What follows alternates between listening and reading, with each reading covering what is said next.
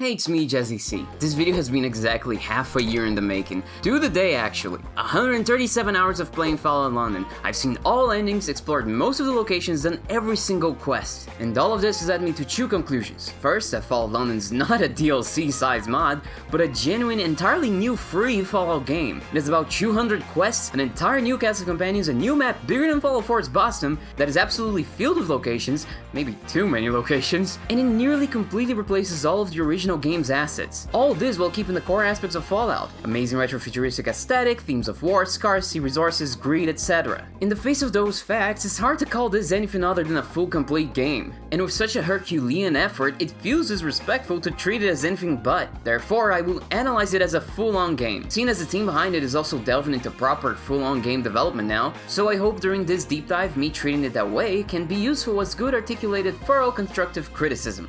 No, it crashed! Regardless, we'll do this with the knowledge in the back of our minds that most criticisms of mods can all rightfully and easily just be brushed off with just two words: free and mod. The second conclusion I arrived at is that, to me, this game is better than base Fallout 4. It fixes so many of the mistakes Bethesda has made with 4, and in a conceptual level, I also think it gets the core of the setting and franchise better as well. Not to say this is a perfect mod by any means. No, in fact, the statement "it's better than base Fallout 4" does come with an asterisk. Fallout London is a mod that made me feel extremes. It made me angry and it made me laugh. It surprised me and it was also predictable. It awed me but also made me wish it was smaller. It made me numb and it made me cry. It made me frustrated and elated. Proved Bethesda wrong but also right. It feels professional and amateurish. It's a flawed project whose passion oozes out of every pixel. This is Fallout London. Right, real quick, like and subscribe. There, now this is a massive video, so what are you getting into? This video is separated into 6 main segments, each divided into smaller segments, so it's as easy as possible for you to come back to the video and pick it up from where you left off. I don't expect you to watch all of this in one go, but if you have the free time, consider it a challenge, I guess. We have Act 1, Act 2, Companions, Side Content, Act 3, and then Analysis. All but the last segment have some sort of recap of the story and or lore. I know some people hate recaps on principle and deep dives, so I try to be mindful of that. The way I did things is more of a mix of a narrated playthrough and a recap, I guess. Look, just watch the segment after this, and if you're not into it, feel free to skip to the analysis segment. You'll be missing some of the beat-by-beat analysis going on in the recap and my gut-busting, hilarious, absolutely comedic goat funny bits. But everything should be understandable regardless. Alright, that's it. Hope you have fun. Welcome to London, mate. Don't worry, I'm not doing an accent. I know I somewhat did it in the Asterian video, but I swear it wasn't on purpose. I just got way into character. Anyway, we have everything you expect here in Old Blighty. Hooligans doing what they do best, being a nuisance, the Knights of Camelot because it wouldn't be Fallout with all LARPers, the Fifth Column, much like cockroaches, not even radiation can kill fascism, a bunch of gangs, I mean, would it really be London without some stabby happy gits? Tribals to the south trying to divorce themselves of British imperialism, oh, okay, I guess this one isn't expected at all. And finally, what is still the British government, the gentry, slipping their velvety gloved fingers into everyone's pockets by taking dives with the backup of their military, the Tommies. But we're getting ahead of ourselves. Our story actually begins in a lab lying below the ruined streets of London, hidden by another secret faction. You see, when a Bunsen burner and a beaker love each other very much, we get a vat, baby. Meet C. What the fuck? As in, see these muscles? We are prompted into character creation by our two dads. The spikes and visuals, nothing unusual. Ooh, bubbles! Trying to get them in my mouth. Why? Here the mod adds a number of hair options, but nothing else particularly outstanding until we get to our stats when we are faced with a completely reworked UI. More on the UI and the history behind its real-life inspiration later on in the analysis section of the video. Back to character creation, we get 21 points for our specials instead of the usual 21 from the original game. Keep this in mind, there's a reason for it.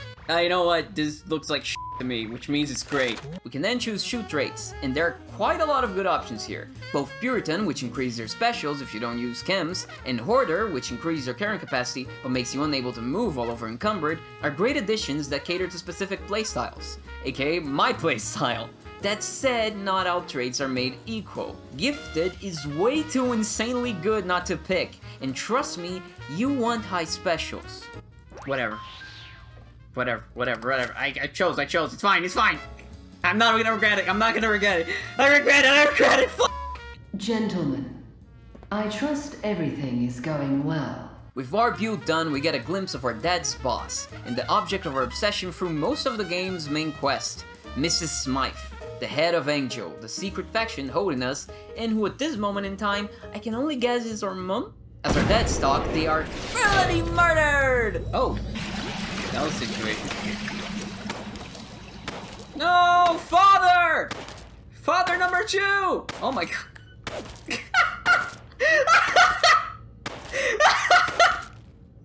Oh, calm down, he's already dead!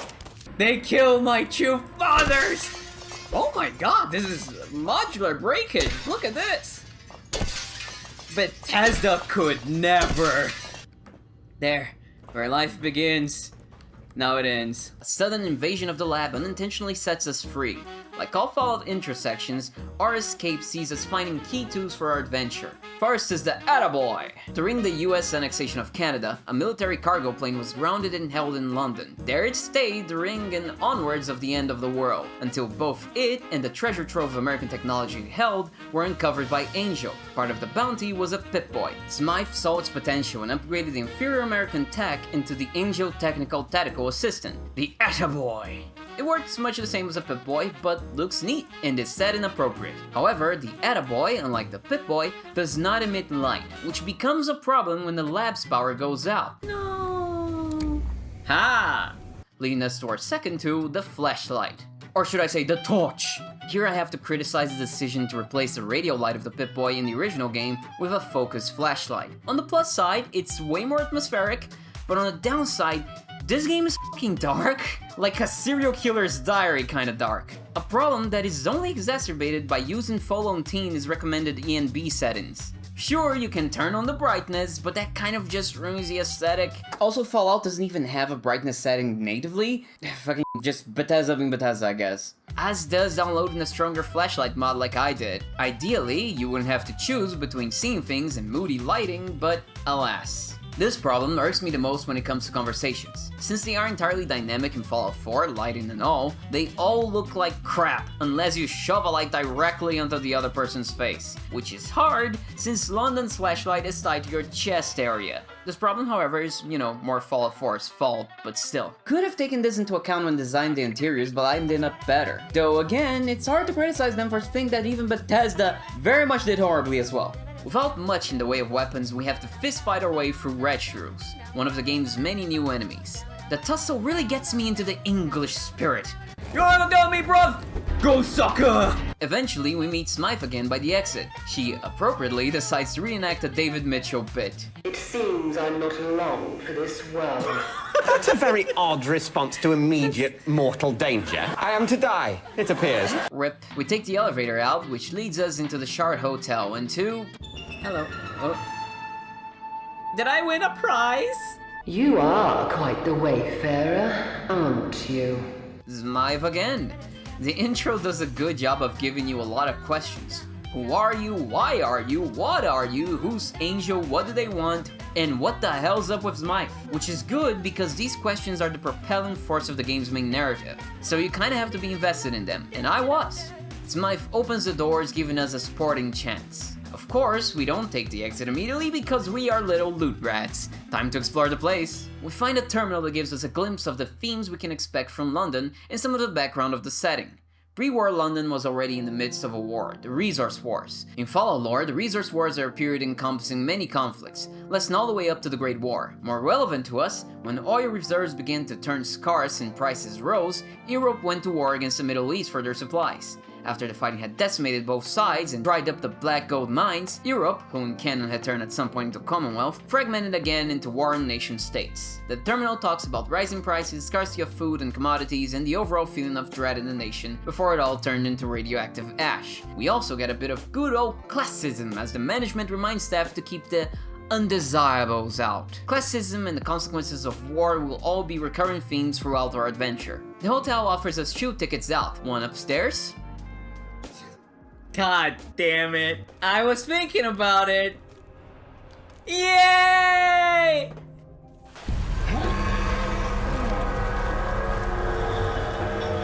And another in the form of an actual ticket to the London Underground. Whoop. which the shard is connected to. We are treated to an amazing sequence where the train actually moves with us inside, offering us an amazing view of the cityscape. Bethesda could never. Am I a joke to you? All that's left is to ride the train to freedom and safety.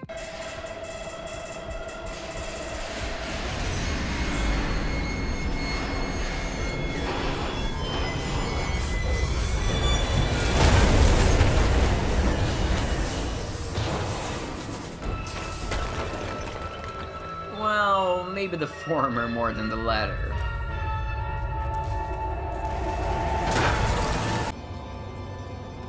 We wake up with a broken back. Literally. Both Railway Spine and Lab Rat are negative perks we receive right after the intro's done, respectively making us deal 10% less damage and take 10% more damage. For Lab Rat, the cure is to progress the main story, and for Spine, we simply have to find a doctor. Boy, if the game is pushing us towards the main story, it had better be good, huh?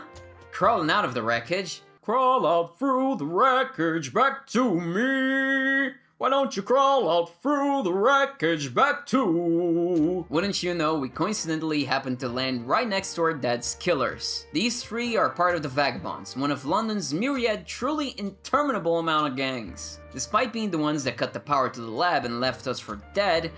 Oh, my camera. Hello! Just get us out of here. They'll have to find their own way. Come back! They are quite helpful. We're supposed to be a supply run. We bought the location off someone in Thameshaven. Some old construction papers. So if anyone would have more info on the Angels, it would be the Thames folk. Conveniently, Thameshaven also has a doctor. Also in this conversation, we see our first dialogue check. Here our high charisma can get us some pity supplies. See? I told you you'd want high stats. This is another aspect of Fallout London that shows Bethesda wrong, though this is something that Bethesda itself has already acknowledged to have been a major misstep of Fallout 4, the dialogue. London not only brings back the older Fallout dialogue layout, giving us more options than just 4, it also heavily utilizes specials and even perks for dialogue checks and extra options. Hell, even perks you'd not expect to be used in dialogue can pop up from time to time. Its heavier use of perks ends up being a clever way to make up for the fact that Fallout 4 does not have skills, and a lot of the skill ideas were translated into perks like science to science, explosives to demolitions expert, etc. The Vagabonds also offer us a choice. Instead of heading directly to Thameshaven, we could tag along with them. They help us, we help them. Choosing them starts a Vagabond side quest line now. Refusing still means we can do it later though. Their first few quests act as a sort of tutorial/introduction to London. We get some explanations on lingo like ghouls are called commuters, tickets to the London Underground are the favorite currency, etc. All great world building things. And in a gameplay sense, it also showcases to you how quests have varied outcomes and how important sets are. The lingo remains unexplained if you refuse to go with them, but in a great design decision, the gameplay things are still hinted in a side quest you find on your way to Thameshaven. You really can't miss it if you're going directly there, since the area around the train crash funnels you towards it. Anyway, I didn't watch peak blunders. Thameshaven has way more important things and they killed our dads, then left us to die, so we refuse. Before we part ways, however, the boys are still kind enough to give us a weapon to defend ourselves with. Hey, this guy's awfully nice for a gangster. And sadly, it might be the most annoying item I have ever had the displeasure of receiving in a game. What the heck is going on here? Our character simply won't stop doing tricks with it! Oh my god, okay. No, this knife is driving me actually fucking insane. Knife tricks. Let's play the knife game. I have all my fingers and they go chop chop chop.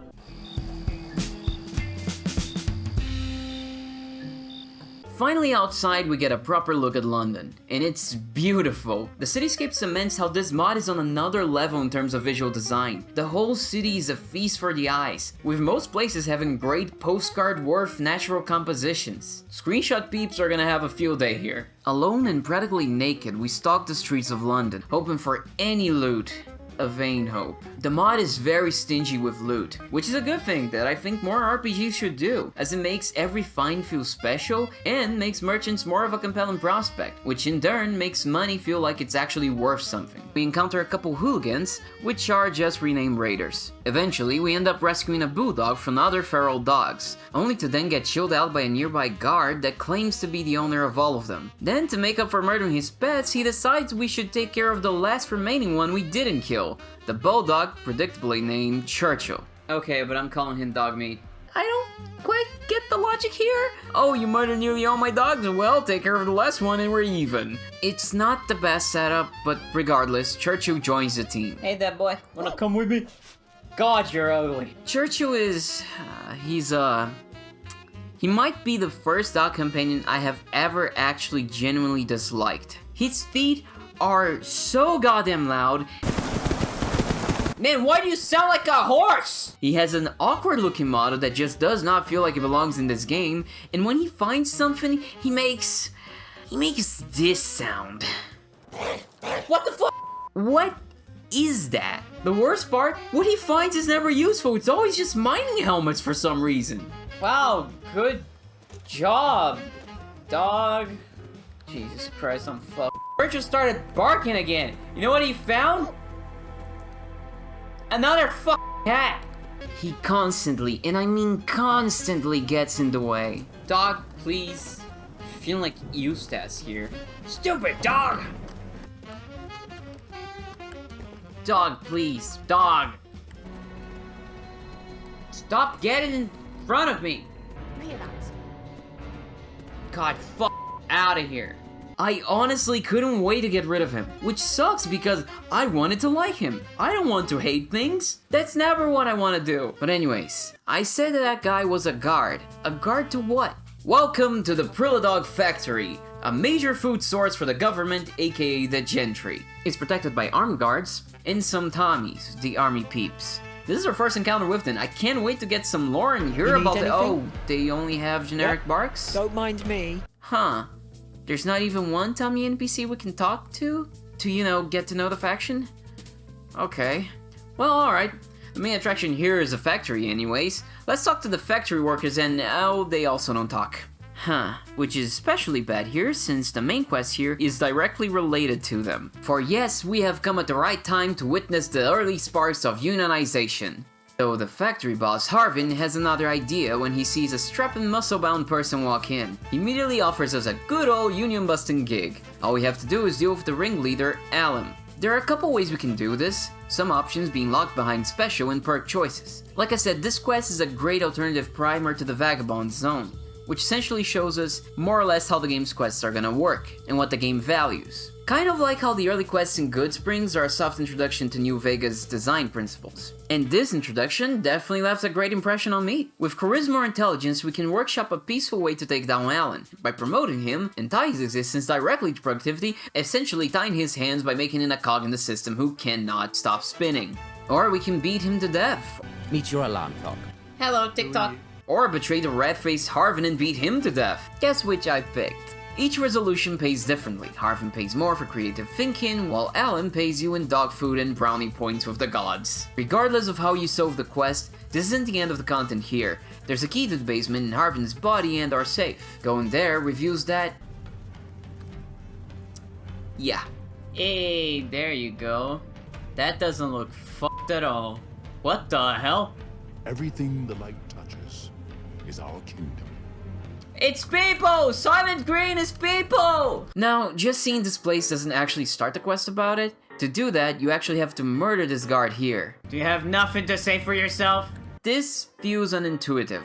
Fallout in general doesn't prime you to just shoot things, it primes you to talk to people and then maybe shoot them. A conversation with the guard to trigger the quest would make more design sense, and would fit better with what is generally expected of the player in these games, even if the outcome might end up the same. After that, we can optionally stop the factory by hacking the terminal, which I don't get, because this doesn't really accomplish anything, they will just turn it on again. It's only by confronting the current factory boss that we can solve the issue. And yeah, you heard that right, the current factory boss. Regardless if it's Alan or Harvin, both are all for the continued soylent greenification of people. The argument is the same for both. They aren't receiving enough meat from Camelot to meet gentry demand, which by checking the terminals we know it's true. So they have resorted to abducting the needy, mostly targeting the ostracized mutant people of Thameshaven. This way they can keep the factory's lights on and the workers employed. And the only change between the bosses is they're focused on those two things. Alan's more focused on the workers, and Harvin's more focused on actually keeping the factory going. Also, Alan sounds a tiny smidge of a smidge more remorseful. But ultimately, both are pieces of shit who try to bribe us. Figuring that beating shoe factory bosses in a day is better than one, I do exactly what Alan did to other people and then turn him into dog food by shoving him into a tin can, all in a day's work. I didn't kill him, you did. Oh, he's still alive.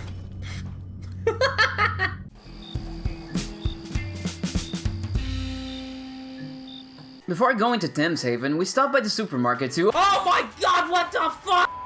I don't have a lot of resources, so, don't mind me. I mean, I'm gonna cheese it. Oh, finally. Finally, some good f***ing loot! The Thames lashes the center of London's world map. In a bit of a clever move, they made the historically terribly polluted river into an irradiated nightmare. Fuck! 200?! So, that's some environmental storytelling to say, don't go in the water! A man has fallen into the river in London City. Hey! What happens to that man? He dies. Or he survives, and in doing so mutates into something new, the Thames folk. Innsmouth Lovecraftian type fish people. Ew, what are you? If you want. London continues Fallout 4's insistence with shoving Lovecraft into the setting, though it's arguably, at least to me, much better at it. Look, that helmet is fucking stupid, okay? The Thames folk's underground home is Thameshaven. Oh, they live underground and literally in the underground. It lies below a district of London flooded by the Thames due to the nearby fracking operations turning the ground unstable. My dumbass didn't realize this was water. I was just like, what's over there? We arrived there to find the place under lockdown, forcing us to take an alternative route into the settlement.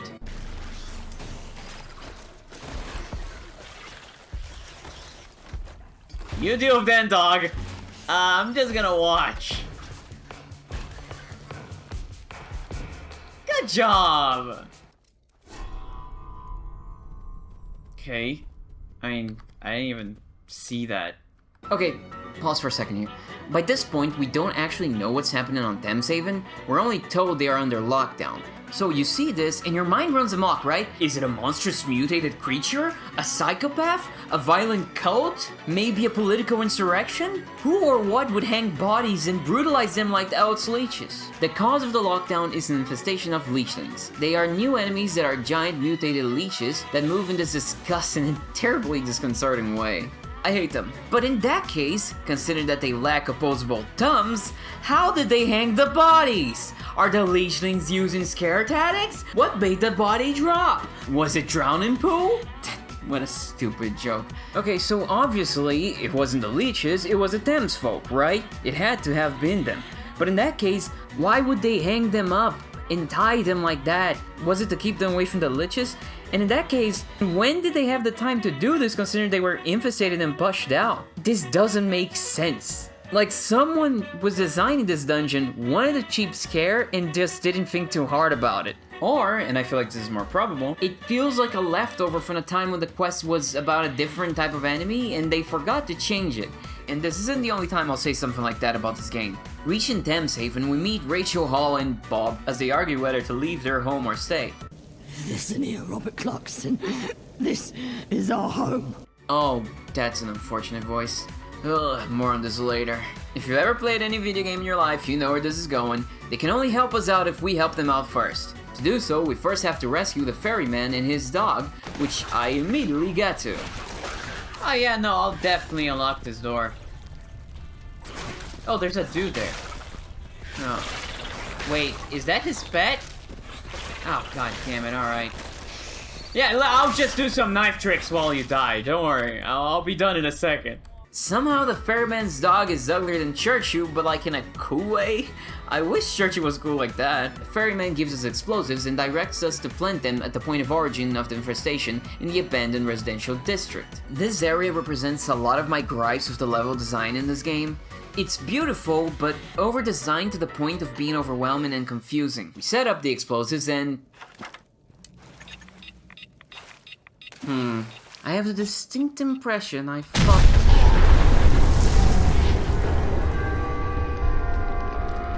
Okay, let's try that again. We set up the explosive. Okay, it's definitely not this way then. Okay, take 3. Bridge, explosive, run! This is good? Very good? Beachy. The job done, we are finally allowed into the game's first settlement, the part of Thameshaven untouched by the infestation, the Thameshaven Market. And it's a pretty damn cool place. Thameshaven is a vibrant underground place with the waterways giving it a bayou town feeling. And there's plenty of side content to get to. It's a place with a unique idea and cool aesthetic. It's Innsmouth people meet the Morlocks. And it just works very well with the other teams in the mod about classism. But it does have a couple of problems. It, like many other places in London, can be kind of way too tight, which makes it a bitch to walk around. Ah! Oh no, I'm trapped! Oh my god. Oh my god. And even more annoying because all London NPCs have bars for when you bump into them. Your kind does have two eyes, right? But they are triggered whenever you so much as graze them, which is an inevitability down here because again, it's very tight. Like, this gets sold real fast. Watch where you're going. Shut up! Please! I swear to Christ, these barks are responsible for me hating most NPCs in this game. Aside from that, another problem with Thameshaven is the use of interactive doors as set dressing. Fallout 4 has a very clear visual language for doors that are just set dressing and doors that are actually interactable. Using the latter as decoration can often just end up baiting the player into checking doors that lead nowhere. That said, there is something quite cool about the doors in Thameshaven. You're at the wrong house. Sun's gone. Oh, that is actually super cool. It kind of reminds me of like classic point-and-click adventure games. I love how this essentially hints that Thameshaven is bigger than what we are seeing, and it also somewhat dispels that RPG ludonarrative dissonance peculiarity of everyone just letting you stride into their home unattended. Maybe the people that do are just careless or too hospitable. Clearly, some people aren't like that though. Ultimately, I think the game would have benefited from using different textures for these doors, creating a separate visual language from the doors that actually lead somewhere from these ones. Rachel Hall thanks us and gives us the promised info. The construction papers they sold to the Vagabonds came from an orphan human boy named Archie, who the ferryman rescued at some point.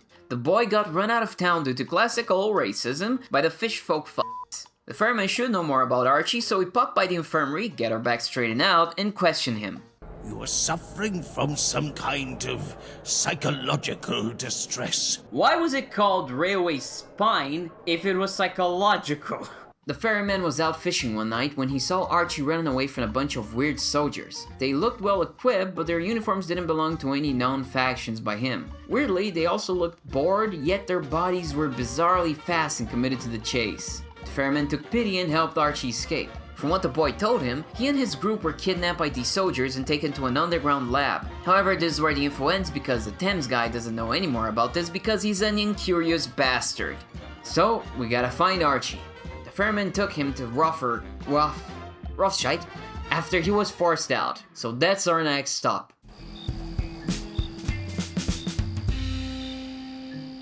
On the lapping edges of the ever-encroaching river Thames are the meat-and-log crabs. The adults are often found nearby the hatcheries, of which most eggs are duds, save for 2 or 3 lucky babes. What is this? Keep going. The mitten-log crabs have made their home with the flooded Rothschild district, invading the territory of the Thames folk, causing the scared mutants to flee to the safe iron insides of an old, crashed airplane. Well, most locals, this brave female Thames folk is still out and about, selling guns. Either she don't give a fuck, or she is a migrating American. This situation is informed to us by a lazy bodyguard in front of an airplane. Just like before, we have to clear the infestation to get to talk to people. It's a simple enough task. Well, apparently they're immune to fire. Lovely. Though we have to be careful. This area has sunk into the Thames. The streets are completely flooded, so unless we want to grow gills, we must stick to the pathways connecting the rooftops. So we jump around breaking eggs to make a plane ticket. Inside in the pilot cabin, we meet Archie. I'm Archie, scavenger by trade. The best locksmith in London. That means he's a little thief. And that's why the Isle of Dogs, the rivals of the Vagabonds if you remember, are after him. So he's trying to lie low right now. He sympathizes with our lab origin and tells us about his own experience with the labs. Are you gonna make me do something for you in return for the story? Yeah. I was on a supply run near the Thames. Oh, you're cool. There were 6 Thank of God. us.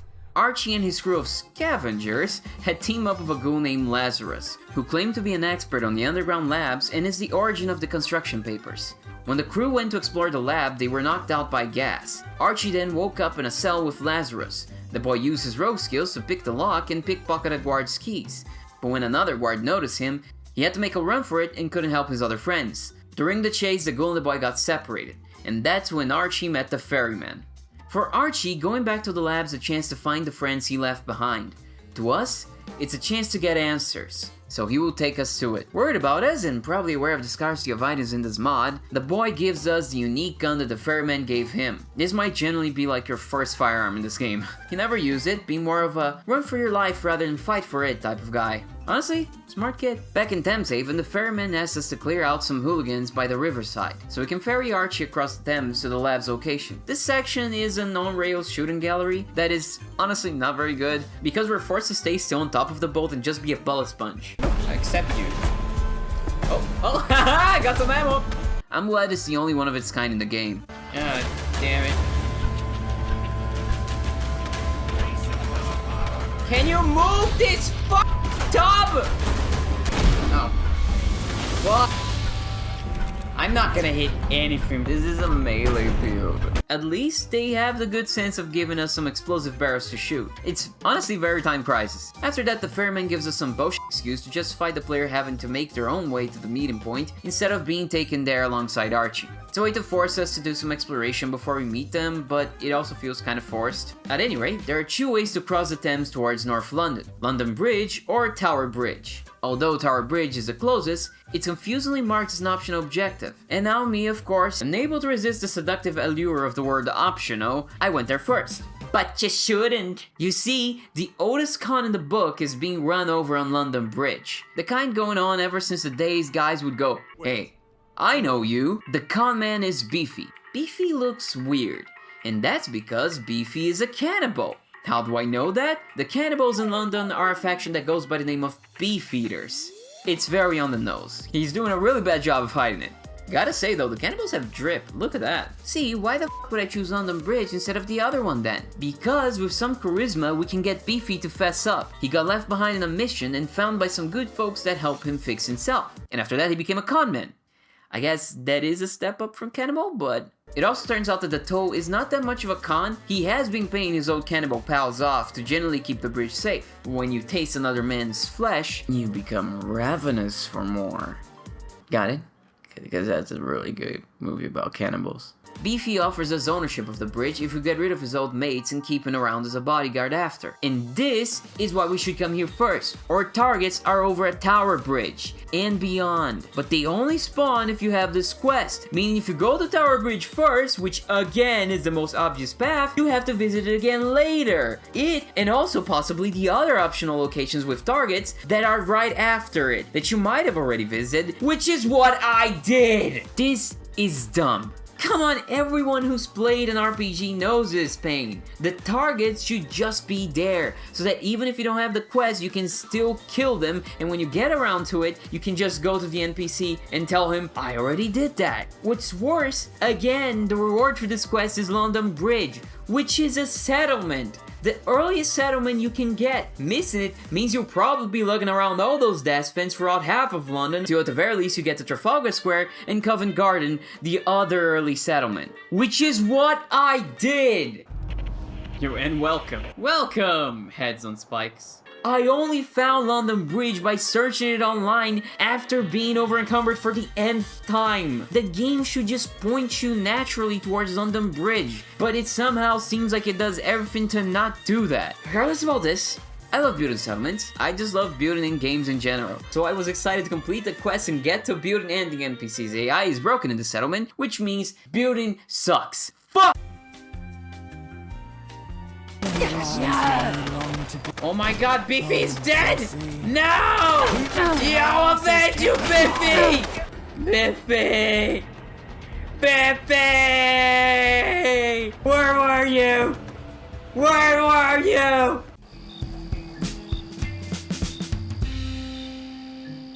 We eventually reunite with our friends from Thameshaven, when we find the ferryman repairing the robot his boat uses for navigation. I feel like navigation through a goddamn river shouldn't be too hard, to the point of needing a navigational robot, but I don't know anything about boats, so I might be wrong. Now, this robot is actually a little game mechanic that is mostly gonna be useful only for people in survival mode, where you can't fast travel. Along the Thames, there are many of these tower beacons that upon activation, allow us to call the ferryman's boat and use it to fast travel from beacon to beacon. So in survival mode, this is extra useful since it's your only fast travel. It's limited, but it's more than nothing. Battersea Power Station Dock, where human ingenuity and electricity dependency is alive and well. Wahoo!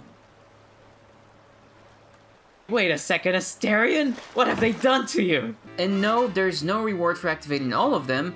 I checked. Talking to the boys, we are told that the lab lies under a monument that commemorates the Great Fire of London. Misanthropic people, the British, commemorating the tragedy and all. But hey, who am I to judge? Fallen London has a lot of these little real-life lore tidbits, much like Bethesda's Fallout, actually. Arriving at the monument proper, we are attacked by, these.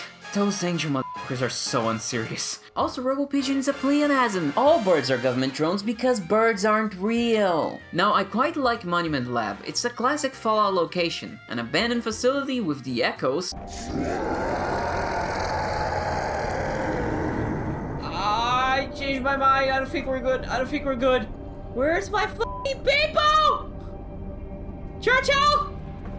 I regret everything I said about you, Churchill. Please come down. Oh. Yeah, echoes like that, but I also meant echoes in a metaphorical sense, like the echoes that something terrible has happened here. But sure, yeah, there are actual echoes of something lurking in the facility. Did I mention that there is a very clear horror undercurrent in Fallen London? Because there is. And I hate it. Not because it's bad, but because I'm coward.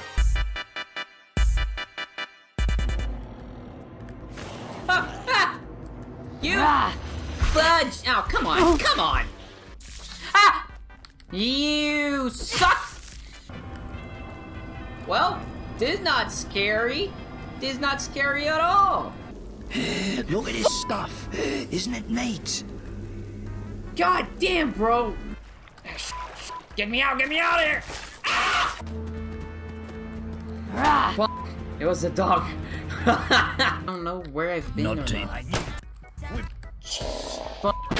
You scared me. It's just some cockroaches. Ah, fuck, that scared the shit out of me! God, that really scared me. Cause everything in this fucking game scares me. Why? Jesus. Fuck. Ah! Jesus! Fuck! Oh, Jesus Christ, you scared the fuck out of me, man. I should also mention, I tried to gather as many companions as I could for this. You wanna come? I'm in no condition to fight.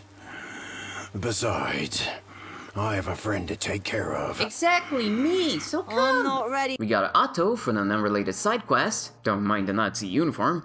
Otto. Yes. Do you wanna invade an underground laboratory?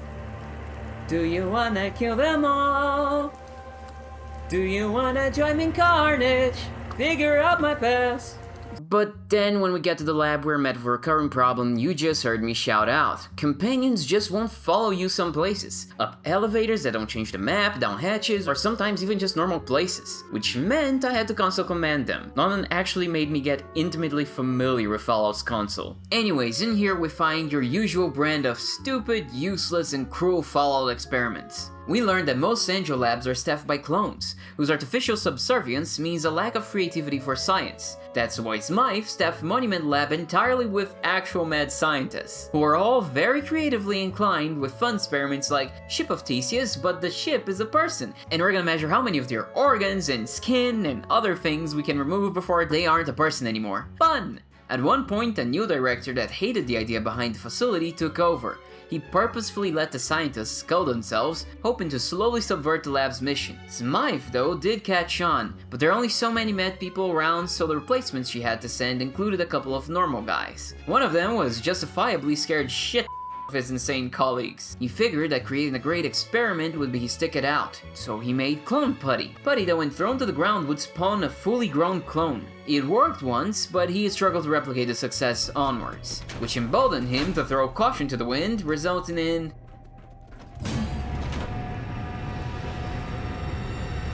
Oh no, no, no, no, no, no, no, no, no, no, no, no! Are you kidding me? I teleported you here for this. But eventually we persevered.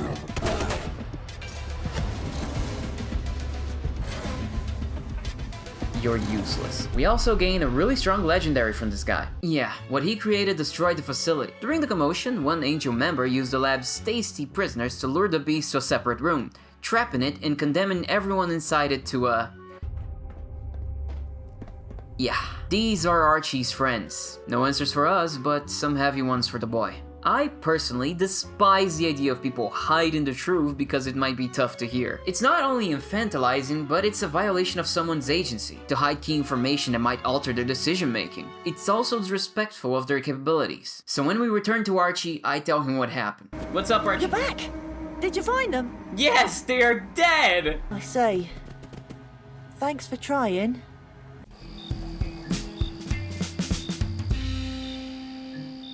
Welcome to Sanctuary, a church settlement that keeps the Christian virtue of charity alive in the post-apocalypse by allowing the downtrodden shelter, food, and care. Usually we'll welcome anyone in, but we're expecting an attack. The gate behind me is to remain closed. Bishop's order. Oh, well, so much for good Christians. The gatekeeper... Oh, so I'm a gatekeeper now? Yeah, just because clearly. I'm standing in front of this gate? I mean, yeah, by definition. The sassy doors person has the place under lockdown while they are under attack by hooligans led by Violent Violet. Always nice to see someone who went to the Stan Lee School of Naming Characters. Get rid of her, and we'll be rid of them for good. What's a power vacuum? Okay, by now you know the drill.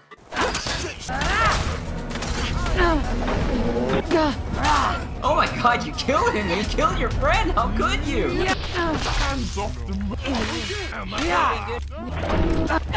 Show your face, come on. Okay. Since you asked! Oh, we have fun here, we have fun. Right, Archie? Yeah, that's right. Now we are allowed in by Lieutenant Rambo, aka the Frenchman, aka the Gatekeeper, aka the Doors Person, aka this guy. Bishop Whaler, the local leader, is a kind-hearted old ghoul. He reveals that not only is he old friends with Lazarus, the other man is actually the co-founder of Sanctuary. As a matter of fact, his trade as an architect is the reason why the church is still standing and so well preserved compared to the rest of London. Lazarus, however, became disillusioned with charity work and became obsessed with getting enough money to enter Westminster. Not long ago he came back and disappeared again. For some help finding him, we're directed to Father Luke, a little bitch-ass narc that suspects Lazarus of smuggling unchristian things into Sanctuary, even though he has no evidence. In Lazarus's room, we find a ledger of sales. Okay, can I say something? I'm gonna say something. What kind of fucking drug dealer keeps a record of sales? Why is he doing that? For tax purposes? Anyway, we can use the code names he gave his clients to guess their identity. Ah, look. This name. Bones. Gravedigger. It's clearly a code name, possibly referring to someone within Sanctuary. The Gravedigger. Maybe it's the chef. The Gravedigger. It could be the Frenchman. I've been here for 5 minutes and I know it's the Gravedigger. Just another reason why keeping a record of sales as a drug dealer is a horrible idea. Why did you become an Undertaker? Just cause. Were you buying cams or fake name bones? Not me, the boy. Can't say more. He's near. You guess. Is it me? He looks worried for your intelligence, shakes his head, and nods at his assistant, Christopher. With some charisma, the apprentice, Christopher, tells us his story. The Green Corps were traumatized him so hard that only drugs could put him to sleep. Lazarus sold him Wonderland, which he decides to quit cold turkey because... I don't know where he is. He disappeared again, and pretty soon I'll be out of Wonderland. It's for the best. Yeah. My last dose. Now, of course, this is a terrible idea that will probably kill him, but the game doesn't let us say anything, so better start digging your own grave, boy! Lazarus's Wonderland is apparently special, as is Reverend Francis's nose. Strange. By, sniffing it, he is able to identify the ingredients. The cheeseweed the drug uses comes from a patch out back. There we find a secret stash with a note talking about Lazarus going to Beefeater Burger in the Tower Hamlets. So we leave Sanctuary, go all the way to the burger joint, where we find a holotape in which Lazarus is kidnapped by the Olive Dog Syndicate after failing to sell them on another lab expedition. Either way, we go from the burger joint all the way across the map to the Olive Dog Syndicate's HQ. Man, this really does feel like a Bethesda game. Go here, go there, go here, go there. You're never where you needed to be. Now, things are kind of contradictory here because the dogs clearly don't believe him and keep calling him crazy, but they also kidnap him to try to get information out of him for free. So like, do they believe him or not? Like, it feels contradictory and nonsensical. We can free Lazarus in a number of ways: intimidating the guards, killing them, or convincing them we're his family. We go with the "I'ma pop your head like a melon between my thighs" option. Hey Lazarus buddy, you're free. Oh, you need a blankie? I really like Lazarus because he ends up being someone that I have always thought about. He is the guy that built the supervillain's secret lab. Because, of course, you need someone to do that. You need a bunch of people to do that. And their very existence means the lab is not that secret. And what better way to get a location of those labs in the player's hands than by giving them their architect? He was hired by the pre-war government to build all the secret Angel labs. And with this, we can kinda also now guess that Angel is a pre-war entity that is somewhat a continuation of the British government, much like the Gentry. Except secret. The most impressive of the labs, and what we can somewhat assume to be Angel HQ, is over at Islington, near the airport in a place filled with tunnel cough. Tunnel cough is an airborne thing? Disease? Weapon? It's like a permanent mustard gas that just hangs around, has no cure, and gives you a major debuff that will slowly kill you. And in universe, gives people a disease that is incurable and actually kills them. Unless you are wearing a gas mask. Throughout the game, everywhere we have been, there's been tons of posters about keeping a mask on you at all times, and this is why. Good world building that, but it's bad world building that we never actually get a clear picture on what the fuck tunnel cough is. Like, we hear people sometimes talk about it, and it's very vague. Like, I played dozens of hours and I still have no idea what it is and how it got here. I'm assuming it was bombardment by other nations, but like, I don't know. Why can't I ask anyone? It just feels weird. Now, the easiest way to get a hold of a working mask is with the Tommies. Time for detour number 527. The Imperial War Museum is the HQ of the Tommies. Jesus Christ, we're talking about so many headquarters now. They have worked the ground outside the building into a site from World War II. Trenches, training ranges, barracks, barbed wire, and heavy weapons are everywhere. It feels very NCR, which is great. And a compliment. Inside the museum proper are many antiquated relics of the past. Tanks, armors, weapons, and the Tommy General. Most of them, except for the last one, have little plaques that you can read, but, you know, they don't really relate to much of what's happening now, so, I don't know, this feels like they should have maybe put things more relevant to Fallout London here instead of just random tidbits of history. You know, things like maybe, what the fuck tunnel cough is? Now, our request for a gas mask is not taken seriously with this Tommy soldier, until, that is, he realizes we are the peep that the Frenchman mentioned in his report to them. They have use of our hooligan-killing ways. If we get rid of the raiders over at the Bank of England, we can get a gas mask. So yes, yet another detour, and yet another one that involves killing hooligans. It's starting to get repetitive. Now, while we were talking with the Tommy General, we got a subtle little bit of lore here. The General mentions his grandpappy came from a Pindar station over at the bank. Pindar stations are these bunker underground shelters made by the government. There's a bunch of them to explore around the map, and they seem mostly made for military use. And now we know they are how some people survived the Great War in the absence of Valtech in London. Now, this gas mask detour is a little bit more involved than usual. The area around the bank is separated from the main map, and to get there we have to go through the Monument Underground passage. So a mini dungeon to get to another mini dungeon that then has another mini dungeon. It's a lot, and I'm not sure it needed to be a lot. Huh? Fuck. Hearing shh. You hear that? It was a bird! And remember that, we're gonna talk about that more later. Thankfully, before we come here, we can actually go ask the Frenchman for backup. I'll gather some men and meet you there. After 1,000 years clearing the place of both raiders and loot... Ah! What the fuck? We stumbled upon the bank's vault, where someone very peculiar seems to be stuck. Meet... Kiera the treasure hunter! Fame has you off the riches of London. Unless you can help me open the door.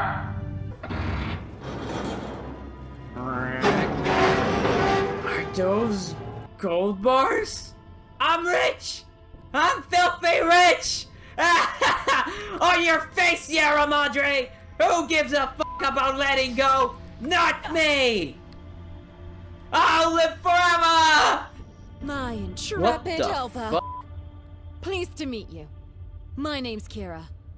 She's a treasure hunter who was after the famed gold of the Bank of England. She managed to penetrate the bank's vault from above, but ended up stuck, along with the people that got stuck inside pre-war and turned into barely functioning ghouls. Not only that, she found out that the gold inside is fake. So, now in search of the real gold, feeling like we're a very useful person to have around, she offers us the position of a sidekick. And we agree, because fuck being the protagonist, all that means is running around killing hooligans, and I'm bored of that. I want to be a junk mule, seems much easier. Welcome aboard, comrade. Here, you can learn my victory pose. Da da da da. It isn't quite as cool without my old ghoul posse. Da da da da.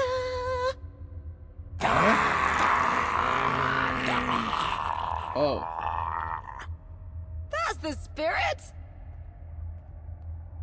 Kiera and her companion return to the Mazhar to get the mask and advise them get into Islington, which is a bit complicated right now because Miller's men, the skinhead faction, have closed the place down. Only way to get in is through Hackney, another borough. Oh, just additionally, we can also talk to Bishop Waiter so he can let Lazarus back into Sanctuary, and then he becomes a merchant. I am willing to grant him a second chance at life here in Sanctuary. I mean, you have to give Lazarus a second chance. It's only biblically accurate. What are you selling? Drugs? Just what you're looking for. You're actually generally still selling drugs, you son of a bitch. God damn it. I vouched for you, dude.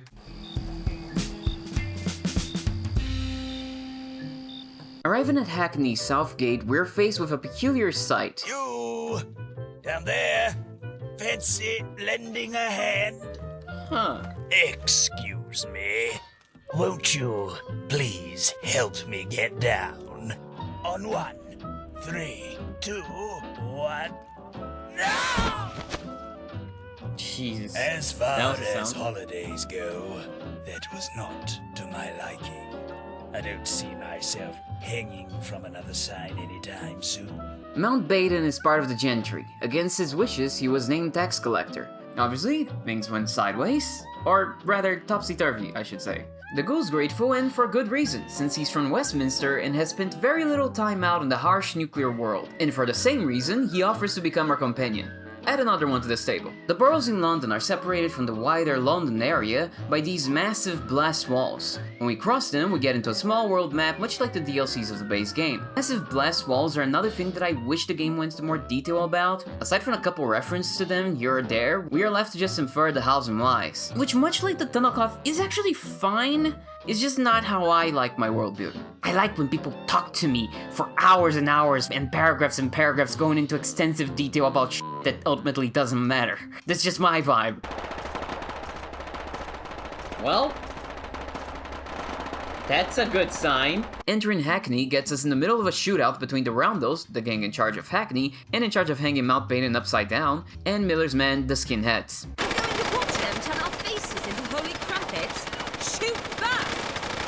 I don't know. Doesn't seem that dangerous. Like, those guys are missing a lot.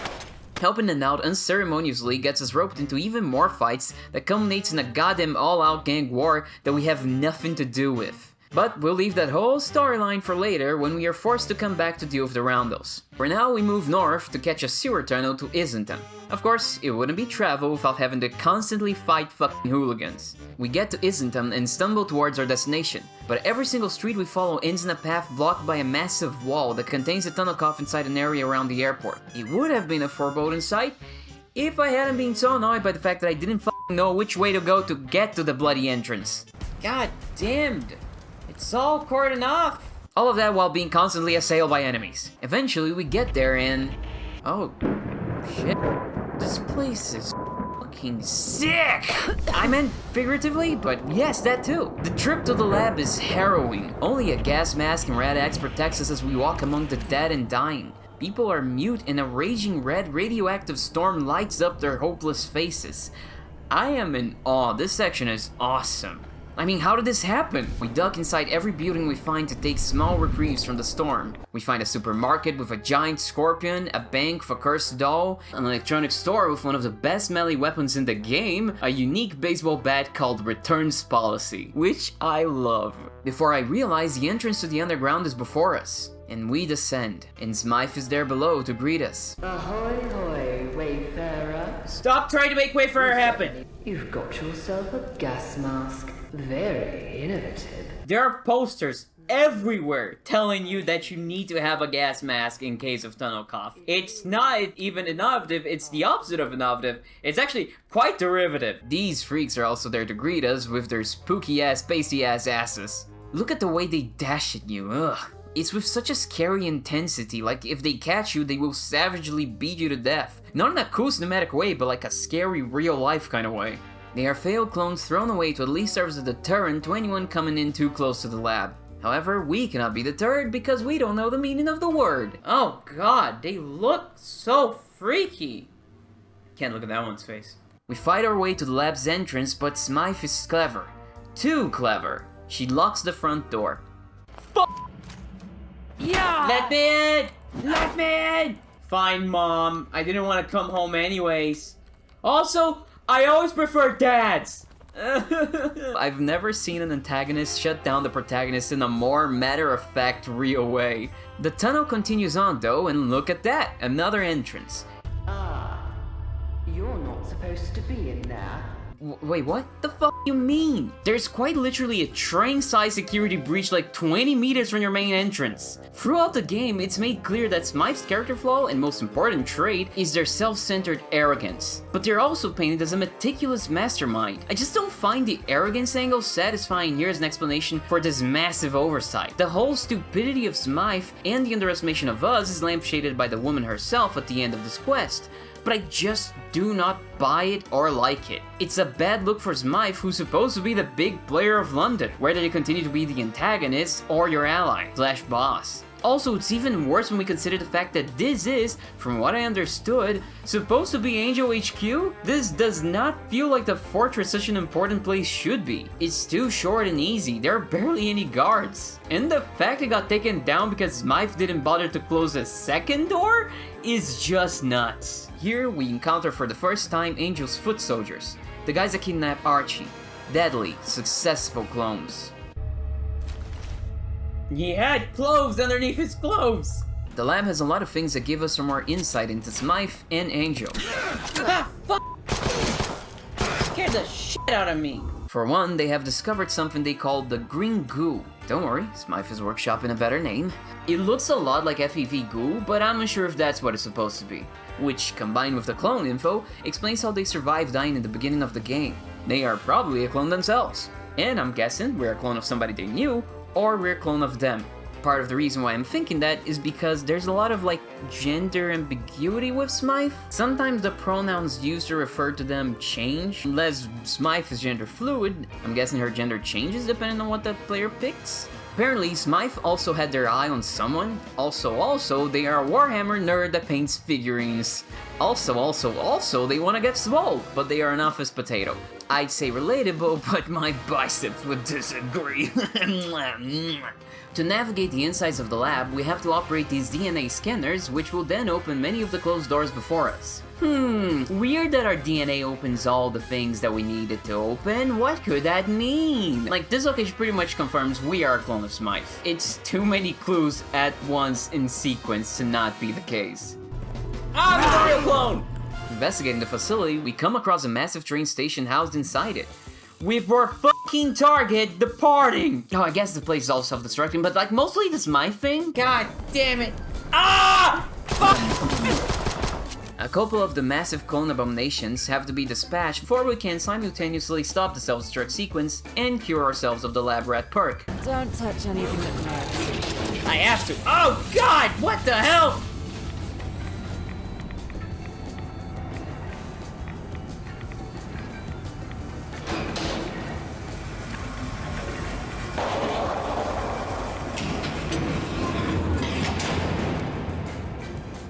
Lab rat affliction cured! There you go. Finally, I'm normal! Oh, you survived. course that wouldn't have worked. I do apologize. You aren't the average adversary. Smythe pops up in a TV, saying how she was done for thinking that would work. I must admit, I didn't quite think that plan through. And that we're never going to get rid of each other. Which is a weird conclusion from our second meeting, but okay. It's obvious what they're trying to get across here. I'm just poking fun. She leaves us with 2 directives. To find her in the Parliament in Westminster, and something that I take very well. In my stead, London. Explore. Oh my god. Get a... I've been doing that for 40 hours! The exit out of the lab leads to the ruins of an airport. Another place that is just too big for no f***ing reason, considering that it is also kind of mostly empty.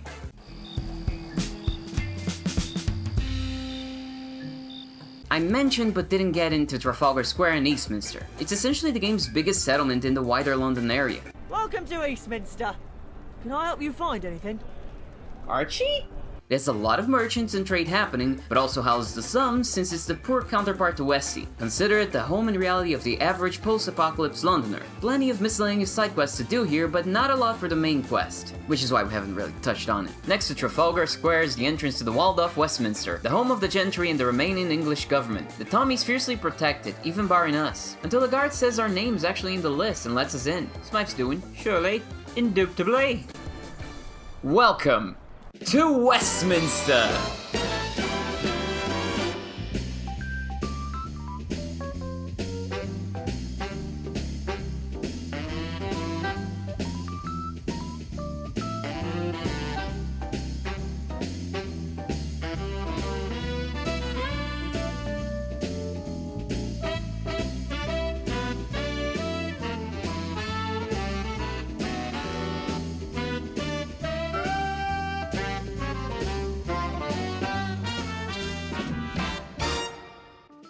This place is the most exciting living cityscape ever made in the Bethesda game. This is some real pre-war shit, so close to how I imagine the deep NCR territory looks like. Oh god, damn it. And Westminster is big. This is a real city. If only we had a tour guide. Oh wait, we have. You after some directions, miss? Welcome, welcome! Oh, the grand old Duke of York, he had 10,000 men. He marched them up to the top of the hill and he marched them down again. Before you get excited, Piccadilly Circus ain't got no animals. It isn't that type of circus. It's a circus because it's circular. That's Horse Guards Parade. It is the size of the old ceremonies of Trooping the Colour, which commemorated the monarch's official birthday. Huh, lucky cow used to get 2 of them. Imagine! And you'll find the government at number 10. Still the same cesspool it's always been. Lots to say, but nothing happens. Facta non verba, am I right? Okay, so sorry if I point a lot, but it's quite a trek and I've got little legs. Now, down there is the most humbling mystery of London. Buckingham Palace. God save the Queen. Is she in? Is she dead? Nobody knows. Don't try knocking on the door, though. The royal guards don't like it. And don't f*** about on the fence, neither. I love her. Archie, meet your sister. Firefighters north of the entrance are putting out the fires of a train that punched its way out from underground. The poppies have cordoned off the area. Yet, by some miracle, nobody was killed. When it cracked through the concrete, a few gentry called the express to the pearly gates, though. Nobody would care about that is. Don't touch the wallet. If I see one more up-and-comer peasant, I'll go mad. This is obviously Smythe's train, much like cuz they didn't have a smooth train experience. Weird that it happened twice. Parallels? I don't know, but what I do know is that as much as people obsess over the London Underground, it clearly sucks ass. Regardless, this isn't our problem. Our problem is in the government, as in inside the government, like literally, in Westminster Palace. The guard at the front gate reasonably mocks us for wanting to just waltz into Parliament, which is a ridiculous prospect on its own, but even more so when we find out that nobody has walked in or out of Parliament in like forever. However, with some charm, or tickets if you're broke personality-wise instead of monetarily-wise, he tells us of a law that might help us. Parliament Representation Act 2177. They have to let you in if a representative from each tithe-paying London borough signs your petition. After running around all over London for answers for dozens of hours of gameplay, we're going to have to do it again. All over again. On the off chance that this time we might actually get answers. Well, the mod has done a great job at world building so far, but not a great one at conveying it. Maybe this way we can kind of learn more about the world and the factions and how it all works, right? Right? Now, to be fair, we could go to this guy and forge the signatures we need, but this is our first time playing the game and we want to, you know, actually play the game, so we won't be doing that. Though this method still requires us to go find the leaders of the world so we can get a document from them so that this guy can mimic their signature. So one way or another we are going to have to visit them, regardless. This way we just don't have to do their actual quest. I'd also like to highlight this joke here for no particular reason, except it gets 100 times funnier when you finish the game. Don't you recognize me? I'm a member of parliament. That's a good one. So good that I may not even fine you for impersonation. Alright, so we need 4 signatures from the leaders of the boroughs of Brickston, Hackney, Islington, and Camden. First up, Hackney. The rulers here are the Roundels, who we've already met. They are a gang built around the UK's mod subculture. The name apparently comes from them being called modernists because they listen to modern jazz. They were the rebellious youth of their time. You've heard that right, jazz used to be the sound of youthful rebellion, much like rock and roll and hip hop afterward. All of them black in origin, then later arguably abused by a cynical racist system at the expense of their originators. It's really weird that it happened 3 times, or really predictable due to the legacy of racism European imperialism has left, which is a topic the mod will actually engage with during the common Brickston petition questline. So this wasn't a tangent. The Roundels are in a war against Miller's men. Their main questline begins when we enter Hackney for the first time, if you remember. After helping 2 members during a shootout, the quest immediately sees us continuing to fight the Miller's men. We meet up with some of the faction's more important members, get a brief, and I mean brief, rundown of circumstances, and are asked to be a part of the fight to take back the garage that the Miller's men have taken from them. Why can't we all just be friends? Get serious. I am serious. We can choose to either sneak people via the back or do a frontal assault. From what I can tell, there isn't a difference. Either way, we watch a speech from Dennis, one of the leaders of the Roundels, that feels more appropriate for the end of a movie rather than the beginning of a quest. This day, we erase these skinheads. Are you doing a speech while we're today sneaking in? And that's kind of my main problem with this questline in general. It's kind of hard to get invested in these characters. We barely get to know any of them before we move on to a dramatic set piece, which made it hard for me to care. I barely understand the factions involved in this conflict. I know and care about no one here. Why should I bother with any of this? This is a common problem with code opens that are focused in the action for the sake of the action, and something people will frequently tell you not to do when writing a story. Getting straight to the action without context makes it just be flash and lights in the screen, which is okay for a certain type of game, but not what I want from the Fallout experience. Factions are political forces, right? I can't be asked to get behind one before I even understand it. However, to be fair, the Roundels story is not about politics. I actually have no idea what the Roundels stand for aside from fashion and scooters, apparently. Even though, like, most of them don't have scooters, so it's weird that they have a scooter culture if only a few of them have it. It doesn't make sense. No, their story is character focused, about the grief of one man, the Roundels Prince, the man whose signature we need. But before we meet him, we gotta get new threats. After the fight, the Roundels actually realize they have a traitor amongst them. They suss them out, then ask us, the random stranger they just met, what to do. But you know what's the kicker? It doesn't matter what you say, they just let him live and just banish them regardless. Which raises the question, why even bother asking me? It didn't make sense to do it, and then you just didn't listen anyways. What the hell?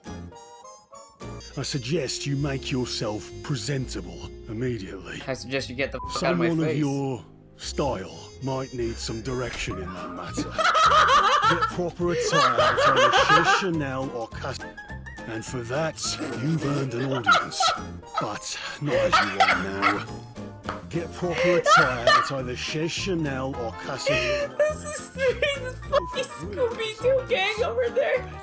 There's 3 gatherers after a kid. Are you the kid that was getting beat up by the gatherers? Oh, you're a ghoul kid. Man, so that was a hate crime? That's fucked. No, seriously, there's a whole quest where we have to get new clothes because this ass won't let us meet the king otherwise. And the only bright side in that is that we get to meet this queer icon whose stank towards the woman next door is so powerful, I can't help but delight in it. She dresses the wife. I dress the mistress. Or mister. Whichever you prefer. Oh, I love you. Granted, she is kind of a bitch. I will create for you exactly what you need, exactly what will set you apart from the rabble you clearly are.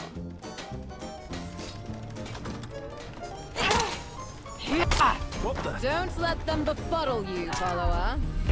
I'm good.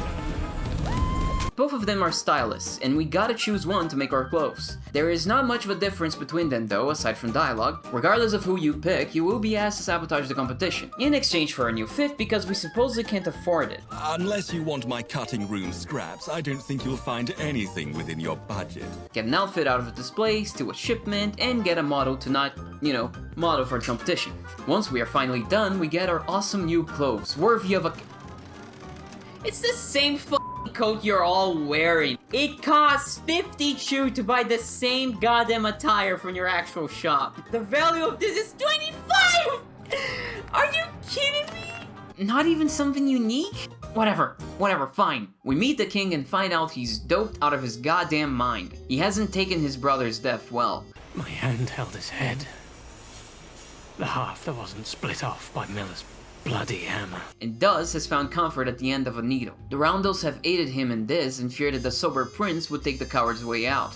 I swear the sun rises earlier when you're out dancing. It seems awfully chipper now. I know what he's going through. He can't get over it by muting the pain.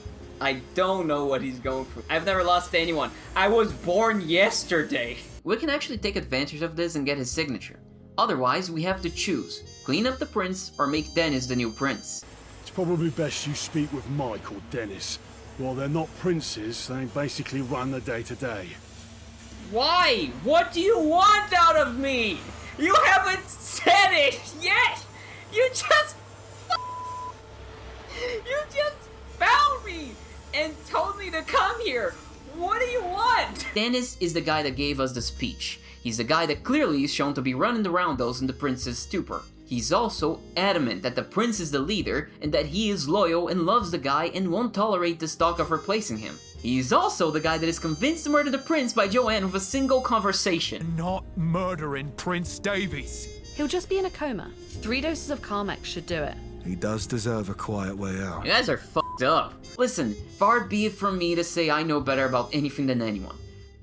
But here's how I would have done it. We have a big battle at the start of the quest, right? Somebody dies during it. We even have a little conversation with one of the Roundels about it. It's some no-name person we don't meet, but what if that person is Dennis' best friend, or better yet, his brother, to parallel the prince's own tragedy? Give the guy a small part during the planning of the attack, then a tragic death scene. Get some pathos in. Make Dennis cry.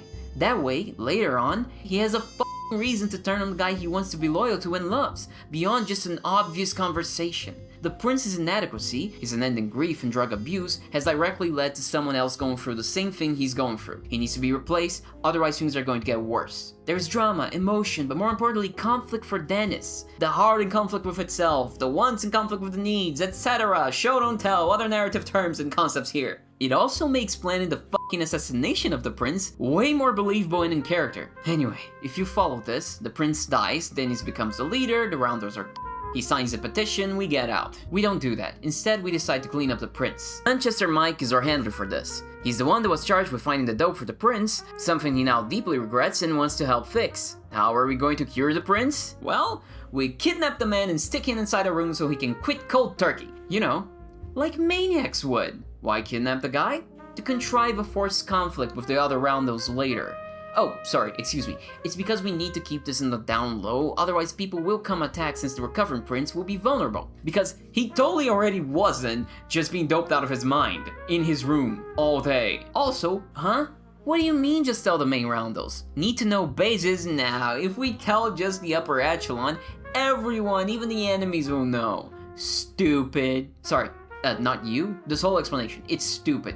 There's no actual reason to kidnap the prince. This is artificial conflict. So, we'll clean up a room and make a pretty clean cell for the prince, like some sort of Stardew Valley from hell. Hello everybody, welcome to another episode of House Flipper. Today we're gonna be turning this cannibal basement into a room fit for a prince. And by that I mean the same way that Rapunzel's room was fit for a princess. As in, it was actually a prison cell. Okay, so first off, every room needs a door, so we're gonna put these doors in, and oh, they open in different directions, but that's fine, nobody's gonna notice. I mean, it's not like they're gonna be using the door, right? Because it's a prison cell. Okay, now we gotta fix the bed, and look, brand new. I tested myself, but I do not want to sleep here. There are human remains in the ground. Alright, we've got a fridge here. Hey, what the fuck is this? Forget the Silent Hill door. Boom! Oh, there you go. Oh, it even opens up! Now, as much as I personally like the cannibal aesthetic, we gotta clean up all these guts because I can't handle walking on meat anymore.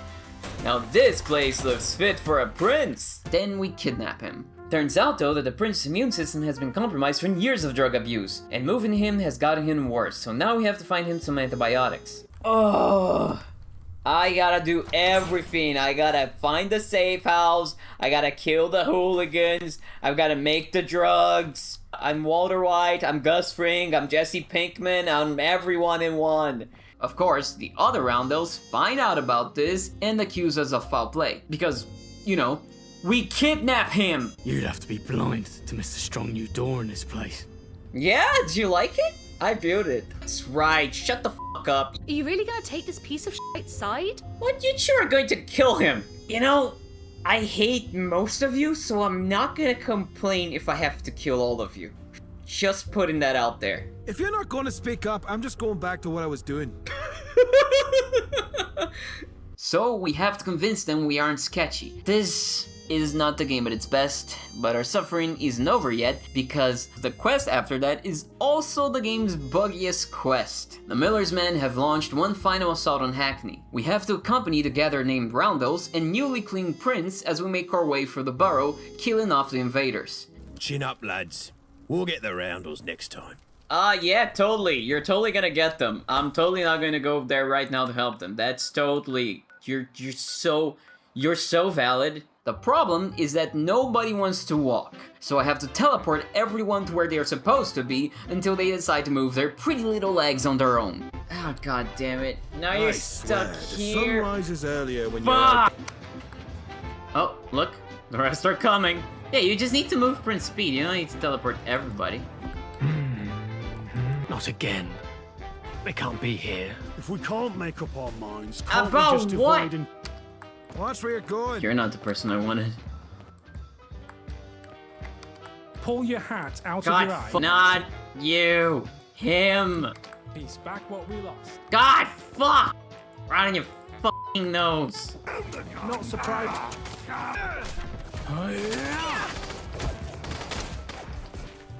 And go. The leader of the posse, ladies and gentlemen. Jesus Christ. Oh. You didn't need help this time. Good job. It's a good thing you learned the teleport skill. Speech. You just standing there is a victory speech, Prince Pete. The teleporting I too. suppose it is. It's just a shooting gallery until we win, and everybody is happy. The end. I don't like the Roundels or their quest chain. Sure can talk to out, then there could be both. Yay! A firefight! I'm not gonna help, because the more of you guys die, the more loot I get. You're gonna run away. No, not like this. I'm like a wartime reporter. Bravery, stupidity. Keep moving before I change my mind. The way they all turn around like a hive mind is very unsettling. Oh, they realize there's still someone alive. Oh my god, look at this. They're advancing on that poor fella. Oof. Speed and style. Please. What the hell?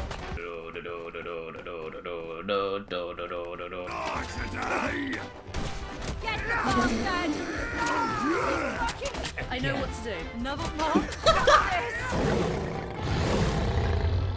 What was that? What was that? It came from Oberon. Well, see you guys. That sounds like a you problem. This is no laughing matter. I wasn't kidding. Prince Davies running around and shooting people, using drugs and grieving. Let's go! Oh, good job, Pat. Oh my god, you saved my life, Patrick. He was about to stab me.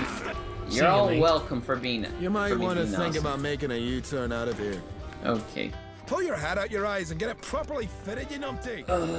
I should have let you all die.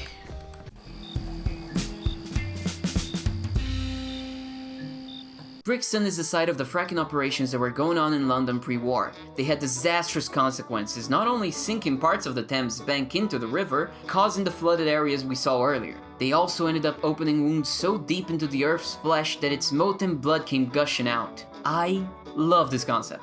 For the mighty English to get so desperate and greedy for oil that they'd risk their own precious city by fracking in its vicinity is very emblematic. It also just makes sense with the resources wars and all. Also, it creates a cool creative area with lava and shit.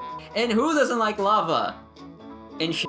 Living here are the tribal Bricktonians. Brickton is what they call the place, not Brixton like the Tommies call it. The game is cleverly using the Caesar Kaiser New Vegas thing here in a way that also did historically happen with the Imperial British and natives, which is awesome and fits very well with the theme of the main quest here. Brickton is all about imperialism. British imperialism. The Bricktonians essentially rejected modernity. They've decided to live out of society by themselves, but the Tommies insist on sticking around trying to civilize them against their wishes, by imposing gentry culture, governance, and taxation. Their chief Roach lays it all out very well. What worth is there in an ideology that has destroyed the world 10 times over and left it to rot? It's the same concept as the Civilization song by the Andrews Sisters and Danny that Fallout already has, right? It fits great with the game's themes of trying not to repeat the past. War never changes, men must change, etc. Though I do wish you could actually engage more with Roach's arguments. Why are you wearing clothes? Because someone told you to? You wear clothes because the ground hurts and the weather's cold. But I do see the point. I'd take dying from preventable diseases 1,000 times over destroying the world with my ignorance. Holy false equivalency, Batman. You don't have to be a technophobe to see the problems with modern society. It's not a choice between those two things at all. Also, pseudo-spiritual drug abuse is a tired trope and I'm sick of seeing it. Overall, I think Bricktonian culture is a bit too tropey. But when you think about the fact that these are random London people that just decided to go live in the wilds, the fact that their culture is highly tropey does make more sense. It's also not that deeply engaged with, but it works well enough for what it's trying to do. Anyway, it's Roach's signature we need. To gain that, he has a test and a task for us. Before we begin, why is a raven like a writing desk? Oh god. I have an excellent idea. Let's change the subject. I like your style. Now how may I help you? What? Roach slowly doles out his task questions as we ask him about Brickston. That reminds me of an important question. What came first? The chicken or the egg? A boa? You're perfect. I have a job for you. Listen well. The Bricktonians mostly keep to themselves, but recently the Tommies have come a-knocking. They're trying to contact an isolated tribe in Croydon to force them to pay what Mr. House never has. In an attempt to be friendly and build bridges, both metaphorically and literally, the Bricktonian locals tried to help the Tommies build bridges necessary to get past the rivers of lava to Croydon. But when the bridge fell apart, killing the entire Tommy expeditionary force and 2 Bricktonians, tempers flared. In retaliation, Lieutenant Doyle threatened to hike up Brickton's taxes. Chief Roach will give us a signature if we convince the Tommies to just not. Talking to said lieutenant, he says he will only back down if we fix things by contacting the Croydonians ourselves.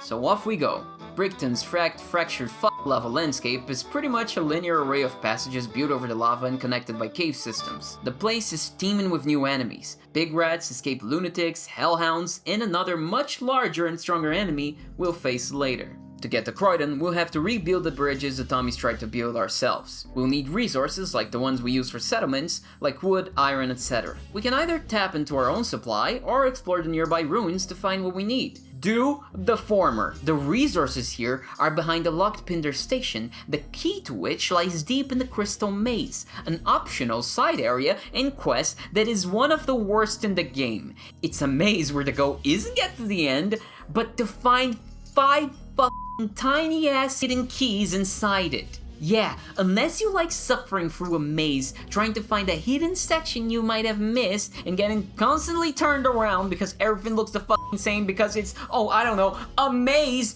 just do yourself a favor and skip this.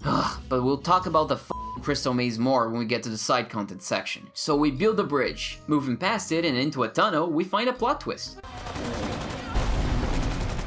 What the hell? The Tommies from the expedition have survived and are fighting a giant mutant monstrosity, the Gehenna. No clue what that thing is, never came across any lore, but god, it's weird. Jesus Christ, be careful! Please at least give me the courtesy of saying fire in the hole! Or cold in the hole, I guess. It was a cryo grenade. Speak to the officer. Yeah, that's going to be a bit hard. Hello! I need to speak with you! Hello! Hello! Oh boy. We have to load up a save to actually save Buckley, who's a soft-spoken good Christian. Thank you, God. Thank you for your providence. Thank you, me. And I'm sure that means she's a great person. What do you think of the Bricktonians? We are all God's children. I'll pass no judgment. Not even on primitive minds. And then we can talk to her about what actually happened. During the construction of the first bridge, 2 Brickstonians died and fell into the lava. Poor souls. I took Private Clark and Whitford ahead to survey the area, but when we returned, the bridge and the Brickstonians were gone. I assumed they'd blame us for the death of their fellow tribespeople, and saw this as retribution. Perhaps we are. Regardless, we have one more bridge to build, which is back the way we came, not forward. Stupidly, you don't continue through that tunnel. You go back and you exit here, in this very tight and very not clear space that you probably have gone down before like I did, and you go all the way here, and then the quest updates, and you get the prompt. Like, it wasn't showing, the quest marker was not showing, I just stumbled into this. Forward is where the optional next batch of supplies are, but due to how the map works, the compass and quest markers have a hard time accurately guiding you to where you need to go here. So I spent quite a bit of time here wandering confused while my eardrums were being slowly drilled by the awful sound of these goddamn fracking machines. It's so loud, which I don't understand how they're even working.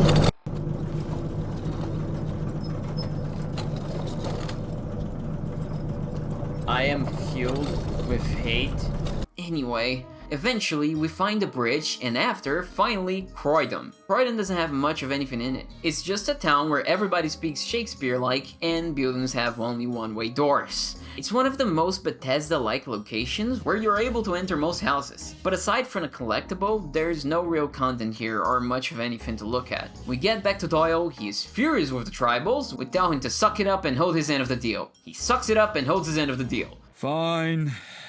Chief Roach, meanwhile, reveals that he actually knew about the deception of his countrymen, Burrowmen, his people, his guys, his dude. He apologizes for lying to us and signs our petition. Good twist. Still f*** the Tommies.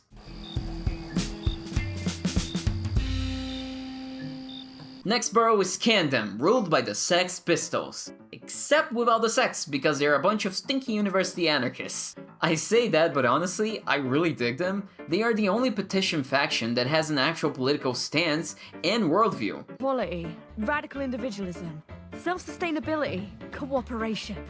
Those are the values of the Pistols, and they're not just talk. I guess you can make an argument for the Victonians as well, but they feel way too shallow. I don't like your clothes. Wouldn't you feel better wearing less?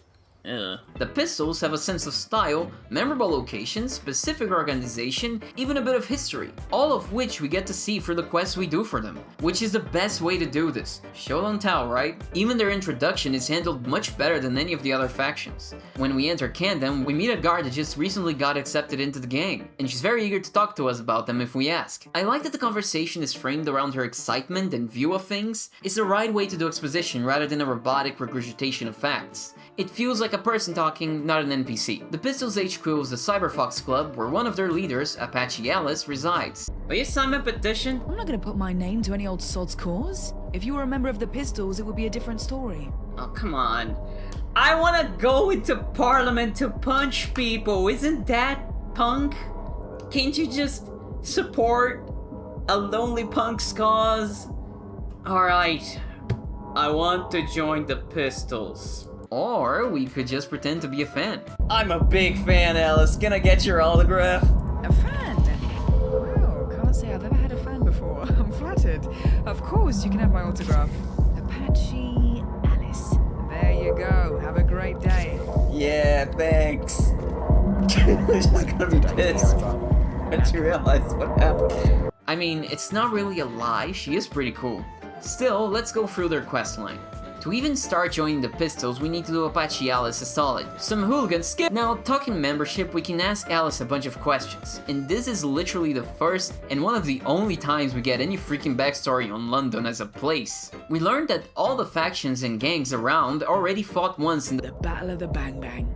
Yeah, which resulted in the current power structures and territory distribution between them. Then, I think after this, the gentry came with the Tommy's superior firepower and resources and demanded tribute from all the remaining gangs. The boroughs mostly operate how they want, but they have to pay tithes. About the Pistols, we learned that their leadership is elected, 10 council members, each serving for 3 years. Camden, by luck of the dice, had one working water pump that survived the war. Over time, it was developed into working waterworks and hydroponics, which is part of the reason for the prosperity. The Pistols allow anyone to use its facilities, but members are given preferential treatment and don't have to pay for stuff. Like most stratified society, you get the impression that the non-members might be a bit fucked in general. Alright, but enough lore. To join up, we need to be sponsored by 3 council members, so that they know we are committed to the cause. We need to be sure you're not just here to check something off a list.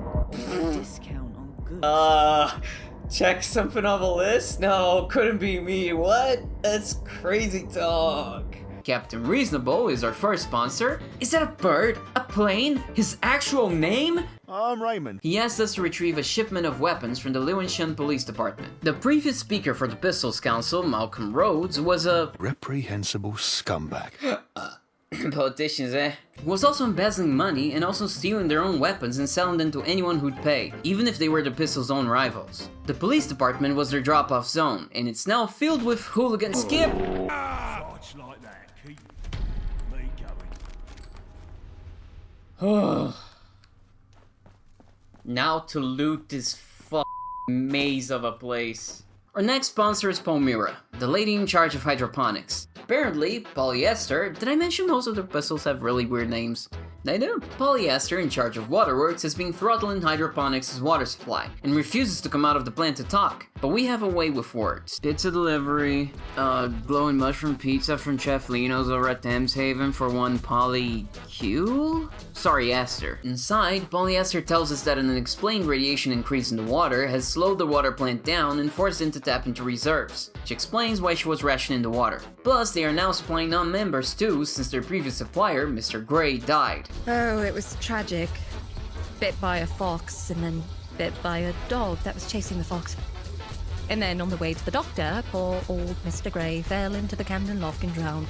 We can use our big brain to do smarty smart things with the water filters to get the plant operational once more. I could take a look at the filters for you. You didn't strike me as an engineer, but... That's because I wasn't. Have a look.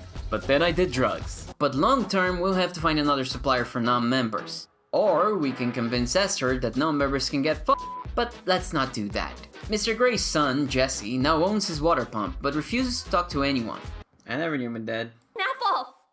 I'm the one who's grieving. Don't make this about you. Mr. Gray didn't like how focused the Pistols were on their own in-group, so the boy wants to follow his wishes and not help or be a part of them. Why should I give it to them? And how do I know that's the truth? You don't have to give it to them. You can just loan until you're of age, and then you take it back. You don't have to donate it. As a matter of fact, I think donating it is kind of taking advantage out of a kid, you know?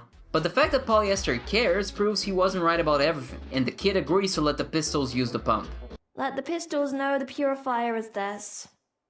Oh, it's yours. I don't like that. There, mission done. Return to Esther, convince her to adopt Jesse. Me? I've never had any children. Every first parent has not had a kid before that, so you're not exactly any less qualified than any first parent. That was a good suggestion. Thank you. You're welcome. Then get back to Palmyra to get our flowers. Learn that her family is the one that introduced hydroponics to the Pistols, and about another council member that is the leader of the Scavengers, who apparently hates the gentry and thinks Alice is a pussy. This feels like a setup, but is never followed up on any meaningful way. Okay, alright, so our last sponsor is a guy named John. So you're determined to bother me. What do you want? He worked under the previous corrupt council speaker who falsified his signature multiple times to embezzle money. Being implicated in his schemes, John cannot hold public office or do much of anything anymore. I understand my political career is over. That's fine. But I'm innocent, and my experience could be a benefit to the community. If I can clear my name, I could be useful again, instead of sitting here interminably combing through the past. So now he's trying to clear his name by going through city records to try to find anything that might prove his innocence. Doing that manually would take a lot of time and effort. We are to help him out by somehow getting Rose to sign a confession, or by somehow acquiring any incriminating document he might have with him. Malcolm is over at the pub in Westminster, and there are multiple ways to deal with him. As a matter of fact, we can even side with him, which will see us interacting with those robots that waltz around Camden. Drop off 3 packages. 1 for each of my friends, Tom, Dick, and Harry. Oh, are you friends with Dick? Do you like Dick? Is he nice? I choose to pretend to be a sympathetic scholar writing about Camden and their much maligned speaker, which gets Rhodes to show us his diary. Then we steal it and all his documents. How did you get these? I lied. Like a liar. I'm sure Malcolm will appreciate the irony. John is then able to cross-reference them with city records to prove his innocence, and in the quest. With our third and last sponsor acquired, we are now officially a member of the Pistols. Our benefits include 1 more signature to our petition, and a flat in Camden. It's definitely one of the most cute and terribly cozy player residents the game has. It's always raining outside, which gives the place a perpetual lo-fi beats vibe. However, it is also really tight and has no workshop to customize it with, sadly. Big missed opportunity in my opinion. It's too close, I can't sit there.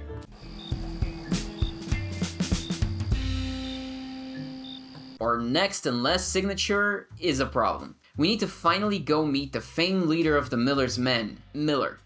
His name is Miller. The skinheads don't have mills, it's literally just their leader's name. Or is it? No, it isn't. He tells us that it's not.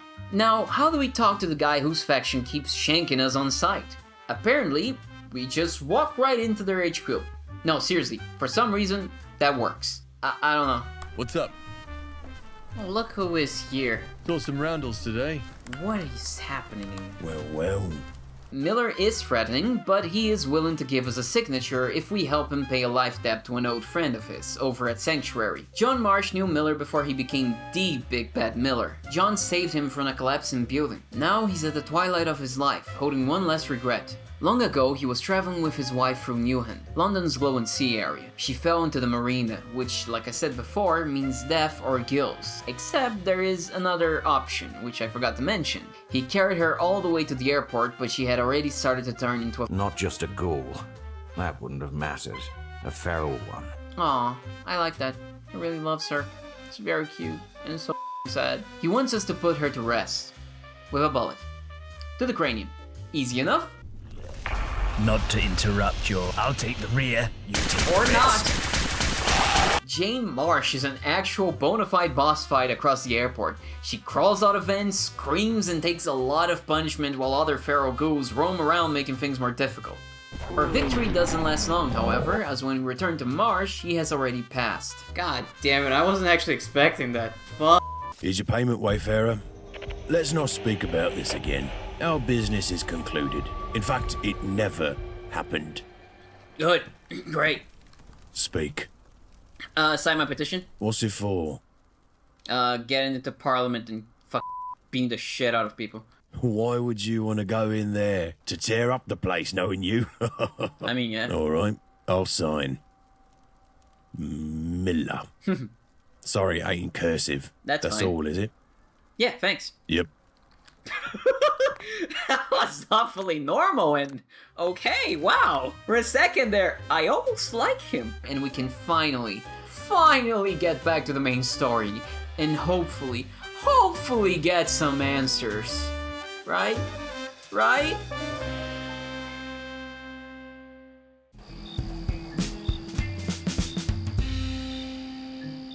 Back at Westminster Palace, the guards out front have changed to angel agents. Hopefully we didn't get the last guy in trouble, and we shove our fully signed petition into their faces. Their masked faces. We're then told to take the back door by going to one of the telephone boxes.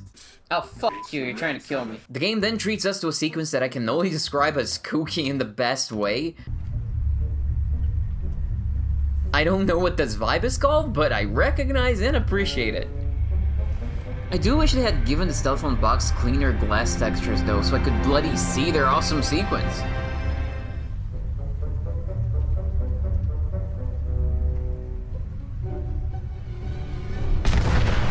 Oh shit! But yeah, it turns out it's of course a trap. Woo!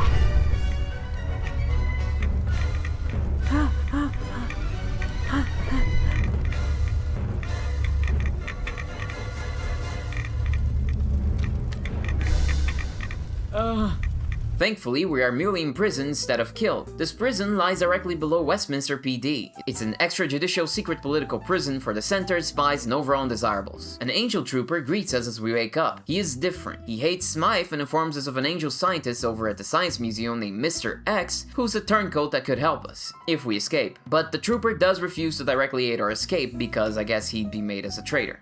And he doesn't want that. The Angel Trooper also says the Parliament law we use wasn't meant to ever be achievable. It was performative and made with the full understanding of how crazy a task it is in the fractured, dangerous state of London's boroughs. Now it's time for us to emulate the 2000s and do some prison break. As always with London, there are many ways of doing this. A chisel we find in the cell allows us to dig on over to our neighbor. Nilsson here is a master thief, the kind I love. Well then, make yourself at home. Tell me all about yourself.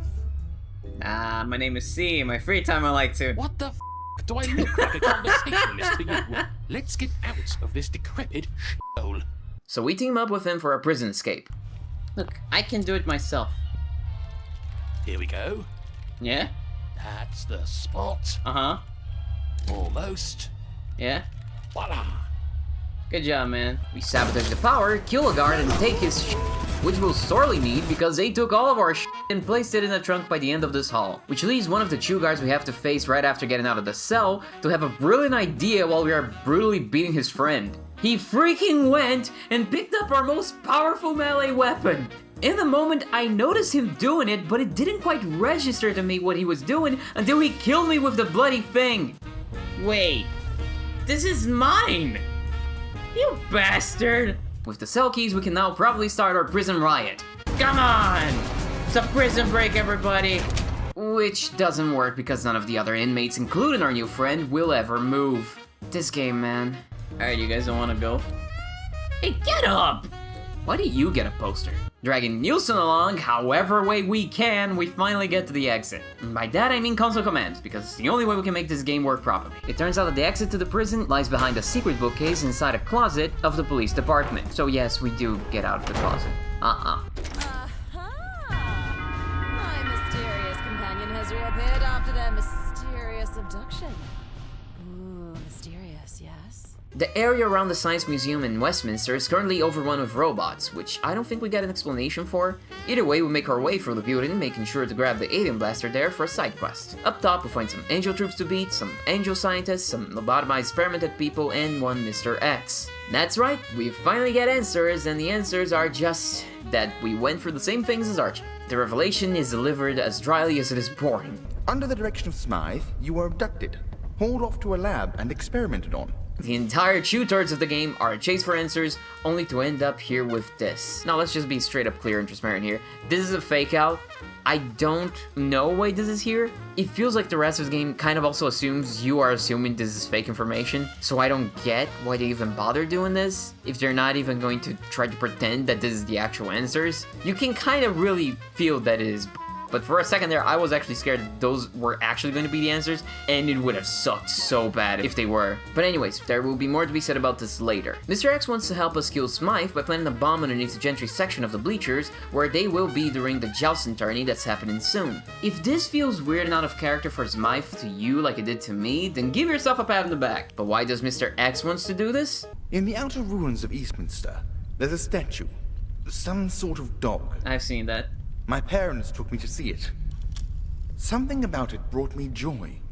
The original message on the plaque has been filed off and a new message has been etched on in its place. Here stands Muffin, savior of London. When they died, I was without guidance, without direction. That's when Smythe found me. At first, I was given simple, inoffensive initiatives. They became more sinister as she began to trust me. So as time went on, I lost all semblance of humanity. I quite recently returned to that statue.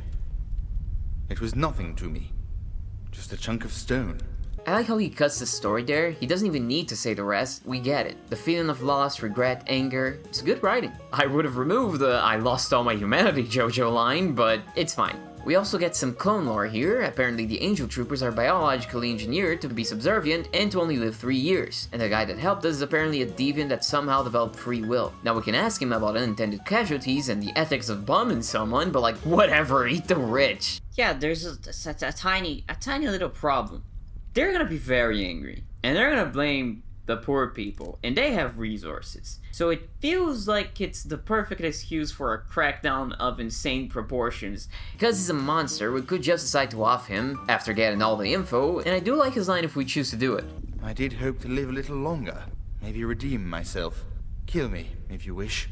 Every year, the Gentry hosts a tournament, a spectacle of jousting using the Sleipnir mutant creatures, horses with many legs, just like in the myth, hence the name, as mounts. There's also archery and duels. They invite outsiders to fight to the death in it for their viewing pleasure, according to a loading screen hit that I saw. Would have been cooler to see this addressed in the actual quest itself, though. Like, if you're just going through the quest, you wouldn't even know this was to the death. I didn't until I finished the quest and saw this. It is in this quest that, for the first time in over 20 plus hours of gameplay, we are introduced to the endgame factions.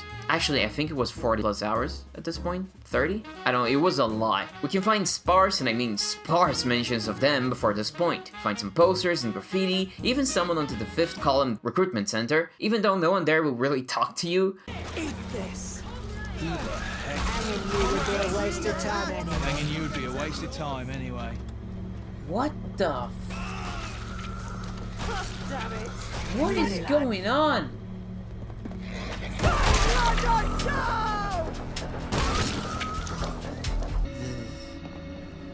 What the fuck is going on in this place? But it's too little. They truly feel like they just sprout from the ether. I have a ticket. You are hereby invited to the 2076 Annual Socialist Conference. Blah, blah, blah. Bring your own refreshments. That's bullshit.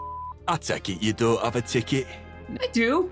It's not a ticket for this place, but it's objectively a ticket. They'll have a ticket for the tournament, so to enter, we'll have to do the gatekeeper a solid. Propaganda bot for the 5th column, see, this is their introduction, is sending out unsolicited pamphlets just over by the gate. He asks us to run the bot out, but not kill him. Can I just kill him? Absolutely not. Why not? It's not his fault you were programmed that way. Huh. His brain does bad things without his permission. Aw, you're a nice guy, actually. I'll let you through when the job's done. Alright. I have to go. Life at the top is immensely satisfying. Oh my god. Greetings. Sorry for the interruption, but I was sent by a high-ranking judicial representative of the Gentry with a message for you. They thank you for your help in stopping the terrorist attack on the London Eye, but they regret to inform you that the criminal Alistair Tenpenny has escaped arrest. According to their investigation, Alistair caught wind that we were building a case against him and fled on a boat sailing to America. In other words, it's their problem now. End of message. Sign here to confirm you've received it, please. Thank you. Thank you. Here's You're the tip. welcome. One of us scores bread. He'll kill you. Hey, Sid. Take that, you naughty. Man, it's a lovely day. Stay down! Oi, you little slag. I think I'm gonna go for a walk. Funny bugger, is it? Now get out of my sight. Ah, fuck, turn you to mincemeat. Step aside, please. Stop following me, you freak. Hey! Fuck you! Oh, God damn it! Fuck you! How did you find me? Who the f is this? Your mother. Oh god damn it, man! I'm in the middle of something. Can you go away? Prick. Yeah, I can see my mum. I can see my mum. Okay. Were you guys siblings? Step aside, please. Oh my god, man.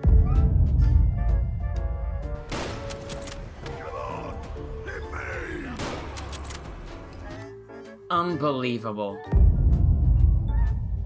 Okay, that's it, buddy. Yeah. Someone call the police! So that's We'll never surrender. Someone help me! Oh, come on. He was stalking me.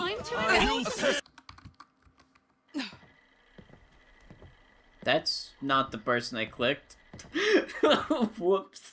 Guido here tells us a bit about the Fifth. They are led by Eve Varney and style themselves as defenders of the poor, using very emotion charged rhetoric, demonizing their enemies, using appeals to the good old days, and talking about making an empire. Basically, they are fascists. And we also get some directions of where to go to join them. There are many ways to deal with the robot, but we opt to weaponize our friendly stalker.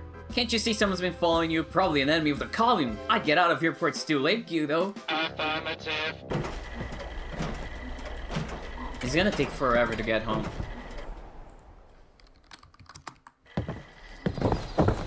And we're in. The tournament grounds are not that big and quite sparsely decorated. It's honestly to me one of the less visually appealing places in the game. I don't think sitting people behind the targets is a good idea. We have the main tournament area with the bleachers and giant screen, and many tents all around for merchants and participants. Around here, some knights from Camelot are training. The man at the entrance tells us to be wary of them, that there are rumors they're building an army to rival the Tommies, so we obviously talk to them. We get a charming introduction to Sir Tristan, who's horrible at skullduggery and pretending he doesn't know what Camelot is. Then we talk to Isolde for some background on Camelot and a quick pitch of who they are and what they want. We will transform London into a true representative democracy. She finishes by giving us directions if we want to join them. Why did the gentry put on this event when you're supposed to be enemies? We aren't officially on the gentry's radar. When How? they kicked us out of Eastminster 7 years ago, they essentially forgot about us. They still haven't completed the paperwork necessary to redeclare us a threat. Really, the gentry, who have shown to only exclusively take care of their own self-interest with voracious intensity, allow their enemies to just waltz in? Honestly, this explanation is such a stretch. Finally, as if my credence wasn't already being stretched thin, this happens. You happen to have my parts closest to you. I happen to find something of that nature in my locker. Beats me how it got there. Okay, this is dumb. It's so dumb, it's actually funny. Our whole goal for this quest is to just find and plant the explosives. Going through the grounds, we stumble on a familiar face. Crazy Kayla from the Pistols, one of the few memorable NPCs that the game bothered to create outside of the main quests. She does sell some explosives that we can use. Absolutely. It's incredible I was even let in with this stuff. I fucking love you. But we already got some from the knight who, I guess, just waltzed in with them and just had them. Problem is finding them. She said it was on their tent, but which tent is theirs? It really took me a while to find it since the quest doesn't mark them, and it turns out that the crown symbol is for Camelot. This whole time I thought it was the Roundels insignia, but because of the prince thing, but you know, they do say it's a Roundel, the actual insignia. I just thought it was both of them. Look, shut up. We go to plant the explosive. You've done it. Fuck. Good. Now we wait. Scared the shit out of me. Were you here? I needed to see you do it. I needed to be sure. The turncoat Angel Trooper gives us his backstory. He worked on a slaughterhouse where clones who were approaching their expiration date of 3 years were taken to be terminated. Seeing his skin being melted into goop was what awoke his free will. All their memories gone, like goop down the drain. Time to die. No, seriously, it's very Blade Runner. To me, a better use of the overall theme of the movie than The Sims in Fallout 4. Not because it's particularly well developed, but just because it actually touches on the interesting part about the replicants in the movies, which was a philosophical question, like the living longer aspect and confronting mortality, not the weird ass replacing people stuff, like whatever. Anyways, I'm getting sidetracked. We sit on the poor people bleachers and wait. Then we wait some more. Hey, hey, hey, hey, hey.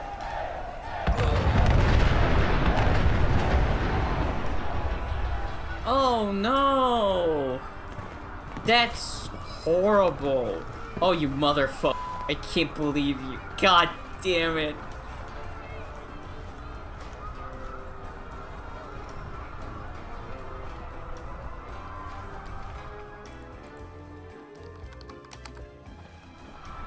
There.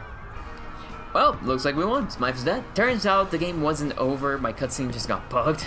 Fight! Fight! Fight! Yeah, kill that guy! He sucks! Woo! Shit.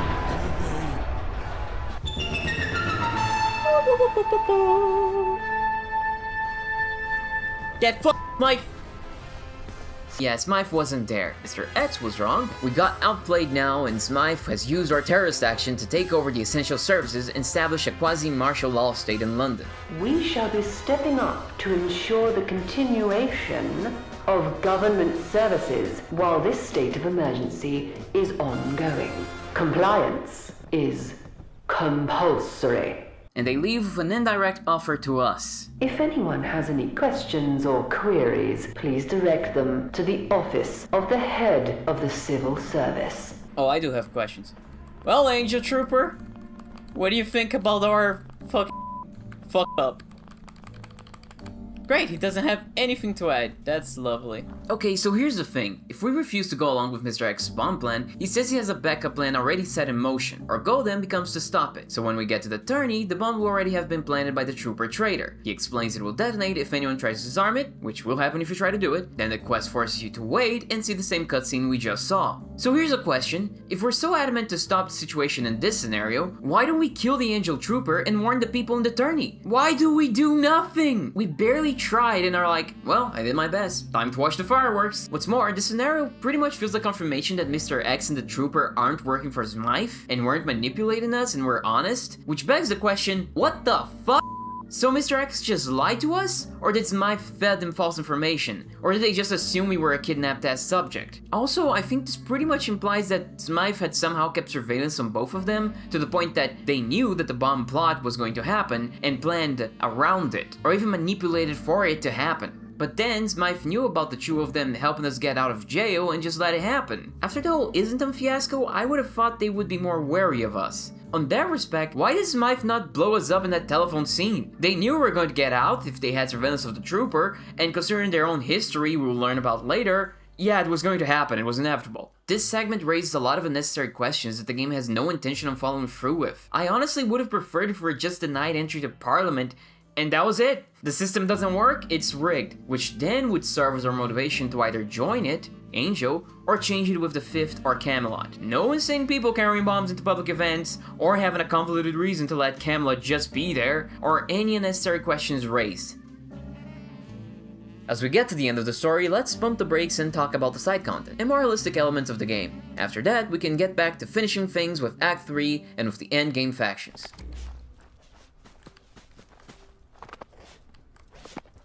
What the fuck was that?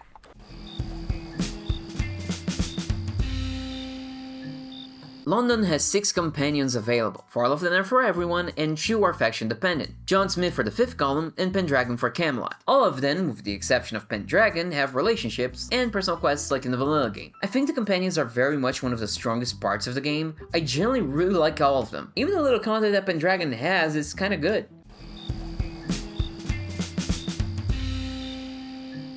Before Kiera makes us her sidekick, let's talk about our own little Robin, Archie. Archie's game capabilities reflect exactly his character and experiences. He picks locks. Oh, come on! I'm good at lockpicking, mister! Can't even lockpick an expert. Attacks terminals and refuses to fight. When combat ensues, he runs like a headless chicken, screaming in panic. Or, you know, he runs like a kid would. Which can be funny, but can also result in some awkward situations. Like that whole shebang with the Molotov during the Lost Tommy's quest. He does compensate by being able to lug around a lot of junk. I don't have the numbers, but I believe he's only second to Mad Jack, who, you know, is a really big dude. Archie's personal story continues from when we left it in the main story. He grew up alone and abandoned, and the little community he ever found was either taken from him, his old friends by Angel, or they kicked him out, Thameshaven. His conversations rotate around that, as he seems to ponder why we keep him around during his first relationship conversation. Let's see, needed someone to carry my stuff. At least you're honest. Right? Together we're a force to be reckoned with, and if it weren't for you, well, I'm not sure where I'd be. The second conversation has him asking if we are friends. We're mates, right? Archie, we're in the middle of sneaking. I'm a strong, jaded survivor of the apocalypse who crossed paths with a spunky child. You're literally destined to be my son. He reveals he's never had anyone stick around for this long. Archie has a tendency to throw playful barbs. Now that's the dull small talk I've come to expect. Say that again? Oh, you ready to rumble, bitch? Alright, come on. A habit that has put some people off, understandably. You call one too many grannies commuters in training and they tend to kick you out of places. All that abandonment has left him lonely and without a sense of belonging. And those few things are what his personal quest is all about. It's very nice. Now, let's kill some hooligans! Archie's been meditating on home and what it means, so he thinks checking out his old haunts might help him figure out the answer. The way I see it, we start by my old arrow, mate. The way I see it, we start by my old arrow. Alright, Archie, I get it. Take a tour of all the places I've hung me at. The way I see it, we start by my old arrow. Oh my god. Fuck. Okay. We're doing it. We're doing your quest. We're doing your quest. Just please. First place is the airplane where we met him. If I can see him.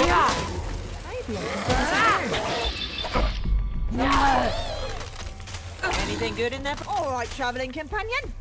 I've got a question for you. Family? Kid! You're moving too fast.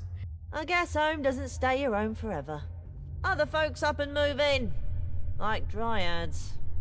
Do we have a right to kill them? Honestly? Don't know. They're people too. Kinda. He grabs a memento and we're off to his second home, Thameshaven. Well, it's that little Archie boy. Not so little anymore. Rachel! There, we witness a sweet reunion between Archie and Rachel. I'm glad this was brought back. I found it very sweet when I first heard of Archie that Rachel was still regretful about how things ended with him, and was still thinking of the kid. So the reunion is very sweet and does feel like closure for them. Some insects have taken residence inside his old shack here, so we clean them out, making Archie figure that safety is a component to home. Safety. There's something in that thought. He grabs a memento and we're off again, this time to the Monument Lab. Archie is hesitant to go in, but he's not alone anymore. Inside, the place seems to have been cleaned up of important stuff since our last visit, but Archie really wants something to prove that he was here, so he finds a torn ticket near the cages where he was kept. As we are about to leave, however, we also spot a working terminal with a holotape. Would you care to do the honors? Jesus Christ, that bird scared the fuck out of me.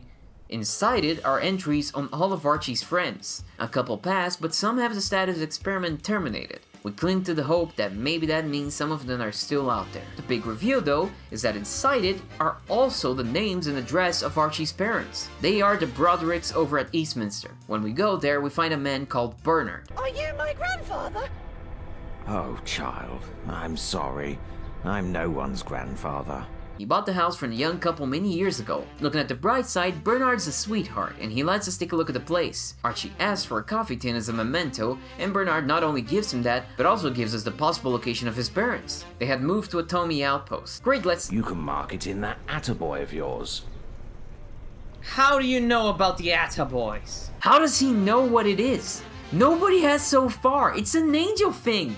This fucking guy's a mole! Well, there's nothing we can do about it. We arrive at Blackheath, a tunnel-cough area. Immediately, we are greeted by a crazed, lonely Tommy soldier. He's too far gone to be helpful, meaning our only choice is to go deeper into the area. We find a Tommy holotape here with some entries and a location. A general blamed the scout for giving his backup the wrong meetup place, and then court-martialed him. But turns out his backup was just delayed by the weather. I really love how the military's chain of command is practically made for abuse. Anyway, the meetup place is now our destination. The ambience of Blackheath is haunted.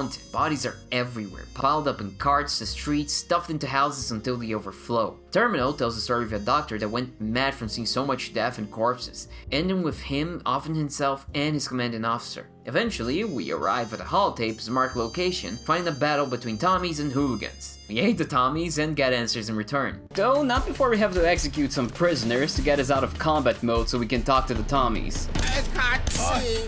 I'm blind. You killed him! Sorry, it's really the game's fault. They do know the Brodericks. They never stopped looking for Archie. The Tommies would even ask around for him wherever they went. But both his parents fell fighting the hooligans, probably the same ones we just killed. Archie picks up one of the bullet casings as his last memento, finally figuring out the meaning of home. This may not have been my home, but in a way, it was. Home ain't always a place. Not a building, not a city. Blimey, it's not even an aeroplane. I'd certainly hope not. Home's wherever I feel safe. So let's go home. And by that, God blimey, I mean adventuring. Archie is sad, but glad that we found out everything we did. I don't think we'll find my parents. I think we'll find out what happened, though. And that'll be enough closure for me. After a good night's sleep, Archie made us both a pendant he made with all the mementos he collected. A really useful item that gives us some good special stats. Home's wherever I feel safe. That's what I said, right? Well, that's you. I feel safe with you. Aww. Here, have this. His last conversation is all about family. Brutal. Are you asking for a family? Yeah. You're the only person I know not trying to capture me, murder me, beat me up, experiment on me. That's true. Take my tickets, trick me, laugh at me. That's true. Beat up my friends. Well, you're my only friend. Makes that kind of difficult. I regularly beat myself up, to be honest. There's more to family than not being an arsehole. Then what else is there? It's when you care for each other. And don't that sound like us? Sure, kid. Family. Damn right we are. I've always wanted an older brother. With that, we gained the Street Urchin perk, and that's the end of Archie's content. He has found a place to belong with us, and us with him. Excuse me? As I roid myself out. You're a danger to yourself and others. Hopefully, more others than yourself.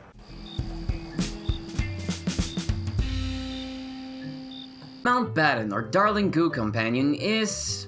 He does... I didn't notice anything particularly noteworthy about him, gameplay-wise, other than that one time I put him on his undies to fight a horde of ghouls, and he won! Easily. Even though I'm pretty sure he should be combat, as he says so himself when we meet him, is actually the reason why he joined up with us. Look at this! I didn't have to do anything, I was about to blow everyone up. As a gentry, he has a storied, history. Asking about his family name has him retelling it to us. I am so glad you asked. Now our story begins in the Dark Ages. Oh no. Yes. Which is why they were forced to go into hiding. Followed by, well, skip ahead a few centuries, and the Mountbattens have evolved from the only difference between a beggar and an artist is that a beggar doesn't make you pay to watch him panhandle. Did you know my great-great-grandfather was supposed to die in one of the first great wars? And that is how you get to yours truly. Isn't that just amazing? Wow, amazing. I know. I'm flabbergasted as well. And it's my personal history. I mean, I wasn't calling the story amazing, I was calling the fact that you called it a story amazing. Our first conversation with him has him asking us why we let him down when we met. I thought you looked handsome. You did? Oh, I'm flattered. I truly am. And if I was a few hundred years younger, who knows? Damn, I just can't get any. I love how his response is actually a bit of a clue to his deal. Mountbatten insists on telling us about himself. He's a pre-war ghoul and used to be a data entry clerk for the government, which is the only reason he survived the war, because he was actually working late when it happened. As we'll keep seeing, he used to be, and still was up until recently, a bit of a workaholic. A couple questions here hint at things to come, like the fact he can't quite recall what happened to his parents. No, they did... I think not. No, I know not. They did not. Oh, don't do this to me, game. Don't make him go fair on me. By the end of his quest, I'm gonna cry if you do. Actually, I'm starting to like him. That he seems to have no friends, kids, or lovers of note, or that he avoids talking about his taxman era. Our second conversation is actually all about that last bit. Arthur, as a member of the gentry, had pretty cushy life, and was en route to become even cushier. That is, until his boss, Atkins, decided to humiliate him in front of the entire office. Arthur didn't take it laying down, in fact, he took it standing up, with his fist on Atkins' face. He was fired on the spot after 157 years of service, then promptly sued by his boss. With the judge being Atkins' brother, Arthur got no legal help and lost everything. You want me to care for him, boss? Heavens, no. I don't want that. I mean, you could probably get away with it. No. I am an English data entry clerk. And it is not in our code to go around requesting targeted assassination. Oh, you're not anymore. Then again, no one would mind it if I... No. Being poor, a ghoul, and having a ruined reputation made him unhireable, meaning being a taxman, a very undesirable job by everyone for obvious reasons, was his only recourse. He doesn't say what led to the punch, however, which is the topic of our third conversation because once again he feels bad for not telling us the full truth. The man just can't be wholly honest. Well, Mountbatten's approaching for realization, hence the forgetfulness. He's really broken up about it, fearing the idea of forgetting himself and losing his faculties and becoming an animal. But it's honestly not that bad, right? Pretty sweet deal living an extra, 200 years before finally dying? Well, the thing is, Mountbatten had been working hard to replace his boss. He had been for all those extra years of life that he didn't get to fully enjoy because of it. And it was the brain fog brought about by feralization that harmed his work and led to some typographical errors that then led to his boss berating him. And that leads us to his personal quest. Mountbatten has a list of things he wanted to do to commemorate him getting the promotion he was gunning for. He wants our help to do them now. There are 4 items. First, a bottle of wine. I love his explanation for something this simple being on the list. It's not about life-changing choices, but rather life-affirming moments. It's the simplicity of it. But this is a game, so it's not actually that simple. 1 bottle of Super Sons, please. Don't have it. It can never be easy, huh? So we have to hunt down the factory that made it, where we luckily find some remaining bottles. Here you go. My God, you're amazing. The second item is getting back a family locket from his mother that he sold when he was just starting his job. He needed the money, and promised that he'd buy it back once he was stable. Drew, the buyer, is expectedly the marriage between a massive ass and a massive hole, but there's always a bigger ass. Yes, that's it. That's my mother's locket. It looks exactly the same as the day I sold it. Third item is a philanthropy initiative. Mountbatten wants to help build a well to give the people of Brickston fresh water. An old friend of his, Graham, is responsible for charity initiatives there. He tells us we have 3 options that will yield variable results. And worst to best result, we can donate some money, we can donate a lot of money, or actually go get the materials for the well ourselves. Jesus fuck! Who? Why? I really like this because it echoes how volunteer work rather than money is actually the most helpful thing you can offer to charitable causes. A lot of the time, not always. The materials are nearby on an abandoned construction site, so it's easy enough. The fruits of our labors are immediate to see and... what the fuck? I thought it was supposed to be clean. Well's been built. I know, and you did such a formidable job. That well isn't just a symbol of hope, my friend. It's an enduring monument to our partnership. The last item on his list is very personal. Mountbatten is slowly forgetting his parents, so he asks us to help him find their burial place. By his old job... God, why... Jesus, why is this a PS1 place? It's been a long time since I've stepped foot in these hallowed halls. Yeah, not since the 90s. We find his file with a clue that leads us to Hackney. There it is. My file. Let me take a look at it. Why am I outside my own body? Hackney. Yes. This is so weird. Yes, it rings a bell. What is happening? Bell nonetheless. What the fuck? Perhaps they have a records room. What the hell? I'm stuck! Where we find our graves by a church. Some memories come rushing to Archie, and he gives his old folks a very emotional goodbye. Ma? Da? I'm forgetting. One day, I'll forget who I am. But it's all right. Because I found a friend. Someone to make new memories with. Oh, God, da. Remember that time at the beach? I was what? 10? I was a little pest. And you loved me. You both did. I remember it, da. I remember you.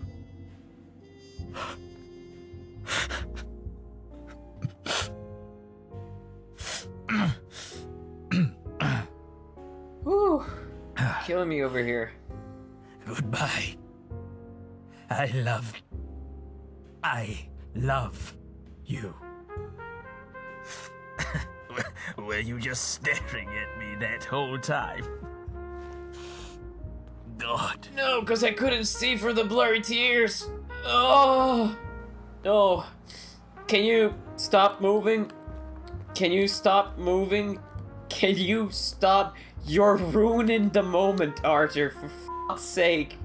Take your time. No. No need to ask me to wait. I'm trying to. I hate Fallout 4. I hate Fallout 4 so much. Stop! With his list done, he asks us to go watch the sunset by his well for a final talk. Just those words alone sent shivers down my spine, but thankfully he soothes our concerns when we get there. Is it because we're watching the sunset whilst having a seemingly final conversation? Oh, no. That was not my intention. The reason I brought you here was to thank you. He goes down everything we've done, and is very appreciative, but then says this. Some things we could have done better. Which is bullshit. I hinted at it, but throughout the whole quest, you constantly get alternative ways to complete the items on the list by half-assing them. I choose none of those, and he says this to me, fuck you! But this is intentional, he was just doing some light ribbon. Though he says that if you do want to prove ourselves, we can go through a Mountbatten quiz, which is just about his family history, which we nail because I was actually paying attention to his stupid family's history. I don't forget lore, dude. As a reward for that, he gives us his hat, on top of his pistol that he gives us a reward for the quest in general. And we're done. But it has kept me safe and given me great memory. Hopefully, it'll do the same for you. After all, that's what we are, memories. So let's make some great ones. Together. You know what's funny? His arc of dealing with his impending realization was actually the main story and arc of one of my players when I ran the Fallout tabletop RPG. It's such an obvious and cool idea, I'm surprised the main games don't deal with it a lot, in terms of characters close to the player at least. I really love Arthur's theme so much even just beyond that. His workaholic tendency backfiring, and him wasting his time on a job that didn't care about him, it really resonates. Wait, where are you going? He just left. What the hell's going on? Though we still have his final conversation left, which is all about us and what he's going to do now. I don't know. That's it. That's the answer. I don't know what to do with my life. I have no list, no employment, but I do have something better. You.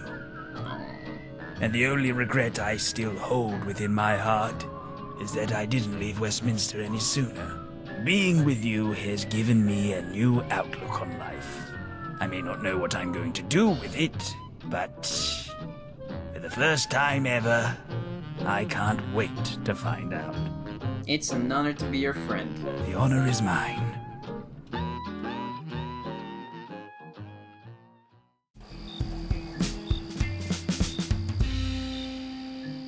Around the outskirts of Eastminster, a beaten-up boxer clues us into a nearby boxing ring with a beast of a champion called Mad Jack. We hook that guy up with a stim pack and go take on the Pilgrim Pub's champ. Was that a dead body? Oh, that bloke back there. No, he was just resting after his bout with Mad Jack. Jack over here is up to letting us try our luck against him.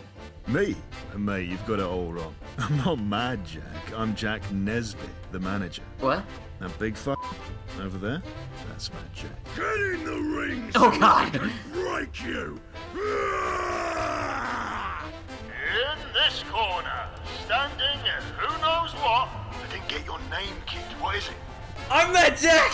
Introducing a fucking star with a punchable face and a body count of 32 and counting. The boogeyman of Pathetic. fighting. Mad Jack! I'm about to strip your flesh from your bones! You can't even punch back! Look at you pathetic piece of shit!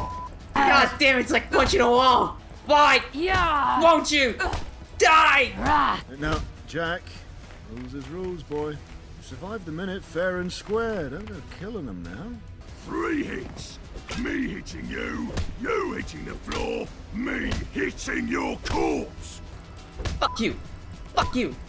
Fuck you! Feels good. Fuck you! Fuck you! And let me introduce you to Judy and Diane. Judy and Diane, that's what you named them? That's stupid! You're stupid! Gah! Gah! Just stay down!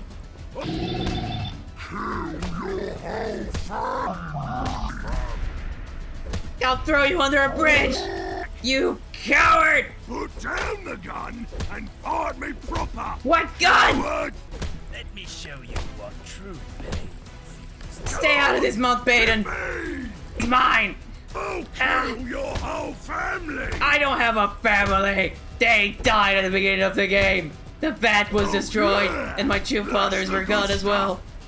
Woo! Woo! Who's the best? I'm the best! Not you, Jack! Call me Jack! I'm mad now! Shit. God, there's so much blood! There's so much blood! Holy shit! After the bloodbath, Mad Jack takes us to the back to... Close the door behind you. Sorry. Sorry for shouting. That's okay. I'm not mad. I just need to talk to you. Have a very unexpected conversation. Jack might have a hard time intellectually speaking, but he's actually a bit of a gentle giant, only acting like a beast and screaming threats during fights for intimidation. He's been feeling down and really wants to get out of this place, travel with us. We accept and get our fourth companion. Mad Jack hits good and can carry a whole bunch. During fights, he will assume his boxing ring persona and shout the wildest shit to my eternal delight. I wonder how your brain tastes. Yeah. During our first conversation, Jack struggles to put words to his feelings, but essentially he's been enjoying traveling with us a lot. Punching is all he has ever known, and punching alongside us feels better than punching alone. He calls us his friend, his mate. He doesn't need us to say it back, which is the cutest and sweetest thing ever. But we do say it because he is our mate. Now that we're friends, in the second conversation, Jack thinks we should do friend things, like talking about each other and sharing things. So, you wanna know my favorite color? No, I mean, yes, I do. He's just too precious. We circle back to how he said he was sad back at the Pilgrim. Jack struggles how to put it, so he does it in the only way he knows how, as a punching metaphor. I like how it takes a high perception for us to decode his words and come to the realization that he was very depressed. As a kid, Jack punched out of fear of bullies. He punched and did other things to survive, so punching in the ring takes him back to that place of fear. Jack hesitates, and we assure him it's his choice to share or not. On that note, trigger warning here for talk and description of suicide. Well, that feeling got so bad, I'd do anything to make it stop. So I did the only thing I could think of. I tried to hang myself from the biggest tree I could find. But I'm so big and stupid, I couldn't even do that right. When I was gasping for my last breaths, I heard a loud snapping sound and I blacked out. I woke up on the ground with a big bruise and a broken noose around my neck, and I never took it off. Yeah, that was a fucking noose staring us right at the face this whole time. I didn't even realize it. If we asked about if he ever tried to talk to anybody about how he was feeling, he reveals he has no one, except us now, and now he feels like he's punching for the right reasons, not out of fear anymore. The third conversation continues with Mad Jack telling us more about his past. He's hesitant, fearing things between us could change once he does. Gonna share your workout routine? No. Nothing like that. Although, you could use it. How dare you? I grew up in a home for abandoned boys. But he was happy there, until raiders kidnapped him and his brothers in the middle of the night. They forced him to fight to the death. Jack survived by his will to live, not fighting prowess. Eventually, it was just him and his friend Sam left. Jack had practically raised Sam, so he refused to fight. But Jack wanted to live. Little more than a vicious beast that fought and killed the other gang's prize fighters. But they couldn't control him anymore, so one day he mutilated his antlers and escaped. Sometimes he still thinks about revenge, coming back and finishing the job. And thus, that's the topic of our next conversation, where his quest for revenge starts. He can't live knowing that those monsters that did all of that to him and other people are still out there, like nothing happened. They need to die for him to move on. He received a letter from his old cellmate a while back that had the address and aliases of all those people that harmed him. Time for the Mad Jack Revenge Tour! Jack was a prisoner at the East Aisley slave camp. Our 4 targets were all big figures there. James Goodrich, the professor, was an inventor. Slave collars, cattle prods, and other devices were all done by him. We find him with some raiders in a very damn confusing place. Like seriously, I kept circling the building to eventually I finally found a way up to him. How do I get in? So dark, man. Oh my god. It's not here. Like where am I supposed to go? I keep being baited into fucking checking these stupid places that have Nothing! And once we find him, he cowers, trying to pretend that we have got the wrong person. But turns out he was just buying time to blow himself up and take us with him. See you in hell! They got Judy! Diane's pulling double duty! Well, I'm fine. Which is not effective at all because, you know, we're just built different. Good job dying, idiot. But I load the save back just so Jack can have the satisfaction. Next up is Jonah, the gent, who ran the camp from behind the scenes. He organized it, the kidnappings, and the training of the slaves. He was hiding out with some raiders and his pet Roger. I assume you're here for some twisted sense of revenge. I'm here to put your nose bone into your brain. Yes, fine. Very scary. Jack? But first... He says some high and mighty stuff, but I can only remember the death rattle, so, you know. Come here and let me introduce you. Should have kept your eyes on the prize. We then get to Myra Lane, who was the sadistic head of the prison guards. She's hiding the farm with a harem of guard husbands taken from the best fighters from the camp. We can talk our way to her and assassinate her. Who wants to die first? I feel cheated. Maybe I'll just punch the dirt for a bit. What? Here when you need me. What the f just happened? This way we don't have to kill her husbands, who are ex-slave children, just like Mad Jack. But here we find an audio log that shows they murdered everyone on the farm to move in, so...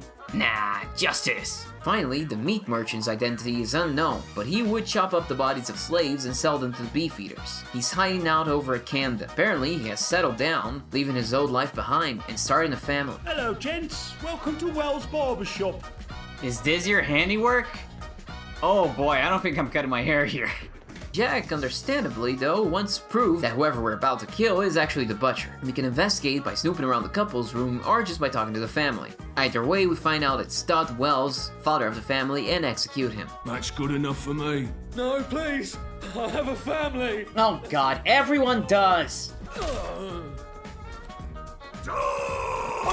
Whoa! Jack! The world's a better place without them in it. Jack, you did not need to kill his family. I tried to let them run away, but it's kind of hard. I'm gonna rip your head off and shit down your neck!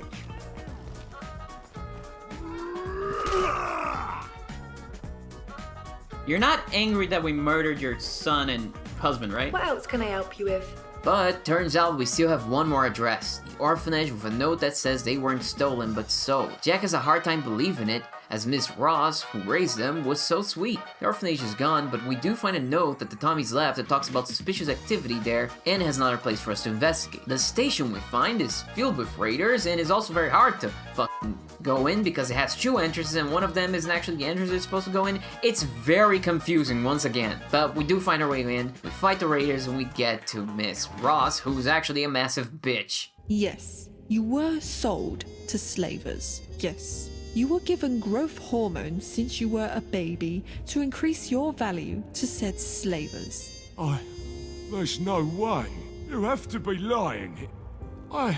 Please tell me this is a joke. If you attempt some sort of foolhardy act of vengeance for your lost youth, now, I'll say it again. See yourselves out. You're going to die today. If that's how you want to do this. It's done. Sorry, I just couldn't bear to keep hearing her. Believe it. Sorry, Jack, that sucks. I don't know what to say. Jack is shook, but he's glad we got his done, giving him some closure. We officially gained best friend status and his old championship glove. Jack, I can't accept these. You can, and you will. Thanks for being there, mate. Now, enough of this sappy stuff. Let's get back to doing what we do best, shall we?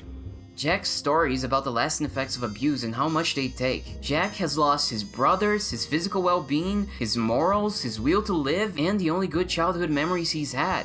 But it's also about healing, persevering, taking your pain and using it to help others. About how even after you lost your world, you can still gain it back. Would have been the best thing a banger's done for humanity since getting served with mash. Hey! Oh, fancy college grad. Reading books. Bloody nerd. Alright, man.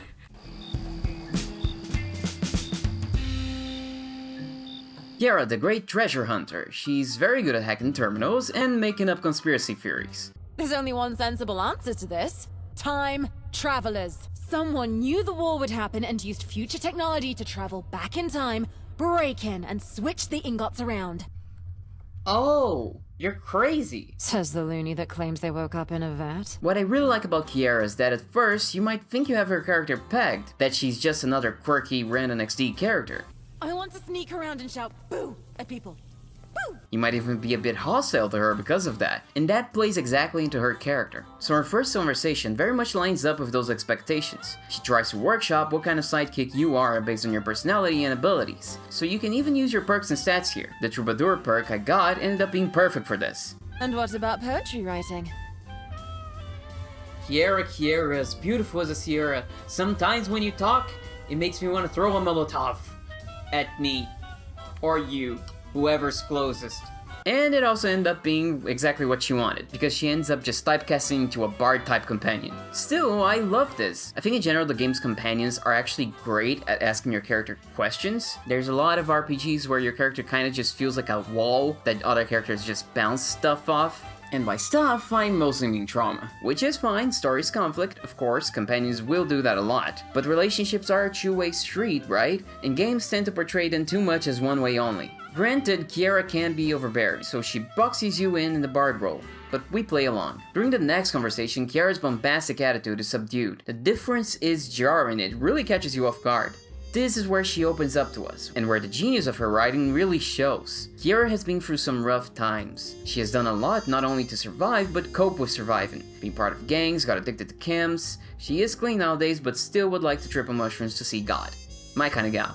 Being part of groups never really worked for her, or even just being around other people in general, because they always get tired and angry at her eccentric behavior. Sounds familiar? She was even separated from her parents, the servants of an old gentry man out east, because he got sick of her attitude one day. After that, she was beaten and sold to the Isle of Dogs. All this to say, she realizes she can be a lot, and she's shocked and appreciative that we're still hanging out with her. The tonal whiplash from that to the usual conversation she has is so effective. So yeah, that's the genius of it. Kiera plays into the quirky, endearing, overbearing person trope on both her introduction and first conversation. A character type that has proven polarizing with characters like Sarah from Dragon Age. And that's the genius of her writing to me, because if you have a distaste for that character trope, you might be impatient and hostile to her, which mirrors how later you find that people in-universe behave towards her and her attitude. So the game isn't just saying that Kiera's attitude is endearing, it's actually treating it as something that can be grating and bring out needless hostility from people, which should make you stop and reflect on that attitude,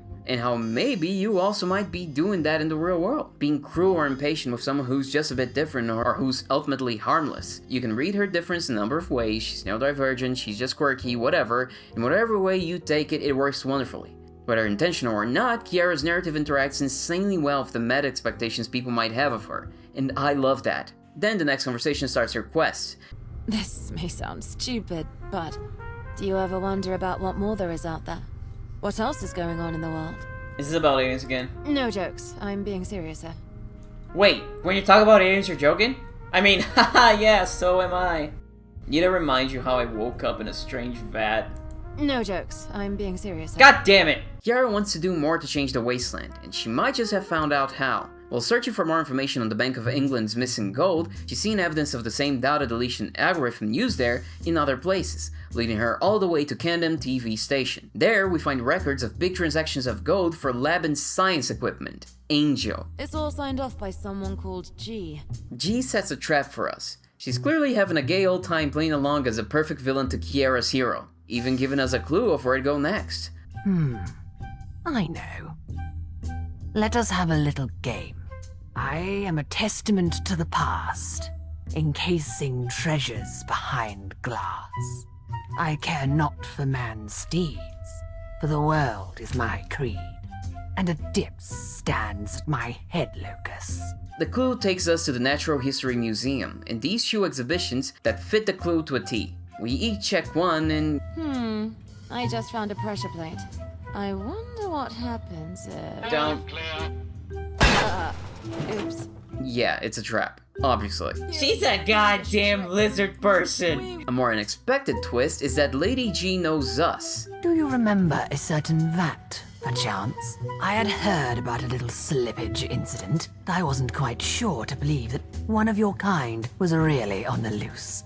My client is normally so careful. And you, girl? Do you even realize who you're traveling with? Did you fish them out of the vat yourself? Huh? A vat? But you can't mean... Vicious for this little patch. But then... Didn't work. And she decides that she will sell our character off due to our unique origins. But Kiera will defend our honor, if only she can get us out of here first. Luckily, she's not just eccentric, she's actually smart. She can explode the car battery by using the grill rack we slide on over to her. A shot, companion!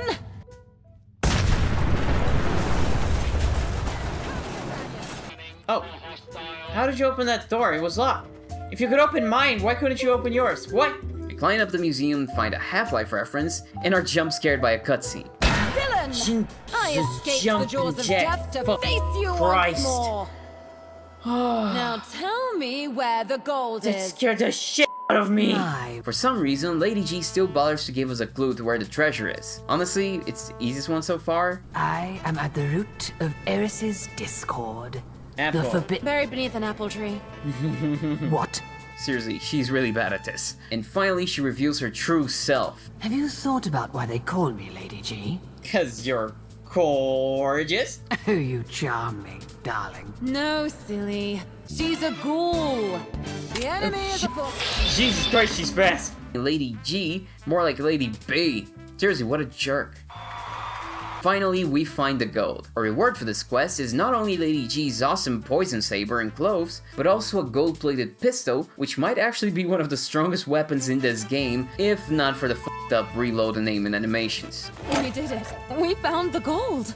And on top of that, I found out something special about you. I can toss a grill rack real good. No, dummy. I mean your whole vat backstory. We become the second member to join Kiera's Treasure Hunter Club, and the quest is over. But we have one conversation left, which is so very heartwarming, except it will leave us on an awkward note. Kiera properly apologizes for thinking we're lying about being vat-born. We also get a bit of insight on how Kiera's bombastic attitude is genuine, but also exaggerated. If she's larger than life, life can get to her. It's a very relatable thing people do, if kind of turned up to 11. But hey, that's why I like fantasy. The use of absurdity can really highlight certain truths about us, like Kiera has been ostracized, beaten, belittled, and insulted for acting different, but we have accepted her for who she is, creating a bond that defies the cruelty she expected out of the wasteland. Maybe we can take turns being psychic. Let's head out then, you lead the way, my fellow adventurer. My mum, she always accepted me. Didn't let me get away with everything, of course, but she never pushed me away. You sometimes remind me of her, you know.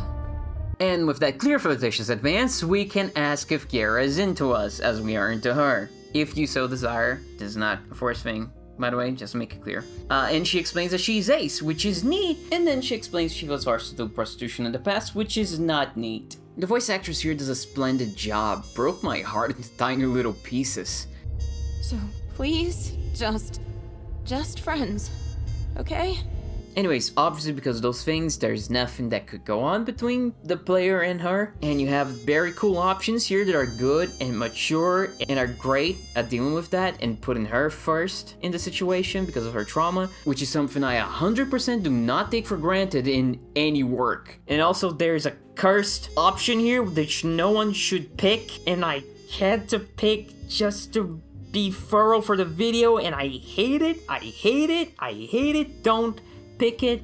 It's terrible. Love rejections in games, more angst to me is always great. Captain Jodario, my unreciprocated beloved. Although I like it, there is also a couple feelings I have on other parts of it. I think it's a shame that both of these aspects of Kiera are only engaged with if you flirt with her. I finished the conversation at first felt picking that option, and it was a perfect emotional ending for the fun romp we've been on. But that became weird in retrospect after seeing the rejection scene. I mean, we end as Kiera's BFF, yet we don't see either of these big parts of her and her story. Part of the reason also just feels bad is that Kiera seems like she hasn't really processed it. Her sexual trauma, that is. The way she's so horribly shaken by the mere mention of an associated topic, the way she seems to conflate sex and romance as the same thing, makes this seem like she's not dealing with her trauma in any way, and it's festering. This also kind of makes it feel like she isn't just ace, but ace because of her sexual trauma, which is a bad stereotype, though I don't think this was intentional, as she does say she was never interested in such things even before the prostitution thing, but the conflation of romance with sex, and immediately bringing up sex work trauma, almost as an explanation to avoid physical intimacy, undermines that. And because it feels like she hasn't resolved that trauma, it feels really bad that the topic is just dropped here at the end and there's no follow-up to it, or resolution. I'm not saying the game should let us solve her trauma or make it a whole narrative arc, but the fact it feels so painful for her makes it kind of hard to just let it go. But maybe this is the right way to do it, and I'm just struggling with the fact I can't help my virtual traumatized loved ones in the same way I can help my real life traumatized loved ones. Okay, that's surreal, let's just move on. Me your true nature. Yeah, what the hell? Jesus Christ, you really are the main character.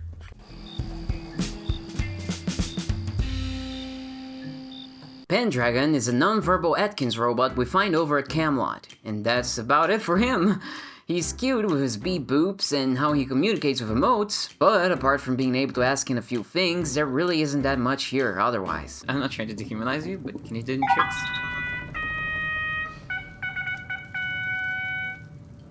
Huh? What? Whoa. Look at me! I'm dancing! I'm dancing!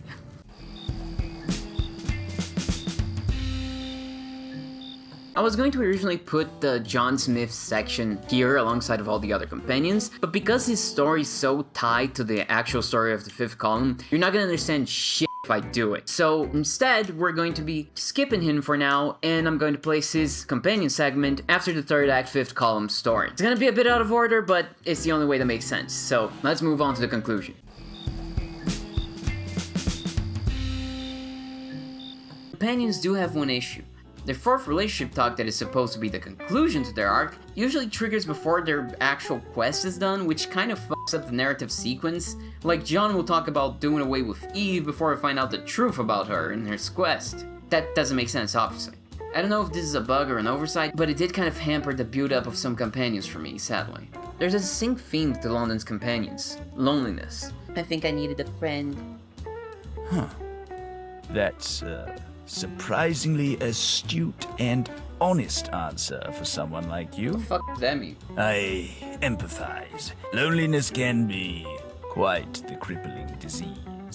Archie was abandoned intentionally or by circumstance, Kiera rejected for her differences, Mad Jack traumatized beyond being able to interface with other people or even himself, Arthur spent his entire life giving his all to a job in exchange for nothing at the end, and John Smith was betrayed time and time again, leaving himself untrusted and ostracized. They are all products of the merciless political and irradiated environment of the fallen London town. More than any political or factional leaning, they all just want someone to trust and love. To some extent, their limited interactions with the factions feels like a product of production limitations. Or you could be insane like me and read that as an intentional statement that despite political divides, we as humans are all just yearning for love and acceptance, and the other stuff is secondary in our priority list. Could even be a statement that we will overlook regretful political stances for our loved ones. This loneliness, pretty much for all characters, ties back into the fading political environment of London. Arthur slaved for the gentry, the law and order system of the gentry failed Jack because it only serves them, Kiera was abused by the gentry, John ended as a victim of the rising fascism and cult of personality of his faction. I think, again, his story is very weird in that respect. Archie just kept falling through the cracks of every community he ever encountered, and Pendragon is just vibing. They're just vibing. You can't escape politics. It's how we organize, it's how morality is administered in a societal scale, it's how power is distributed, it's a lot of things. And our companions are living proof of the effect a fading political landscape has on people. Their pain can be the players' biggest motivator going into the 3rd act, where we will define the future political landscape of London. Or I'm overthinking it way too much and making everything seem way more well thought out and grander than it is. And they're actually not that tied to the politics of the city. In that case, that would be very video essayist of me. Come back here, stupid dog! Stop! I hate this dog.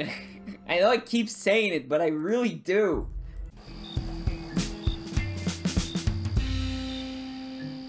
Alright, we did the main quest, time to talk about the side content. I'll be brief in this section, and I'm not going to talk about all quests, only the ones I have something to say or want to showcase. Lona has a lot of side content. A lot. Some of it is generally the best the game has to offer, and some of it makes me want to die. And I actually did all of them. Well, not all. You see, It Rises in the East and It Must Be Love are two quests that I could not play at all, because they just didn't trigger. I tried everything, all legitimate things in-game and out-of-game, even asking London's own Discord, but got nothing. I then tried to force a quest to trigger via console, or even the creation kit itself. Yeah, I learned how to do that, only for it to not work. Like, I really tried here, but for some reason they were just broken. These could be the most important quests in the game, and I wouldn't know because I already wasted too much time on them, and refused to watch it online and get another save just to see them. So, I'm going to guess that the answers to It Rises in the East and It Must Be Love are the sun, and no, it wasn't.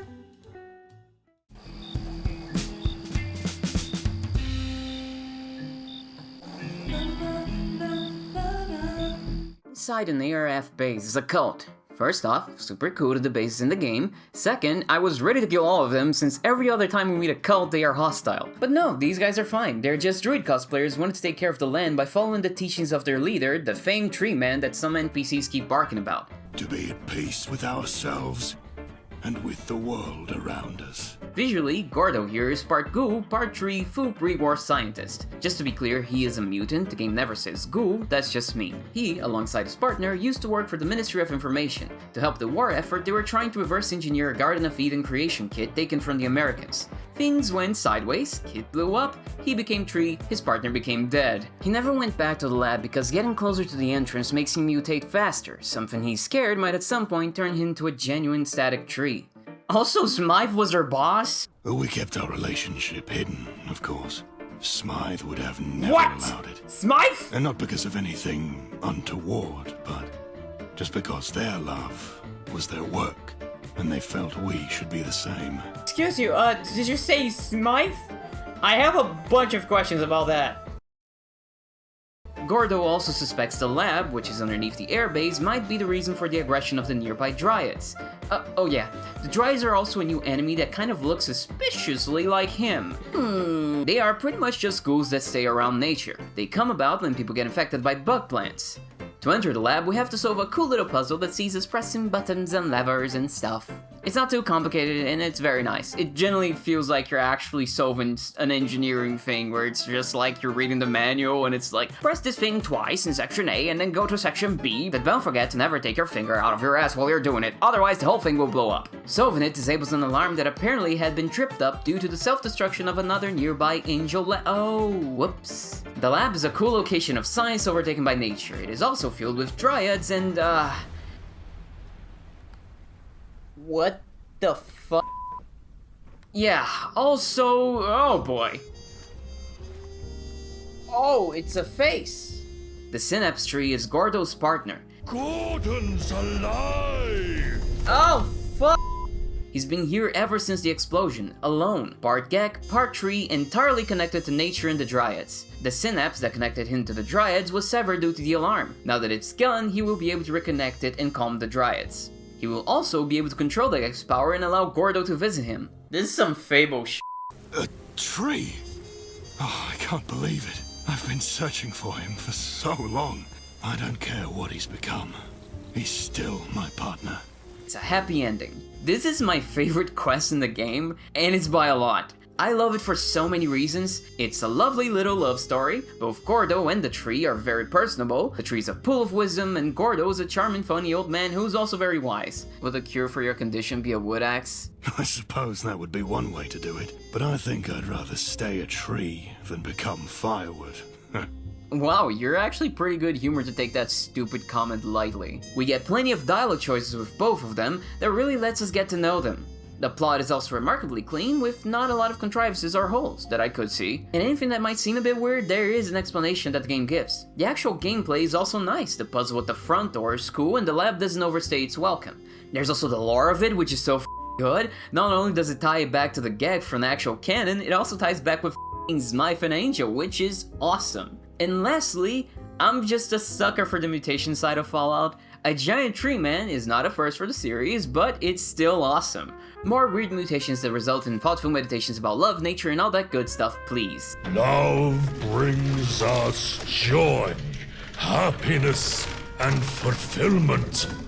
It is the foundation of all human relationships.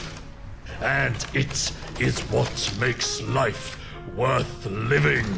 This is a surreal visual. While we are canoodling with the Vagabonds, we meet an older man by the name of Sid. But I'm no good with my letters, see? My ma always wanted me to learn them, but my dad said it would make me weak in the head. Well, I'm getting old now, and I've had my share of adventures, but my one big regret is never learning how to read proper. But to start, he needs some kids' books from the library. He gets us to do it on the download because he's a bit embarrassed about it. If you can find it, there's a little story called Dove's Dilemma I remember from when I was young. While getting them, we get to learn about some censorship that was going on in pre-war London. There are lists of real-life books that are a no-no. It's your typical anti-authoritarian books, you know the deal. Apparently, pre-war London was going hard on oppression. Find the books here is kind of annoying. They aren't marked, so you have to actually search and find them, and one of them is literally underneath a cardboard box. You'd never know the look. It's awesome. Awesome. I love that. Love that. Fallout 4 doesn't prime you to interact with things like that, and London doesn't do it consistently at all. So whatever in the Blue Moon quest does this, it just makes it suddenly feel like they're changing the rules of the game. It's not fun, it's just annoying and a waste of time as I wander around wondering what the f is happening and if the quest's markers are broken. Because, again, this game was very broken at launch. Besides that minor hiccup, I like the quest and Sid's a sweetheart, and his backstory is so f***ing sweet too. My ma used to read this book to me every night. Practically know it off by heart. I love this book. It's about this bird, see, that keeps trying to help out all its mates, but nothing ever goes the way it wants. My ma loved books, even if my dad couldn't stand them. Which is cool because his story isn't over. In fact, his story keeps going in pace with the big events of the Vagabonds questline. Sid now starts his journey to literacy. He will intermittently gives us some writing of his own to analyze. A for atom, B for bomb, C for sill, D for dove, E for elephant, F for fit, G for gun, H for... We can either criticize it or encourage him. The author of this quest actually said it is based on actual pedagogy theory, meaning criticizing him early and harshly makes him learn slower, therefore making the breaks in between the writing also be longer. While the opposite happens if you encourage him while slowly giving him some tips, making him learn quicker. This is so cool and clever. My instinct at first was to criticize him, but the dialogue option is so brutal and the reply just broke my heart and I just couldn't follow through.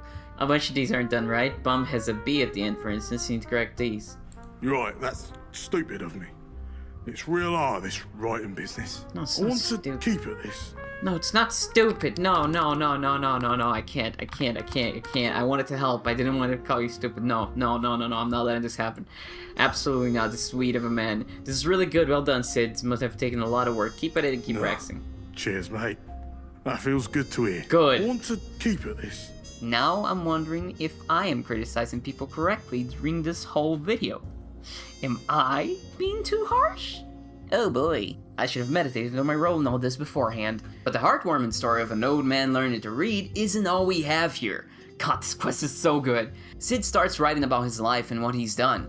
And it's, once did hit on bank with mates. Then one of the hostages got hold of Bozu's gun. She shot Mo right in the chest. I turned at her and she shot at me. She missed. She shot at me again. She missed. She started to cry and dropped the gun. Then I shot her. Dude, Jesus, I walked out on me own. No loot, no mates, but I was safe. Fuck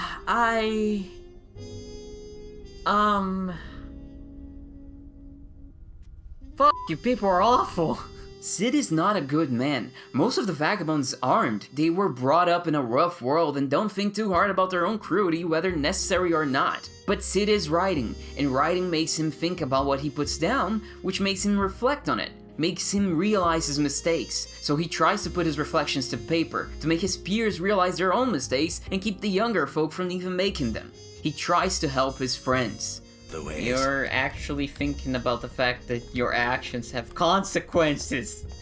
You freaking frick, you finally learned. But Gaunt is a despicable, miserable motherfucker and I hate his gaunts. Like any authoritarian asshole, he sees the growing reflection on his troops as a weakness. At first, he orders Sid to stop, but when the old man doesn't, Gaunt kicks him out. We then find Sid on a back alley, away from the Swan and Swan and what the fuck? Matcha. How do you pronounce that? Maita.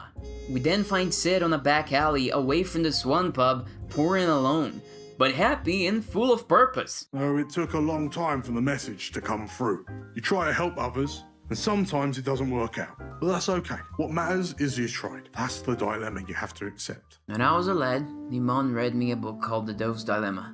It was about this bird who tried to help out his animal friends, but things kept going in ways he did not be expecting. I used to think I was that bird, trying to change the world around me, and nothing went how I wanted. Just wanted things to go my way. Now I see I was not the bird, I was the mouse, who kept getting stuck in the same maze, or the hippo, what could not see its own bum. Sometimes I was even the cat who hurt the bird whenever I tried to help. Nimon was a dove. She tried to help me to raise me right. Me dad used to beat her. I did nothing about it. He was a cat, me dad, and he tried to make me into a cat like him, and I was for a long time. But recently another dove came to my life. Oh man, this is f***ing me up. Oh, it's so good. I love how it hurts like this. They helped me learn how to read and even to write. They gave me something I had not had before, a voice. Oh, he's a true friend. And now that I have a voice, I don't want to be a cat no more. I want to be a dove too. I want to help people, even if it hurts trying. It's time for old Sid to start a new chapter in life. Turn a new leaf over. Maybe it is not too late for me to do me some good in the world. Oh, fuck. Sid. We used to be something, but now? We're better, Sid. Now we're better.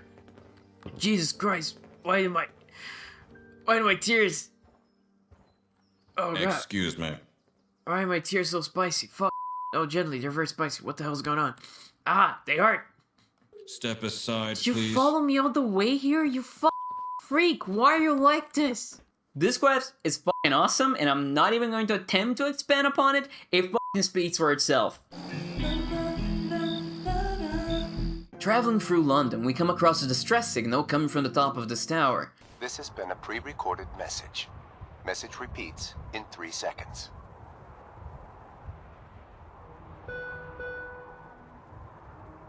Hello? Is anyone out there? My name is Georgia, and I'm trapped in this place. I don't know where I am, but it's high up and scary, and I can't find my way out. I don't know how long I've been here, but I'm hungry and tired, and I miss Mum and Dad. Please, if anyone can hear this, please come help me. I don't want to be here anymore. I can hear someone coming. I have to go. Please, if you find this message, come find me. Please, I need your help. The girl's been long gone, surviving only through the radio, and it's time to put her to rest. Well, that's a fuck bummer.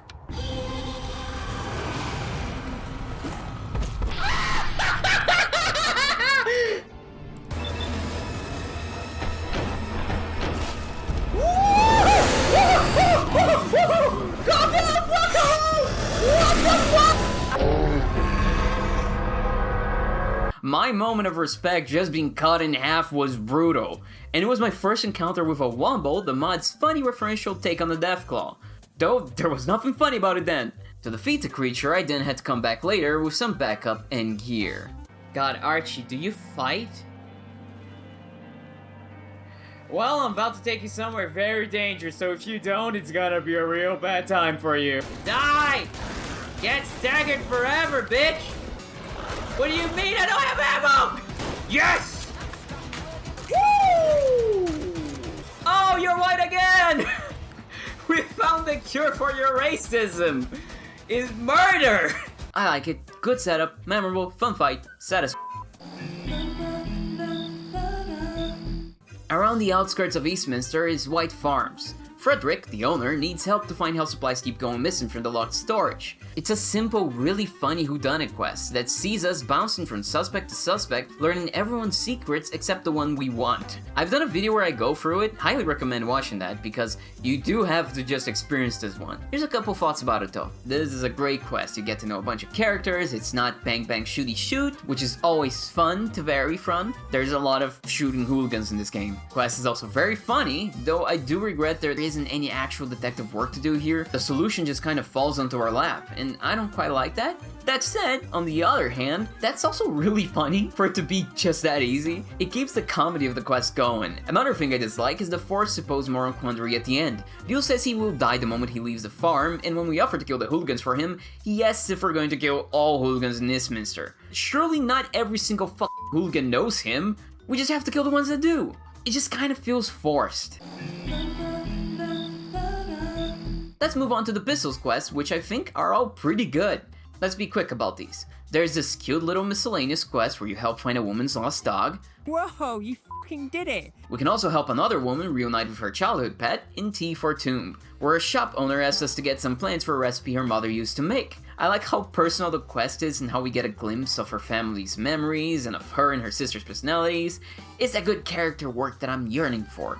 It's not like super developed, but it is nice to see. It makes the world feel real. The fact that there is also a peaceful resolution to the quest and you don't have to just shoot bang bang your way through it is pretty rad too.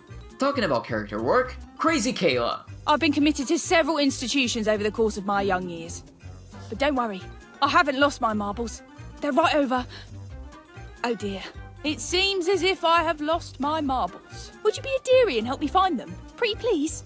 Crazy Kayla's marbles. Here they are. Places. Oh yeah, these are my marbles all right. Same weight, same smell, same taste. Oh boy. Thank you for the help. 25 tickets for a job well done. Hey, how about using them to buy yourself some brand new junk? No, thank you. This is the kind of dumb I can get behind. Peru over at the Camden Market wants us to go to the museum and get something for her from the country she's named after. This start is really just an excuse to point us towards the museum, which is now run by an AI that's been murdering any invaders hoping to protect the museum's artifacts. It's a simple, fun little quest where we run a gauntlet of traps and enemies while being berated by a crazy AI while also learning about history. You're going to take good care of that, aren't you? That's 2,000 years of history, right there in your hands. Don't you dare drop it, or I swear I'll Stand stab back. you and put Let you me on take display it all. in the moronic humans section. So, you know, your average school trip to Aperture Science. The finale is a bit anticlimactic, being too straightforward, lacking spice. Still, it's a fun romp. Sisyphus isn't a Pistols quest, but we stumble upon it when doing Captain Reasonable's request during their storyline. As we make our way into Lewisham, we are held up by a hooligan. Oh, you! What? Got a wager for you. Wait, you people can actually have an intelligent conversation? Excuse me, manners. Never should have come here. Papa, you take this sack to the top of that tower. If you survive, you keep all the ticks in the footlocker up there. You've about 30 seconds to pick it up and get moving before I start shooting. Where's the sack? Where's the sack? Where's the sack? Don't worry. As soon as you start proper, I'll give you some leeway. Even last a full round.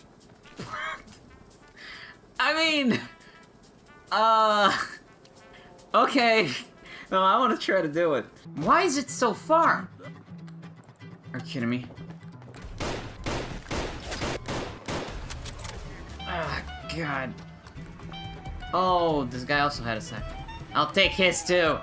I'm taking all the sacks up top, baby. Peek again. Peek again. Did you see? Hey, personal. Just you or me? No, it is personal. It's not just you or me. You f***ers are just making this a game. Burn to death, bitch. Man, I really cooked you. Ain't my first fight, prick. Oh, no, but it's gonna be your last. You better. Oh, come on! No! How am I gonna look you? Isn't that a nice view, Jack? Oh, you want me to take your picture? Okay.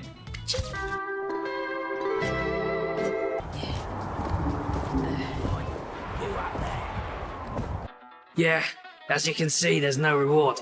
I didn't really expect anyone to make it. But, yeah. Congrats. I'm off. Bye.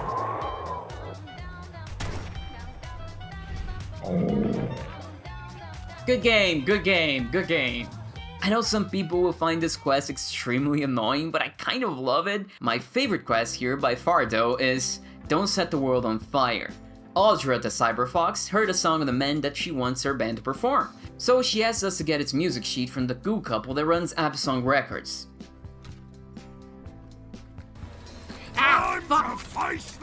But they have gone feral. It's a small fight and the quest is over.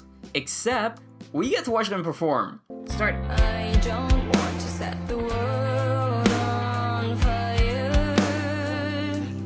I just want to start a flame in your heart. And I've lost all ambition for worldly acclaim. I just want to be the one you love. And with the ambition that you feel the same, I've reached the goal I'm dreaming of, believe me. I'm speechless. If you've watched my Plants vs. Zombies Sunflower Only challenge, which you should, give me money, watch it! You know I am a sucker for memorable vocal songs in games. They just make them. It's a really good cover, and I'm shocked it's so hard to find online compared to the other London music. Now let's take a look at Westminster's side content. In one of Westminster's busiest streets, a man is selling a car, and oh boy, my excitement went through the roof when I saw that. Hey you, can I interest you in a brand new car for sale? Are you an invalid? Which is it? Shut the fuck up! What did you say? I was like, holy sh**, suck it different here, this mod is good and has cars! I haggle with him, since tickets are not that abundant in this game. Get him for free, I'll take your head. You can't be serious. Pulling off a robbery inside these walls is like signing your own death warrant. Now, back to business. I like how he just brushes it off. That's very high, Mo. How about half of that? 500? You must be joking. You can do better, Mo. I'm willing to part with 600. You better be willing to part with more than that if you want my Betsy. Alright, Mo. Take 700 and hand over the keys.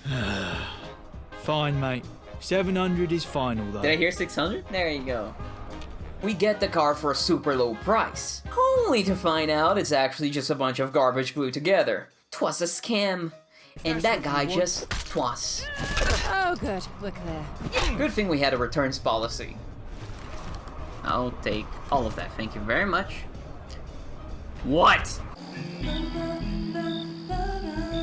Westminster Palace's guard told us to get our ugly mug fixed over at Skincare U, which is in-universe, so it is a clinic that does cosmetic surgeries to rejuvenate your appearance. It's just your typical place to change your character's appearance in case you end up changing your mind about it. Like PG3's mirror, you know. Or is it? Questioning Nurse Peggy, the surgeon, we learned that not even she knows exactly how they get the skin to do what they do. Despite being curious, she's programmed to never check the basement, but we convince her to let us do that for her. There we find a kid, Caspian, just hanging around searching for his missing best friend. Questioning him and taking a look around the facility makes the truth clear. Cut me open, compensate me for what I have stolen. Slow erosion, cut me open. They are kidnapping kids, carefully caring for them and raising them so that their skin is perfect. Even disciplining them not to show emotions, otherwise they'll get wrinkles. Then when they're about to reach shinhood or become sick, they are killed and their skins harvested to replace the gentry zone. It's pretty gruesome. Peggy's horrified and guilt-stricken. The receptionist, Miss Craig, is the one behind the operation. As always, we can fuck off for Persis Fu or take her down. How about we let bygones be bygones, and I offer you a new skin goodie bag. But case is not closed, we have a basement full of kids, so we have to return them to their parents over at Eastminster, and a happy ending for everyone ensues. Except for Nara. She's a skin mask now. Really like this quest. Nurse Peggy's great, and the whole thing helps sell the decadence of the gentry really well. There's also some logic to Miss Craig that, of course, is abhorrent and not that logical, but it does make sense that the robot would think like that though, and it gives the whole story some depth. The Scottish Play is a really cool, easily missable side quest that happens over at Camden Theatre, where we help the stage director Scott Nightingale to put on a performance of Macbeth. First we have to get the script from the Globe Theatre, another theatre troupe we helped get all of Shakespeare's plays for. Being on their good graces means they're fine with doing us a solid, otherwise we can just steal it. When we return, however, it turns out that the main actor died. A spotlight fell on him. so we need another one. Freddy is perfect, though he's still nervous about it, on account of all the rumors of Macbeth being a cursed play and, you know, the fact that the lead actor just died. Gruesomely. And weirdly. And mysteriously. So we can give him drugs to calm his nerves, or convince him to face his fears. Finally, actress Claudia is threatening to quit due to weird sounds coming from the basement. Some gay pattern of eyelashes gets her to stick around, but we still have to figure out what the sounds are. I was fully expecting Scott to be revealed to be a freak here, who had ghouls tied up in his basement for fucked up reasons.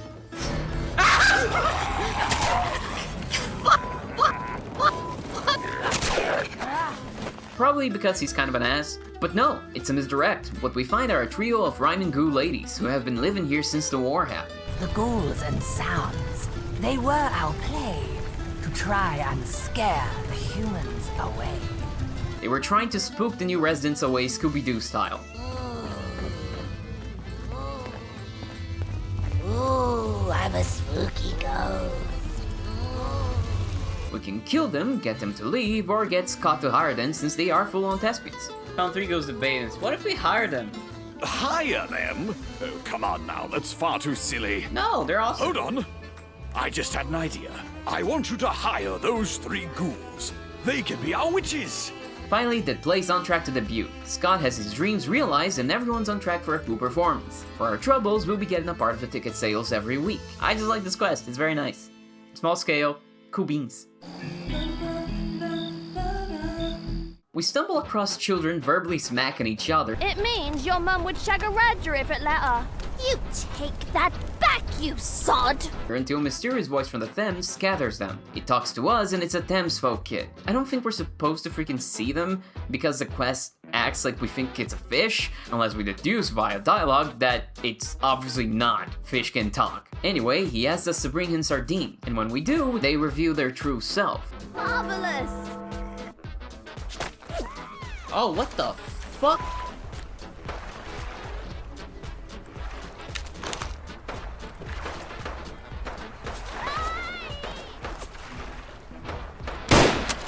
The hell? Stop shooting, you motherfuck! So rude. Hello. No, no, no, no, fuck! Is that my air-breathing aid? Can then make their life a living hell for like a solid 5 minutes of straight up puns that keep going and going. Like seriously, I was shocked, it just kept going. This is the kind of thing a AAA production would never do, and that's why this is better. Your car nothing so sophisticated. Was that an attempt at a pun? Oh dear. Do you want your sardines or not? Laugh. I could not help myself. You know I'm named after a mullet fish, right? Cod joke applies as much as a monkey joke to you. When it comes to humor, anything goes. You call this humor? I can scale it back if you like. Please. We'll see what I can do. Please stop. I'll mull it over. Oh no, it's not stopping. Waterboat one more? Gods below, that was a bad one. Yeah, what the I thought it was brilliant. Have I asked What? you to stop yet?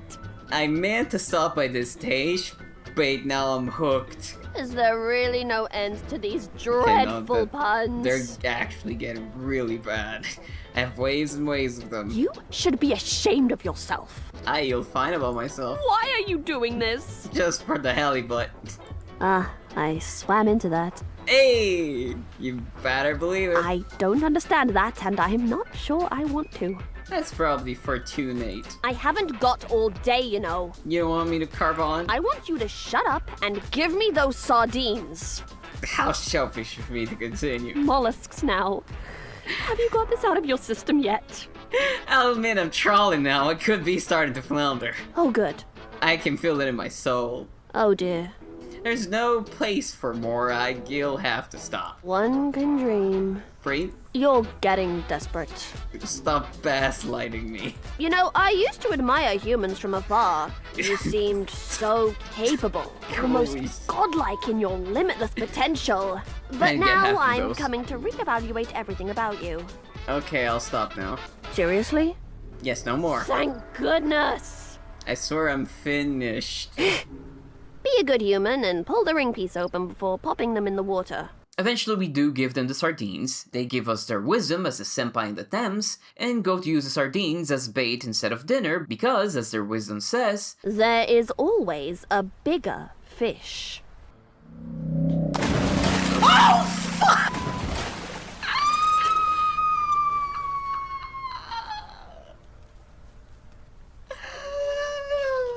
Mullet! After a tournament blunder, elections are being held in Westminster. Yeah, turns out we kind of killed the Prime Minister. Whoops. Bernie here is in charge of the elections. Most people think they're a joke, but he's here to do his civic duty. We can get some insight from Bernie about the contenders. We have the traditionalists, led by Freddie Newell, afraid of change, you see. Don't like upsetting the balance of order, or what have you. But they did recently outlaw hunting the poor for sport. For now. Pragmatists. Lynn Moores is the leader, and she's committed. Or she should be, at any rate, to an asylum. And the reformists.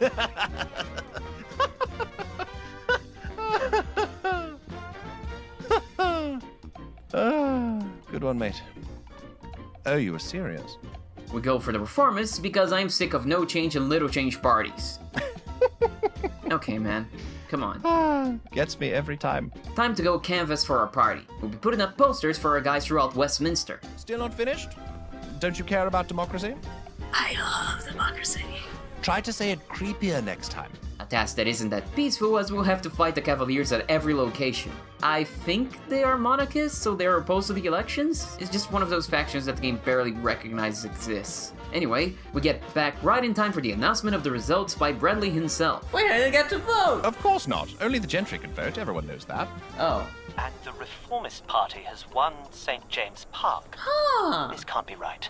Turns out, since no one takes the election seriously, the little work we did was enough to sway things. The reformists have won! And Charles Bailey has just burst into the studio and knocked over a security guard to give us his statement. They said I was crazy. They said it would never happen. But I did it. I won. Me, Charles Bailey. Yeah, go Charles Bailey. No, hang on a moment. Huh? We interrupt this monologue to bring you a stunning development. No, we're not switching to the Electoral College, are we? Victoria and Lambeth have just defected to the Traditionalist Party. What? The Traditionalist Party now have the majority. Oh, f off. What? Now, see here, Charlie. Let's be reasonable. Fucking Freddie Newell. Pompous little. Kick his ass! We will bring you the full result of this election and the fight between Charles Bailey and Freddie Newell after these messages. Okay, that is wow. Really funny. Didn't expect that. I don't fancy Bailey's chances against Really? Newell in He's fisticuffs. crazy. I feel like he would do great. I hope they don't kill each other. Another election so soon would be just silly. Well, that was fun, wasn't it?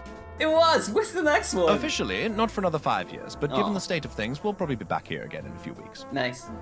I suppose it all seems a bit silly, now that I think about it. No, it seems perfectly Anyway, reasonable. I'm off. Thank you, Bernie. I'd vote for you if you ran.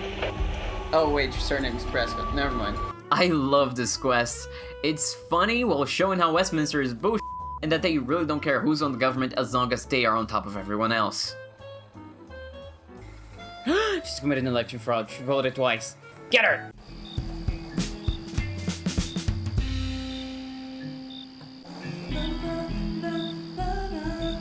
These quests I don't have strong feelings about, but still feel the need to talk about. A British game about British things wouldn't feel proper without a Doctor Who reference. Scattered around London are abandoned police boxes. Find all of them and you'll receive a special reward. The unique weapon Dart... Wait, what? It's not the sonic screwdriver? What the... I know the Doctor doesn't use guns and it's not a weapon, but come on! Another thing with this is that there's a bunch of quests that already make you run around all over London. There's the hymns one, there's the graffiti one, Globetrotters where you search for Shakespeare's plays everywhere, the ferryman beacons, all of this on top of the already mentioned ones like the beer mats and cursed dolls. There's 7 collectathon quests. It's a lot, also considering the collectibles. About those beer mats, London's filled to the brim with pubs, each always containing one of them. These collectibles give you special effects, like bonuses and perks when you get them, but they were so broken on release, word around the community was to just straight up avoid them. Anyway, they are part of a quest. You go to every pub in London and collect me one from each. and I'll give you a few bob for each one. Truth be told, it's a little hobby I've let get out of hand. You see, when I was a younger man, I used to trade up and down the country. My way of keeping track of what was going where and to who was these beer mats. See, look at this one, the Slaughtered Lamb. Lovely little place up near the Dales. On the back here, it says Archie owes 50 bob. We can do this passively by just going to every beer icon when we see them on the compass or the map. But just remember, every pub has a beer mat. If you didn't find one inside, it's because you missed it. Look again. I think I have all of them. Oh wow, this must have been pretty hard to come by. The collection's coming along nicely. At this rate, you'll be done in no time, pal. I went to every pub though.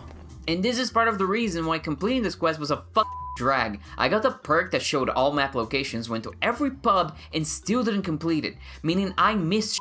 There is no way to actually keep track of what coasters you have, aside from seeing the perks only some of them give you. Or keep them on you and never giving them to few, which I didn't do. Which is also something you're probably gonna do, because how are you gonna know if you complete the quest otherwise? You won't, because the quest doesn't even keep track of that. So I had to get a guide online, go coaster by coaster, and build a list of which I knew for sure I had and which I might have missed. And hope to God I was remembering everything correctly. Oh, this has gotta be the last one, man. Mate, this has gotta be the last one. You keep them coming now, yeah? Don't Nice do one. this to me, brother! Nice to see you, mate. Gotta be the last one. Phil, this has gotta be the... Okay, I missed this one too. That has gotta be the last one. There's no way there's more. I missed this. Okay, this has got... Oh, okay. This has gotta be the last one. That's all the beer mats. You're an absolute fucking legend. I'm free. I did it. We get copies of the mask to hang up at our own house, Phil gets a complete collection, and I get a massive throbbing headache. Thameshaven being an early settlement means many folks here have simple quests for us to do. Most do a good job of setting up the game's world. The main quest here was bugged during release, so I had to come back after the first patch. Don't worry though, I'm sure this won't affect anything at all. First, right on entry, we meet a precocious art-loving kid doodling on the ground. She wants us to rescue a painting from one of the ruined art museums around. That museum is in Trafalgar Square in Eastminster, which is an important settlement to direct the player towards early on. This is good design! Oh. You're all gonna die. There's no ventilation here. Then the last of our errands is for the soft-spoken lady that wants us to get her some nice clothes. I've already seen some people thirsting for her, and honestly, I get it. She is spoken for, sadly. Well then, would our fearless warrior venture forth for the likes of me? We find the clothes, but the lady requires them to be cleaned. Honestly, she could do it herself, but fine. I'm a fish people pleaser, I guess. So we mosey on over to the laundromat. That's not a good sign. Yeah, blocked away, Archie. Blocked away, man. Ah, fuck. Smart. It's very silly having to fend off a bunch of ghouls just to wash laundry, and that's why I love it. Don't hit my kid. Yeah. Knew it. The moment I saw these things, I was like, I know exactly what's gonna happen. Here you go. Hopefully all the blood on me didn't get on them. Delivering the clothes makes her wear them, except she goes back to her rags when you return later.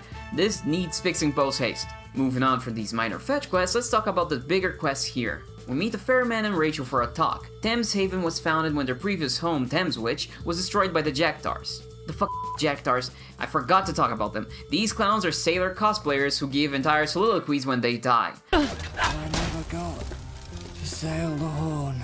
You wouldn't have survived. What's their lore? I literally just said it. They are cosplayers trying to live the sailor life. That's as far as it goes, I believe. Despite that, both of them want to stay here. However, the other half of the leadership, Bob, disagrees. Probably because his wife got her brain rattled when they were escaping Thameswich. Bob thinks they should all bail to somewhere over the rainbow where people like or at least tolerate them. Oh, fat chance. Oh.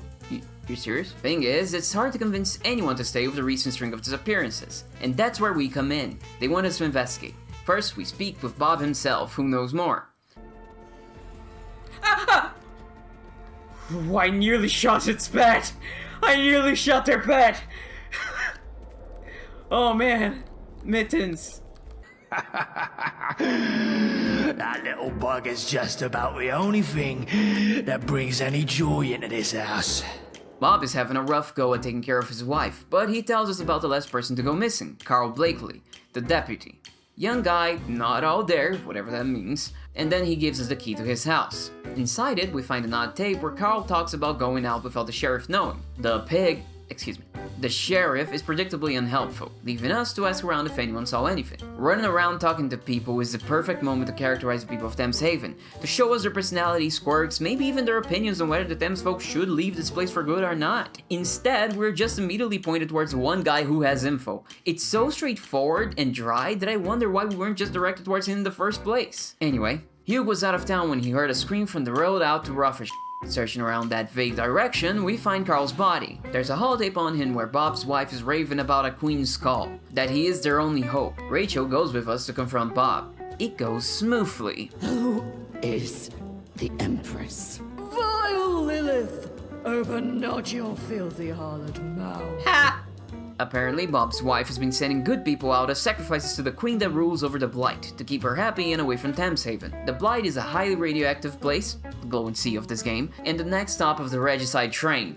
Choo-choo, motherfucker! Sailing out with Barry, we anchor down in a pit, whose yawning maw opens up to the dark waters of the Thames. A shelled thing reaches out from the depths. Aten's storm picks up around us. The Empress has come. Oh wow, that was quick.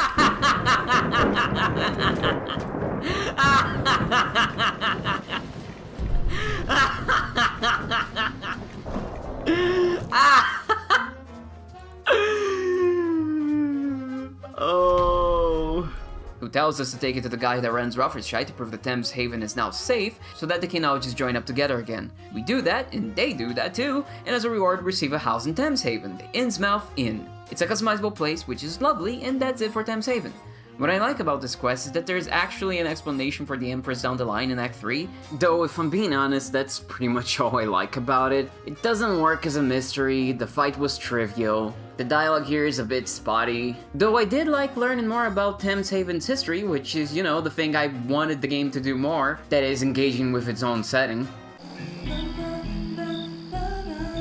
You know what I like? When minor and side quests give you small permanent upgrades, and Follow London's minor and side quests do give you that a lot. For example, Brickston does that a couple times. The Aussie that you help do those run-of-the-mill hooligan killing boring missions. What's up, buddy?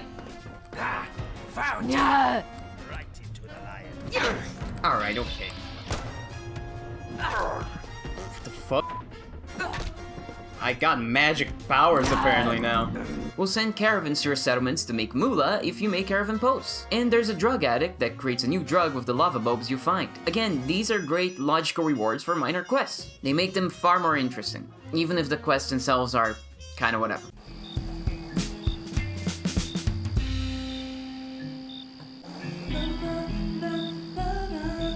Professor Butterfield, I'll wait for you to stop laughing, over at the Westminster University is having problems with some virus hacking the computers for secret info. We do some hacking of our own that requires us to answer a bunch of trivia about London, which I somehow managed to do in one go due to being a bit of a history buff. I'm sure it's super easy for English people and maybe Americans, but, you know, I'm neither.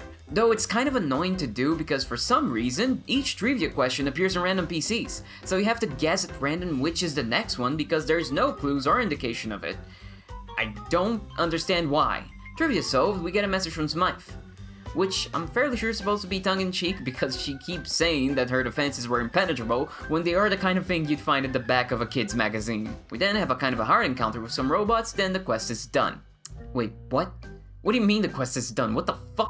Why was Smythe doing this? Professor Butterfield, I'll wait, don't worry, said whoever was doing this was after confidential files. But Smythe was the head of the Ministry of Information. What could these guys have that she already doesn't? And if it's to wipe out the files, what is she trying to wipe? Her identity from the government files, I guess? So she can preserve her secrecy, therefore have an advantage? We never get an answer to any of this, and the quest just ends. Of course, this being Britain would be a major missed opportunity if the game didn't address the only known Brit on Fallout canon, Mr. Ghoul Hater himself, Tenpenny.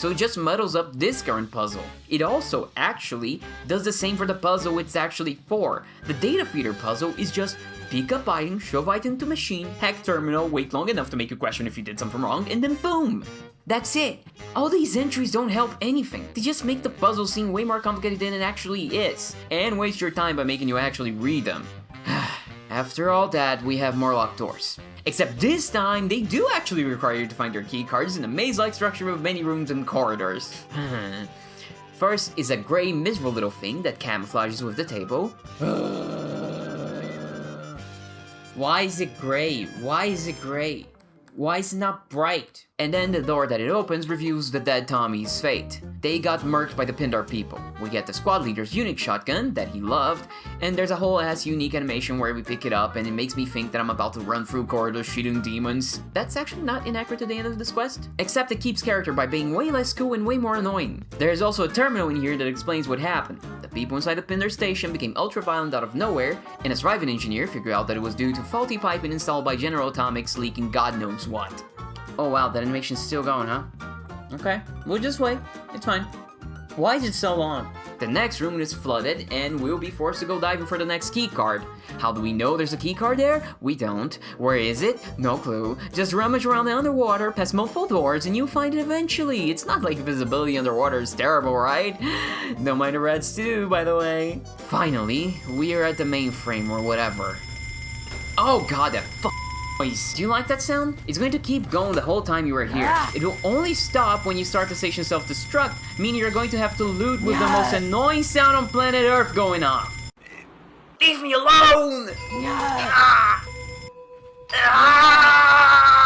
We get the hazmat suit, go near the reactor, shut down the distress signal, set off the self-destruction since that's what the Tommy ladder told us to do, and run out.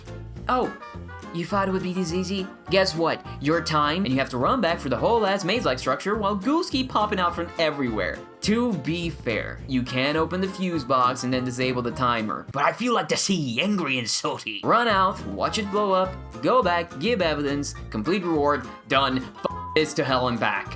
Whatever, your mission was boring. You really are a petulant little cunt, aren't you? Now, if you excuse me, fuck you up the wrong one. Goodbye. Get captain, mate. Alright, okay, that mission was worth it just because of that. On our journey through the wasteland, we'll frequently come across these little dolls. Every time we pick one up, we get escalating messages of dread feelings, until the fifth one draws us to the London Mithraeum near the Bank of England. A cult there worships the Protectron, Brother Mithras. There are other sects of these assets around London doing creepy shit. These guys used to be a normal pre-war church until an extremist sect of them escalated things and turned them into a full-blown cult. Can you wait? Stop coming so fast! That's what she said. I'll pray for you, Brother Mithras. We get some unique items and a note that points us towards another location in Greenwich, the glowing sea region of the game. I always say that whenever this comes up, I'm sorry. I just need you to know. There's a spoopy cabin there with a summoning circle that requires us to put down 16 dolls in it. Humna humna humna humna, I pray to the dark gods that they may touch me with their slimy, oily black tentacles. That sounded weird. Maybe we can do something else actually. Never mind. Oh god! Once we do, we enter an extremely cool looking dungeon that got me hyped up for what would be the worst experience I had in this mod. The dungeon has these super cool portals that completely change your orientation, making an already Assyrian looking landscape actually feel like it. But I could barely appreciate the artistry here because the gameplay f***ing killed my joy. You see, once you are in this place, you can't get out. There is no fast traveling and no way back. You are stranded, locked in. And roaming around these eldritch halls are invisible ghouls that had this neat little skull next to their names. Yeah, I'm not going to tell you what happened, I'm just going to show it on screen. See that? That was my entire morning. My saves were too far back, and even then I was already shouting the sunken cost fallacy over and over down the empty hallways of my brain. What I ended up doing here is abusing VATS in the hopes that the Man of Mystery would come and kill those motherfuckers in one hit. And also drugs. A lot of drugs. Anyways, At the end of this torturous quest, you get another doll, this time green, that gives you a broken perk that increases your stats. It also gives you this ugly-ass night vision filter as long as you carry it. One might think that the night vision would be useful, that'll be so in a game that I have criticized for being too dark, but look how ugly this is. Like, it's not even just making things lighter, it's making them more gray and giving me these blurry edges at the corners of my vision, which made me not realize this was coming from the f***ass doll and made me think my game had bugged out and I was stuck with drug vision. Or with my head being broken from the many times that those fucking abominations hit me in the head.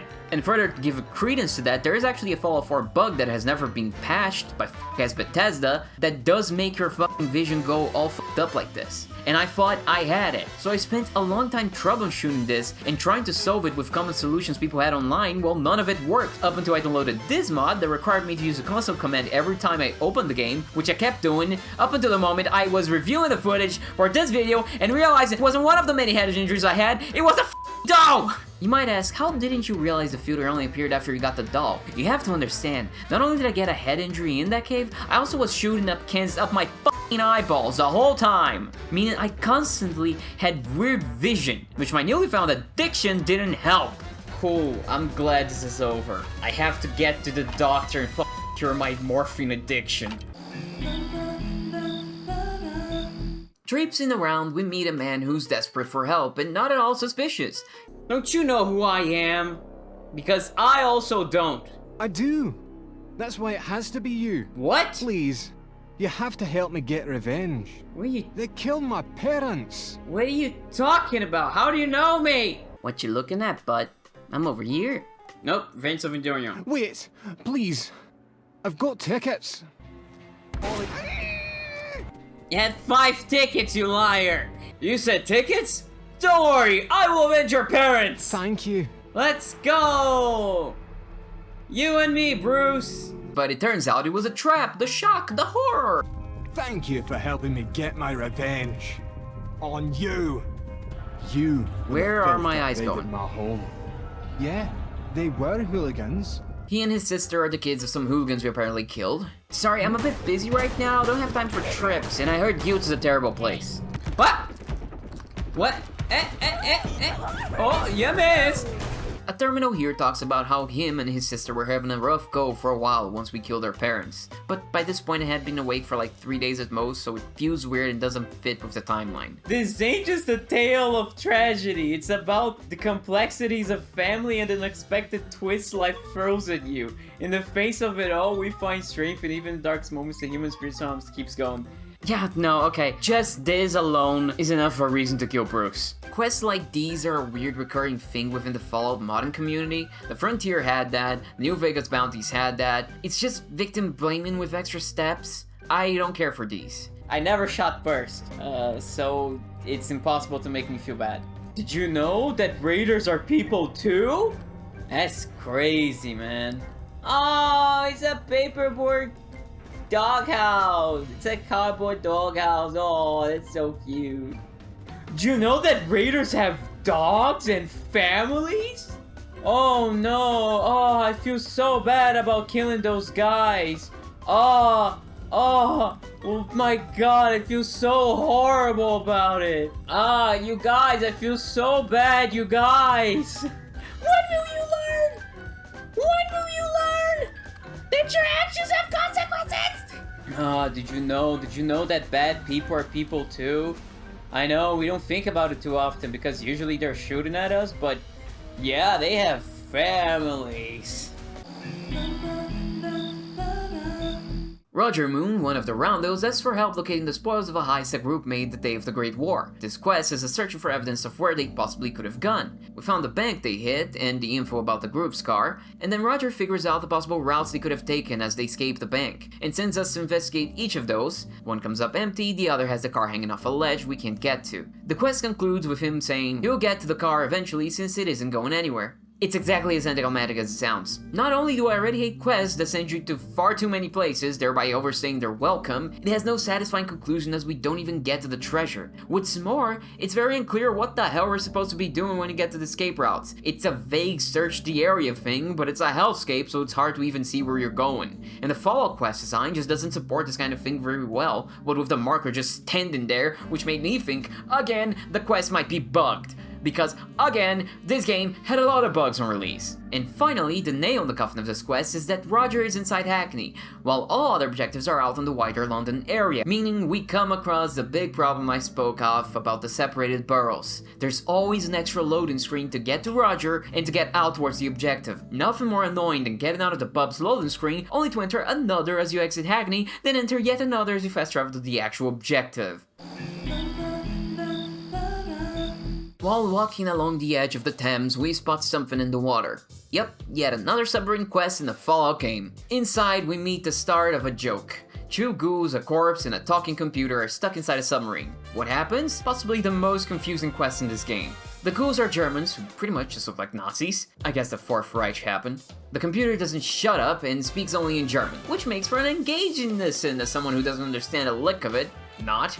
For some reason, it thinks a corpse is still alive and it keeps bossing the ghouls around as they try to placate it. The crew refers to the computer as Immanuel Kant, and it, for some reason that is never fully explained, becomes obsessed with trying to communicate with you. For that, you are directed to find a translator module at the British robotics company Uptown Burke. We are allowed to take one of the ghouls with us. We choose Otto. Why are we doing this? Well, Otto says we should if we want to avoid nuclear oblivion. Out of the sub and off Immanuel's earshot, Otto feels more at ease to talk. Thing is, the dialogue structure here is I don't know if this is a bug, again, or an oversight, but good lord, it makes an already convoluted quest even more confusing. Although you can pick whatever question you want here, you should go in order. Some of these questions don't even make sense if you haven't asked the previous one. We always used to joke that his philosophy degrees were pointless. I am so lost. What are you talking about? What Helmut had managed was to into endless debates. What are you they talking were so about? mutually believed had been driven into a catatonic state. What? The Russians gave the Germans a nuclear submarine? That seems... What? This is Russian? Where did that information come from? As part of a diplomatic concession, the Soviets offered a nuclear submarine to the Germans. But there was a catch. All 3 nuclear bombs on board had AIs that would refuse direct commands to be activated, but would engage in conversation. What did the Soviets gain by doing this? I no freaking clue. I'm deeply annoyed at how I'm more interested in the game's own story than it itself is. Like, it doesn't even talk about what the context of the concession is, or how something so absurd was allowed to happen. Like, can you imagine this happening for real?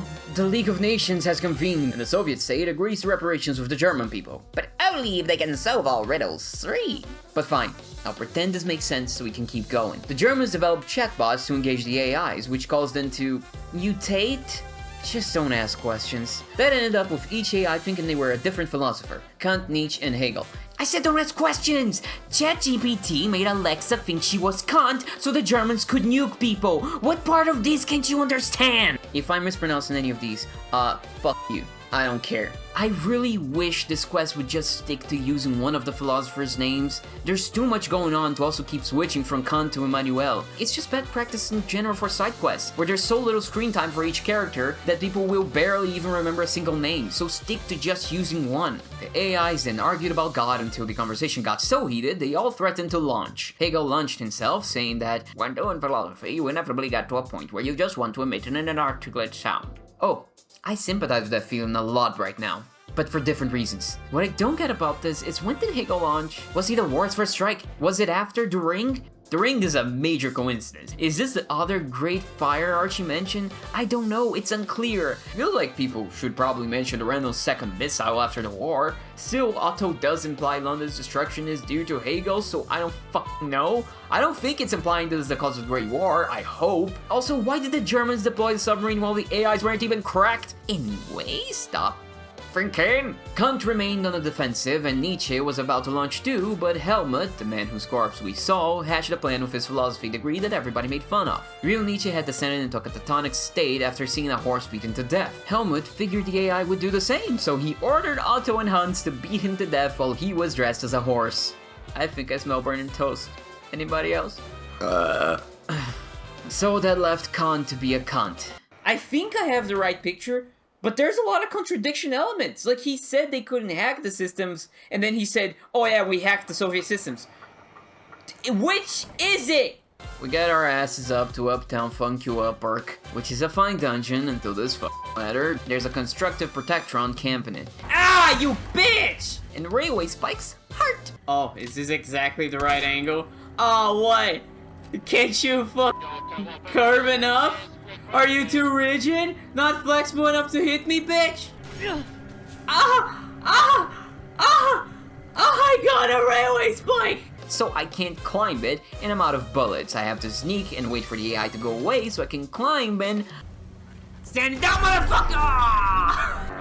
I had no chance! He just killed me!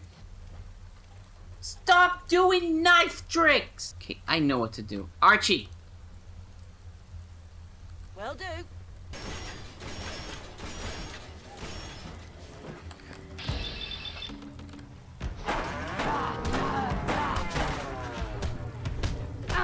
Yes! Yes!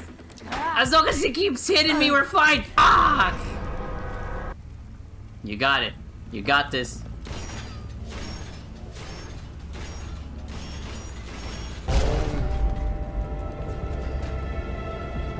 What happened? How is this happening? Ah! This is just a game. I don't have to be mad. Careful, careful, careful.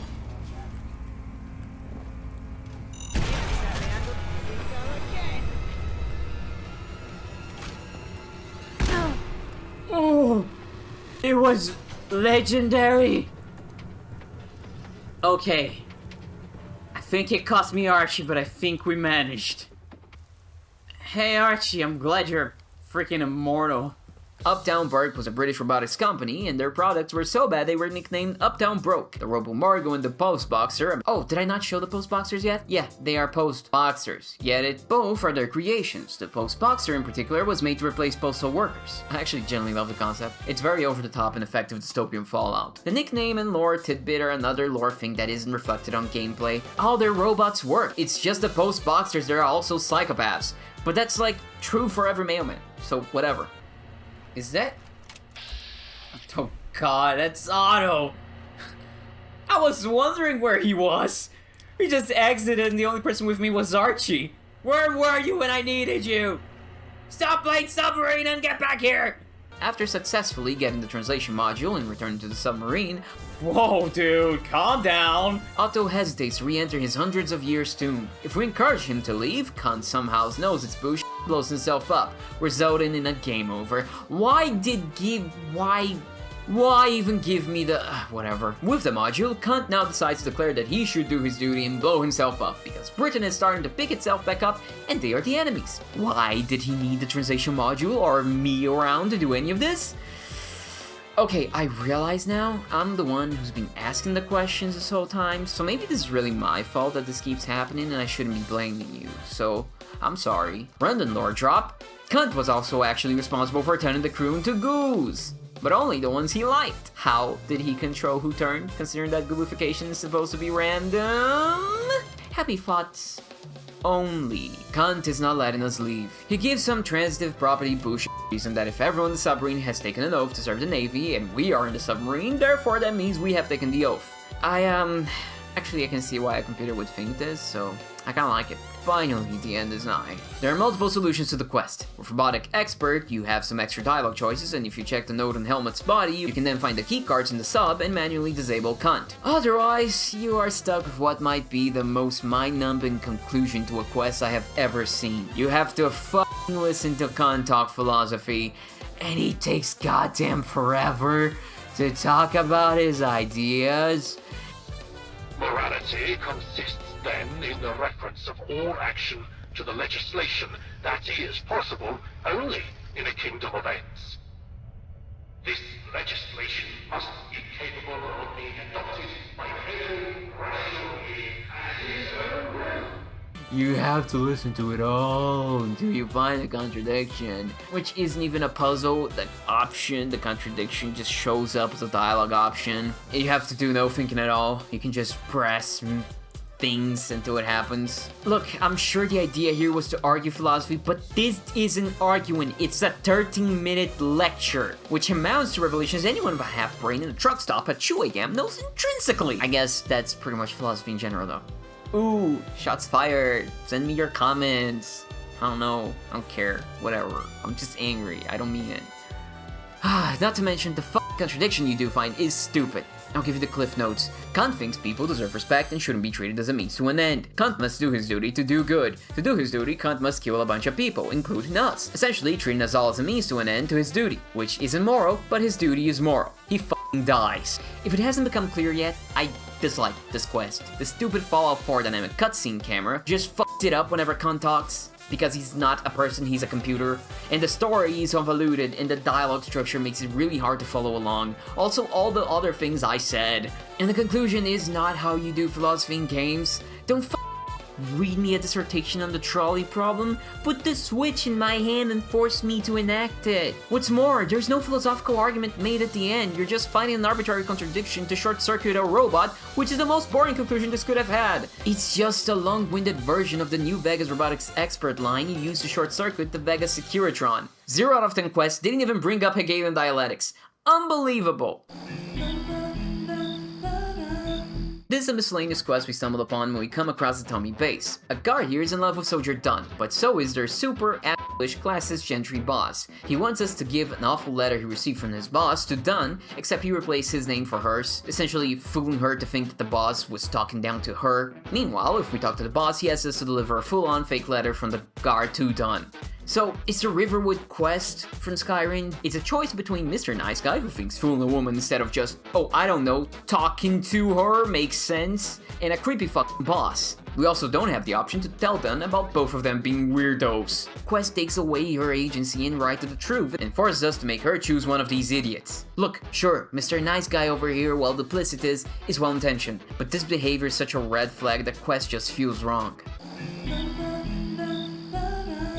Becoming respectable is how you gain a house in Westminster. A disgraced socialite is trying to get back some social credit by being associated with the hottest new thing in town. Us. She wants to mentor and sponsor a social ascension, which will require us to become respectable. To do that, we have to buy real estate. Can't be homeless after all, which I'm not. I live in a bridge. I mean, over it, not under, to be clear. We attend an auction for a house that we can easily win by manipulating every other bidder to leave in fun ways. We then have to join a social cause, which are all deeply right to vote for Thamesfolk, as long as they're gentry. More tea cake in the rations, Jesus. This is a social cause. And the 99ers, which want to save the environment by reducing waste of paper while reducing indentured servitude from 100 years to 99, therefore saving as a character in writing. Insane. After that, we have to join a social club based on our interests. Tell me about the aluminum chateaus. We are a group of truth seekers. We explore a wide range of theories, my friend. From mutant squirrels planning an uprising to a secret society of sentient crabs plotting to control the water supply. Our society is so avant-garde that not once, but 3 times we've been accused of being controlled opposition. I see it as a Okay, that's really funny. And when we join the Tea and Garden Club, we have to guess our way through a quiz because the thing where the answer to the quiz is fucked and it's unreadable. Great. And then the quest ends. Like, yeah, it's a really abrupt and anticlimactic ending. The house we get also isn't that cool of a player home. It looks like a wreck and it's way too out of the way. And it doesn't have a workshop, meaning we can't customize it. So, I don't understand. Why not put a workshop? It's a mechanic in the game. It's there. Why not? Why not, you stupid bastard? What the quest provides is funny and fun. I love the auction and stuff, but it truly feels like we needed some closure on Penelope or some sort of culmination at the end. Besides just a letter. Maybe a twist, maybe a celebration for a sponsor, I don't know. As it is, the ending really hampers the whole thing. I don't know you, commoner. Can you get the hell out of my house? A pub on the ass end of nowhere in London has a problem. The owner made a deal with a gentry for a mythical bottle of alcohol he knows the location of but won't go himself, so he sends us to do it. And the quest ends up being a wild goose chase throughout a bunch of locations because everyone that ever got their hands on that f***ing casket kept pawning it off to someone else for safekeeping or whatever else reason. Oh my god. Straight door for Upton. Who's off now? I've been there! Until finally, we get the bloody thing, but once we bring it back, turns out it's leaking, and the bartender is in a panic since the gentry will be furious. So we piss on a bucket and serve that. What the hell is wrong with you? It's taking so long. Can't do it. Got stage fright. You have a go. Oh my god. Hey. Can you... Would you mind? I gotta... Can you smell that? I had a spark, sorry. Such a peaty, punchy flavor. Robust, fulsome, brimming with vigor. It's sharp, mind you. They say that about leaves me. Nothing to hide. This is somebody's fetish. Quite alien, almost. Almost like it isn't whiskey. Oh? I thought there was something oddly familiar to it. Don't be daft, Percy. You're Zachary's supplier? Yep. You know what? That was almost worth it. Almost. I would have liked the quest more without all the stupid going to 4 different places. Even the side quests as little blurbs were angry, but the lamp shading doesn't make it feel better. Like, the aesthetics of the first dungeon are cool, and in one of the locations we stumble on, there's a gang of women cops on a standoff with a rations distributor. Turns out that the cops are actually fake and use the costumes to shake down random people. Like, that's a cool setup. But again, the whole quest just overstays its welcome. Was it hard to get in the end? You have no clue. Oh, spare us your sob story, wretch. I'm gonna shoot. Okay, let's end this segment with the Crystal Maze. Crystal Palace Maze, whatever. Inside it are many landmarks. Some of these have items to help us survive, some have the keys we need to open the gate on the center of the maze to complete the quest. Yes, the quest of the maze isn't to get out of the maze, it's to get to the center of the maze by finding a bunch of separate keys strewn about the maze. All of this so we can complete the quest and or get the resources for that Bricktonian petition quest to build the bridge. Here's a couple problems with all this. Number 1, landmarks are useless because you can't see them over the walls. Is this the leafy corridor after or before the chalkboard area? I did turn right after left, right? Look, I'm sure for some people keeping track of where you are is easier, but I'm Ryoga coded, I have no sense of direction. Number 2, the keys are hidden. Not only do you have to find where they are in the maze, you have to find where they are hidden in the place you just found, because they are not ever in an obvious position. They are under a cardboard box. Well, all the boxes were checked. Now, not because I wanted to, but it just happened. Hidden inside a telephone pole. Oh my god. It's the same... It's even the same color. They could have used the yellow crate to make it visible. Everything's f***ing gray and brown and green. Oh god. Oh. Hidden inside a bunch of thorns. Number 3. Since the fucking keys are hidden, it's hard to tell which landmark is there just to be there and give you loot, and which has a key. For example, I passed over the telephone landmark thinking there was no key there, because there was a thing I needed to unlock there, so I thought I'd need to come back later to here, but turns out that the key there was just hidden in an obnoxious place that I didn't realize. Number 4, you have to use your keys to open different places in the maze. Getting the key and finding your way back to the place that you need to open is a pain by virtue of this being a fucking maze. Did I say a pain?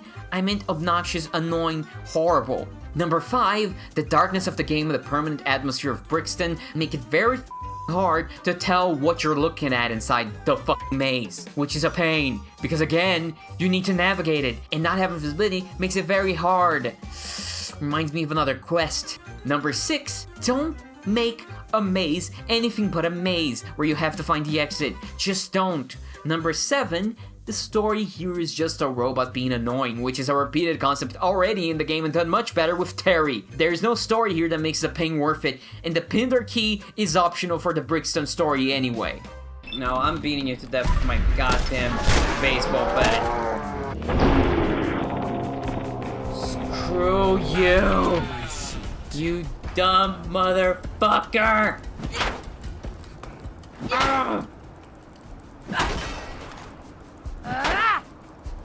What if I leave a breadcrumb trail at every turn? I should have enough of them, right?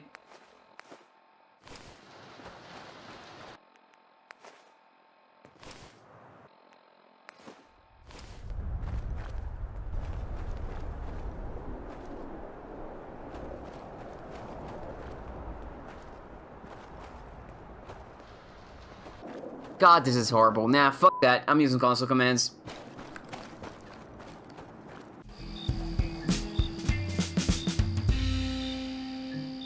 At its earliest, London's main story was planned to be more about the gangs and their war, from what I can tell by the dev team's early devlogs, but the project seems to have shifted over time to what we got. During the gang war, an outsider gang, the Vagabonds, joined forces with the Isle of Dogs syndicate to help push them through to victory. It's been 10 years since then, and this aftermath is what you'll be landing into.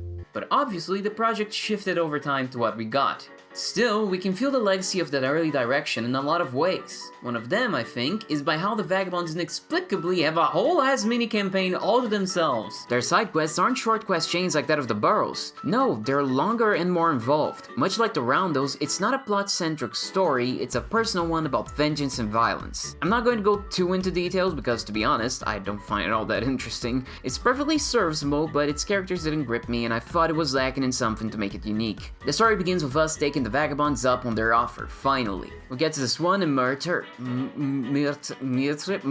this thing, only to find another attack by their rivals, the Isle of Dogs Syndicate. We help them out, and at the behest of a vagabond, we sprint after a survivor. There's a little choice here to either kill them or let them live, with the promise that they will quit the dogs. I have the distinct impression that will come back to bite me in the ass. This is not ever brought up again. Which is good, because it means this queen kept her promise. You go, girl. Make better choices. Back at HQ, we introduce ourselves to the gang, who, to the story's credit, are their very own unique characters, both in terms of visuals, aesthetics, and personality, even if most of them aren't given much time to shine or much depth at all. The more relevant characters here are Bossman Gaunt, his veteran sort of mentor Blind Nelson, and their 3 lieutenants. From talking to people, we learned that Gaunt's dad, the previous leader of the Vagabonds, was betrayed and killed during peace talks with the Dogs by Thomas Black, the leader of the Syndicate. So one can say Gaunt has a bit of a rage boner for the man and is ready to fuck the Syndicate with it. Nelson himself was there and turned into Blind Nelson when Black had his eyes carved out, so he's also not a fan, but is fond of Gaunt and wants to keep him safe. Our main story is all about f***ing up the dogs. To start off, we have to prove ourselves with a bunch of little small side quests. Our first mission sees us fixing a radio, which ends up being harder than it looks because we gotta talk to everyone and solve their own little requests to do it. We also do this favor where we get a package for Winston for the trader and save her from hooligans, which I think sets up that the Vagabonds do help the small folk, so I guess there's also that. They aren't just gangbangers or something. This is the soft introduction the game gives you to how its quest operates with perks, specials, and stuff if you come here at the start of the game instead of going to Thameshaven and passing through the Prilladog factory. It's annoying, to be honest. It very much goes on way too long. We then help Yvette save one of ours from being executed by the dogs in a quest that has no relevance to the rest of the story. Let's see what Yvette's handiwork. What the f***? Like, she did this. I wasn't here. I just came in. She killed this guy and stripped him naked. I mean, I guess I do that all the time too, but that's f***ed up, man. Jesus, she did it to this poor person too! Neither Yvette nor the person we save are ever relevant again. After that, it's off to the races as a real member of the crew. We participate in a meeting where multiple plans are lined up, meaning we get 3 quests that are all about strategically screwing over the dogs, each related to each lieutenant's role. Johnny, the bomb expert, wants us to do a prison break, Winston, the quartermaster, wants us to steal or screw up the supply chain of the dogs, etc. I do like this because it does feel tactical and kinda like an actual war plan. Reminds a bit of Saints Row with the gang war and sabotage of resources thing. During these meetings, there's often friction between the lieutenants and the head honcho Gaunt. He's bloodthirsty and unrelenting, consumed by vengeance. The others, meanwhile, are actually thinking straight. Though, to be fair, Gaunt does make some good points in his rebukes. Point is, with every mission we get an optional objective, which is an additional goal the lieutenant of the mission sets for us, that when completed would be extremely helpful, but is a thing that Gaunt always has argued against. The warehouse robbery. A lot of supplies are kept in the dog's main storehouse over at the cinema. Our main goal here is to blow it all up, but our lieutenant argues we should steal some supplies before that.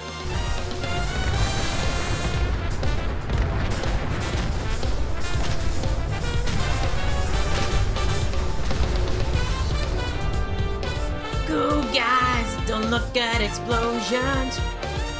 Ah shit, a tree. True. Lance. The last quest here is a prison break. The dogs have a boat prison near the HQ. One of the lieutenants has spent some time there and he says it was hell, and the terminals there corroborate it. It being a holding area for slaves as well means a great target to hurt the dog's pockets. Our main goal here is again to blow it up, while our secondary is to free the captive people inside. You bastard. Woo! Oh yes, my fellow secret agent man! Did you launch them to the moon? What the hell? Mates, better leave! No! Ouch, damn! Hit me from here? No, everyone okay? Lads, found them. Ah, scheiße. Wait, I'll save you! I went for all that trouble to rescue you guys. It would only be polite for you to survive. We have the train heist, which had the potential to be a great quest, but it kind of disappoints. We're supposed to do a train heist, except we never really get to fight inside the train, we just take it back home. I can't get to... Ah, fuck. Oh, no. Jeez. Oh! I'm sorry. I didn't mean to. I wanted to use TCL. No. Our main objective here is to blow the train up, therefore neutering the dog supply chain in the long term, or steal the train's cargo for ourselves. Why can't we steal the cargo and blow it up like in the last quest? I don't know. Can you chew bubblegum and walk? I didn't think so. Having probably f***ed the dog strategic like. It's time to cut off the snake's heads. Again, we have a meeting. Black orchestrated the Red Treaty. He's responsible for the death of my old man. There are 3 lieutenants who helped mastermind the whole thing. I want them all dead. Alright, so on to the lieutenant's quest. There's this dude who fridged Winston's wife, and it's time for us to narratively justify her death by cathartically avenging it. God, though, doesn't want the personal shit getting in the way. He wants it to be nice and clean, which is rich coming from him, and I appreciate how he's called out on it. His vengeance matters, but nobody else's. No one else. Thing is, Winston became my favorite character after the train heist segment. And if you say a train robbery again, I swear to God. Well, now, just hear me out. There's a train that makes up a third of the syndicate supply line. Oh, for f***, Winston. You've been reading your bloody spy comic books again. You're not 006 or whatever. Well, it's 005 actually, and what I read in my spare time has nothing to do with this. What should I expect at the station? I don't know for sure, but there's a scene in Radfinger where 005 boards a moving train to neutralise an A-bomb somewhere in the Swiss Alps. If that's even loosely based on reality, then I'd expect heavily armed goons everywhere. Maybe some bookish scientists in lab coats. And I wouldn't count on the possibility of a few trained martial artists either. They'll attack you on sight, so your best bet is to go in stealth and kill them one by one, preferably with a silenced pistol. Quick, take this before Gaunt sees. Christ. This is such a mistake. I already got mine. It's gold plated, baby. Okay, this revived me. Did you throw anyone off the train? God, I wish I could have been there. It was nothing a licensed troubleshooter like myself couldn't handle, Winston. After all, the life of an atomic spy may be short, but I'd rather a half-life than no life at all. Okay, actually, that's pretty fucking cool. Holy sh**. 005 issue 7. Neutron ball. Goose pimples, mate. You're my bloody hero. So when we find him on the whorehouse where we're supposed to catch our target with their pants down, get it? What a snivelling little cunt you are, Lockheed. What the fuck? Winston! Oh, fuck. What a bleeding pleasure it is to see you two. What's going on? Oh my god, this is avant-garde. Look at this. This is beautiful. Do you have games on your phone? I let him come and leave him alone with the dude. Next evil lieutenant is a sadistic woman. Our contact on the inside, who was supposed to let us into the factory unnoticed, double-crossed us and it's a straight-up fight. She is a pet that the game wants me to believe is a dog. What the fuck? That's not a dog. That's a clay sculpture of one. Stop. No, no, no, no, no. No, no, no, no, no, no, no. Yeah! Yeah! 1, 2, jump!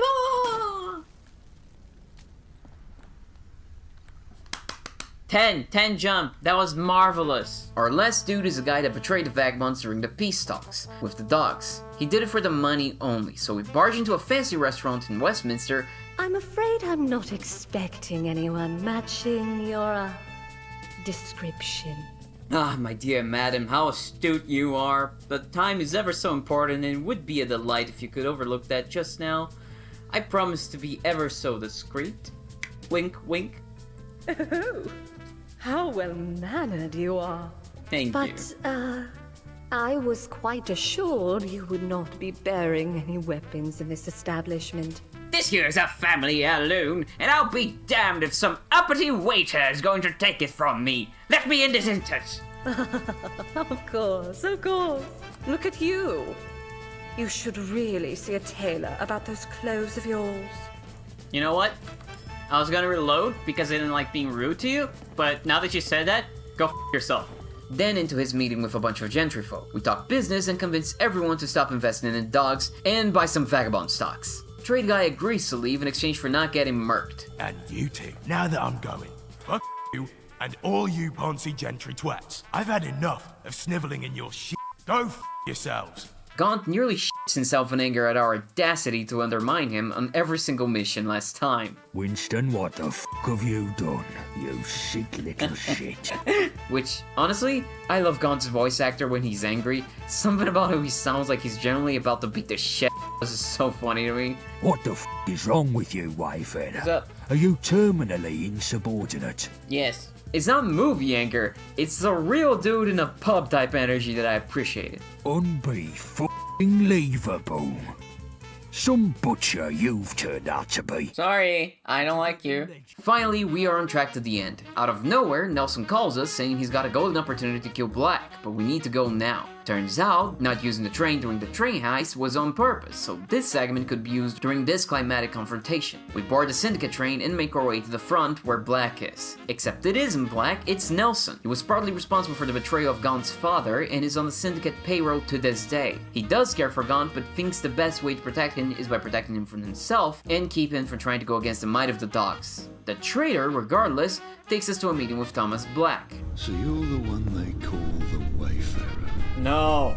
Here we are confronted with the Vagabonds' big choice. We can join Black fully and destroy the Vagabonds. I like how matter of fact he is about having you under his employ. He's like, maybe you get everything, maybe you kill me, I don't know. I don't plan on living forever. But hey, we all stand to gain. I do really like Thomas Black. He is kind of a cliche money-grabbing guy, but he's also refreshingly level-headed. He knows his position, he knows his limitations, and he's just all business. Like, it hasn't been addressed that much so far, but the Isle of Dogs Syndicate has a whole money is everything type of philosophy, which I wish was more dealt with. But yeah, they're unscrupulous and monsters. But Black is a smooth mother, and I really like him. His offer for us to join him is very matter of fact. He makes a very compelling case. You know what this place used to be Square. before the world burned down? A hub for financial trade. Right again.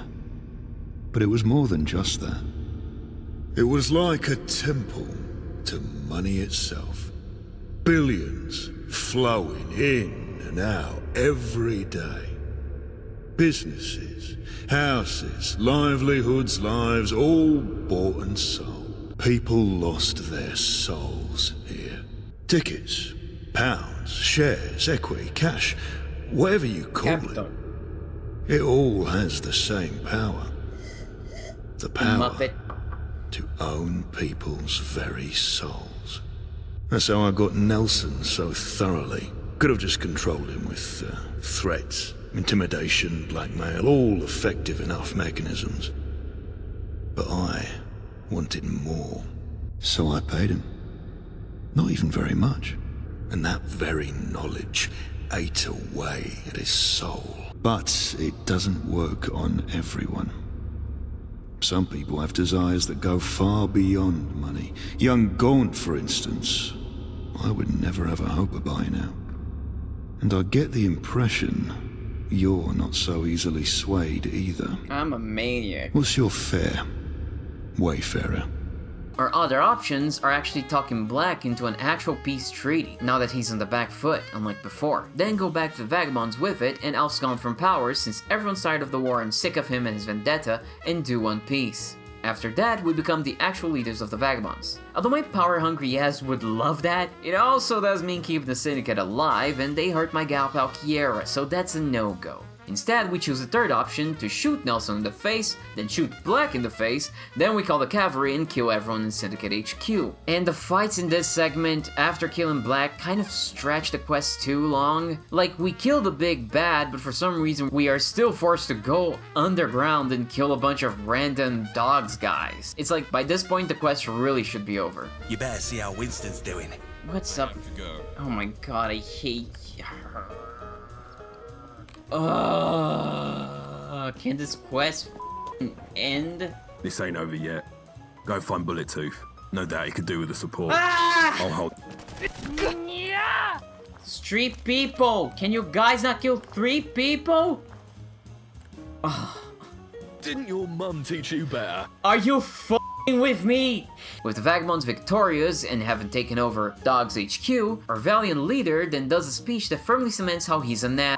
Some of the Vagabonds lament the loss of life, some leave because Gon's a dick, the end. This quest has a lot of themes about vengeance, but they kind of fall flat on their face because the vengeance path is the morally correct one for one, it being the only path to justice for the dogs who are terrible, and for Chew, it's not impactful because we don't really lose anyone. Knew this war of vengeance would leave many casualties. But I ignored it. Nobody knows that. It took seeing the bodies to realise that they died for us. Nobody. People like me and Gore. knows that. Like, there's a lot of talk about people being tired and a lot of losses, but all the lieutenants come out of this alive. It would have made much more sense if, you know, some of them died, making vengeance, you know, have a cost. As it stands, we come, we conquer, and we sail away to the next thing. Nowhere to run, eh? We did it. We got those dogs. What do you mean, we? You stuck! You stayed here! Oh, I thought I helped a little. Okay, no, wait. I gotta reload. I gotta load. I can't. He sounded so bad. You know what? But you did great. We sure did. I'm just glad I did go on proud. Watch your back, because I can see exactly where my knife would fit. I like the pistols way more than you fuckheads. All right, sunshine. Do you know what I went through to fix that damn radio? Oh no, did baby have a hard time with their Tinker toys? Why didn't you say so? Take a seat, I'll have one of the lads pour up a warm glass of milk to calm your delicate nerves. Where the hell is Yvette? Daycare is over. She's got to pick up her little ankle biter.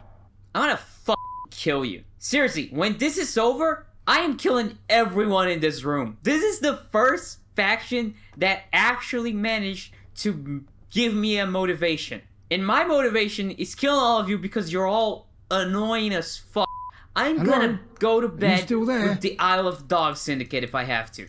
Don't play the blind pity card on me now. It won't work. You hear that, Wayfarer?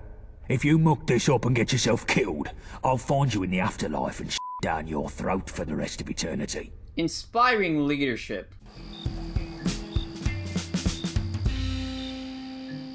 Out of all the factions you can side with during Act 3, Angel is the only one that doesn't immediately lock you into their path, allowing you to experience their first few quests. To join them, we have to go over to the new head of Civil Services office, i.e. Smythe's office, that we helped get going with the bomb fiasco. Mrs. Woodcock sorry. The receptionist won't let us enter the office proper unless we abide by company policy and, like everyone here, put on a bowler hat. Or if we're charismatic enough to avoid that fashion disaster. We stop by the door to Smythe's office. Finally, we can meet them in person. Finally, we can... Just kidding. From now up until the last quest of the game, they will only contact us via telephone or TV screens. Once again, Smythe dangles answers in front of us, or work in exchange for the Wasteland and Angel's most powerful resource, information. Really getting sick of that motivation angle. Man, it's been like 90 hours of gameplay. Fuck. Because information is power, and I know who you are. Who you really are. But to be fair, Smythe also offers you power as motivation. If you ask for something more tangible like money, they even impress on you how money is a function of power, though they still offer you a fuck ton of money if you do it. Now, going back to the information as power line, I love how it takes a whole different meaning if you know the twist. The second half of it might just seem like Smythe's reiterating that they can give you the answers you've been searching all along, but with the twist in mind, what they are saying here is a massive self-report. They are saying they know how powerful their offer is because they know you, and know that what you desire the most is power. Great stuff. Despite all that, I still do think it's a bit lame how Angel's ideological position is basically non-existent until the twist. There's kind of something there, but thing is, the game can't tell you what their deal is, what Smythe believes in, because it's one of the twists at the end. The twist is awesome, but Angel as a faction feels lacking compared to the immediately and easily understood alternatives. Therefore, their only appeal is more about aesthetics and vibe. Choose them if you want to help out wacky mad scientists and be a minion to what's pretty much a comic book or spy thriller supervillain. Our first mission is to go to an Angel lab and help out Dr. Wesley Herbertson. He's kind of whack. A word of advice from a fellow pursuer of the truth. The consensus is nothing more than a system of oppression. But he's researching a cure to reverse goo fertilization. Though for that he needs fresh goos to work on, so he turned part of his lab into a goo habitat for his underachieved scientists, who he also turned into goose. They are now wandering downstairs and it's up to us to collect their DNA samples. We then have to help out the scientists on their try run of the new cure. What with Angel being a faction of mad scientists and all, I do appreciate that we take part in their experimentations on their quests. It's working. Talk to it. Don't delay. It understood you. It communicated. I didn't hear it. It's a success. No, it's more than a success. Yeah. It didn't really. It's behind you! Companions. Missed! Our next task is also very fitting, considering everything we've seen of Angel so far. We have to clean up one of their many fuck-ups over in the abandoned lab at the London Aquarium. Something there has been transmitting a signal, so we have to find out the cause and deal with it. And judging by the location and the anti-animal ammo Smythe gives us, they were probably doing some animal experiments. This is one of the game locations that has such a superb atmosphere and lighting, just top-notch aesthetics, that we sadly can't enjoy because of how dark it is, meaning we have to ruin it all by using our flashlight. Torch! The place is infested with mitten lurks, and going through it, we learn why. Angel was trying to shove people's brains into the crab monsters. They had 2 particularly successful results. One reportedly had psionic abilities, which the lab had chose to let go in order to placate the increasingly unsettled staff. Meaning, yes, the mitten lurk queen from the Thameshaven quest came from Angel, because of course it did. I love that. This is the kind of interlaced world building I wanted the whole time. And funnily enough, we're going to be seeing a lot of that from the Angel questline. The other success is still here. I had a dream like this once, but I was also a crab. And the other crab was wearing a top hat. Reggie likes being a giant monster crab, but he wants to go out and see the world. Of course, he could be an absolute monster, fooling us into unleashing him into an unsuspecting world, starting a reign of chaos and carnage, like his metaphorical sister, but he seems like a cool cat crab to me, so I want to let him go. See that panel over there? It links up to the central computers. I was able to figure out how to get it to send out a signal to the outside world. How? Through the power of interpretive dance. I'm kidding. I hacked it with my claws and mandibles. Not the best tools for the job, but patience saw it through. Smythe, however, wants us to activate the lab's self-destruct sequence and blow it and Reggie to Kingdom Come. Smythe claims the results of the experiments were always unstable and the evidence inside the lab is dangerous. If argued against, they will pull what we in the profession call a pro-gamer move. It's done. Don't get incinerated on the way out. What do you mean? Fuck! Though as pro-gamers ourselves, we can do the same and deactivate the sequence, giving us time to free Reggie. Bye-bye, Reggie. Though doing so will flood the lab, which at the very least should make Smythe happy if we are quick enough to survive it. Fuck! Answering the phone outside the aquarium is Angel's point of no return. Smythe is pleased at the destruction of the lab, but angry at the crustacean concession. But they really won't do anything. Won't do it, no balls. Before we move on though, I have to mention there is no closure for Reggie. What we've done here never comes back in any way, not even with ending slides. Real lame. Smythe then asks us to assassinate the leaders of the 2 other major factions. Yeah, no biggie.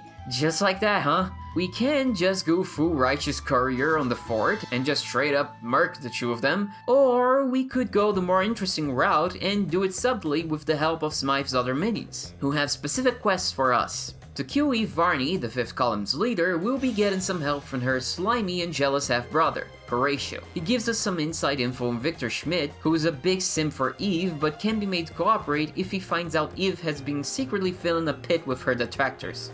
Can I help you? Yes, you can. I get. Oh, that is horrible. No. Need authorization. Here? This will do fine.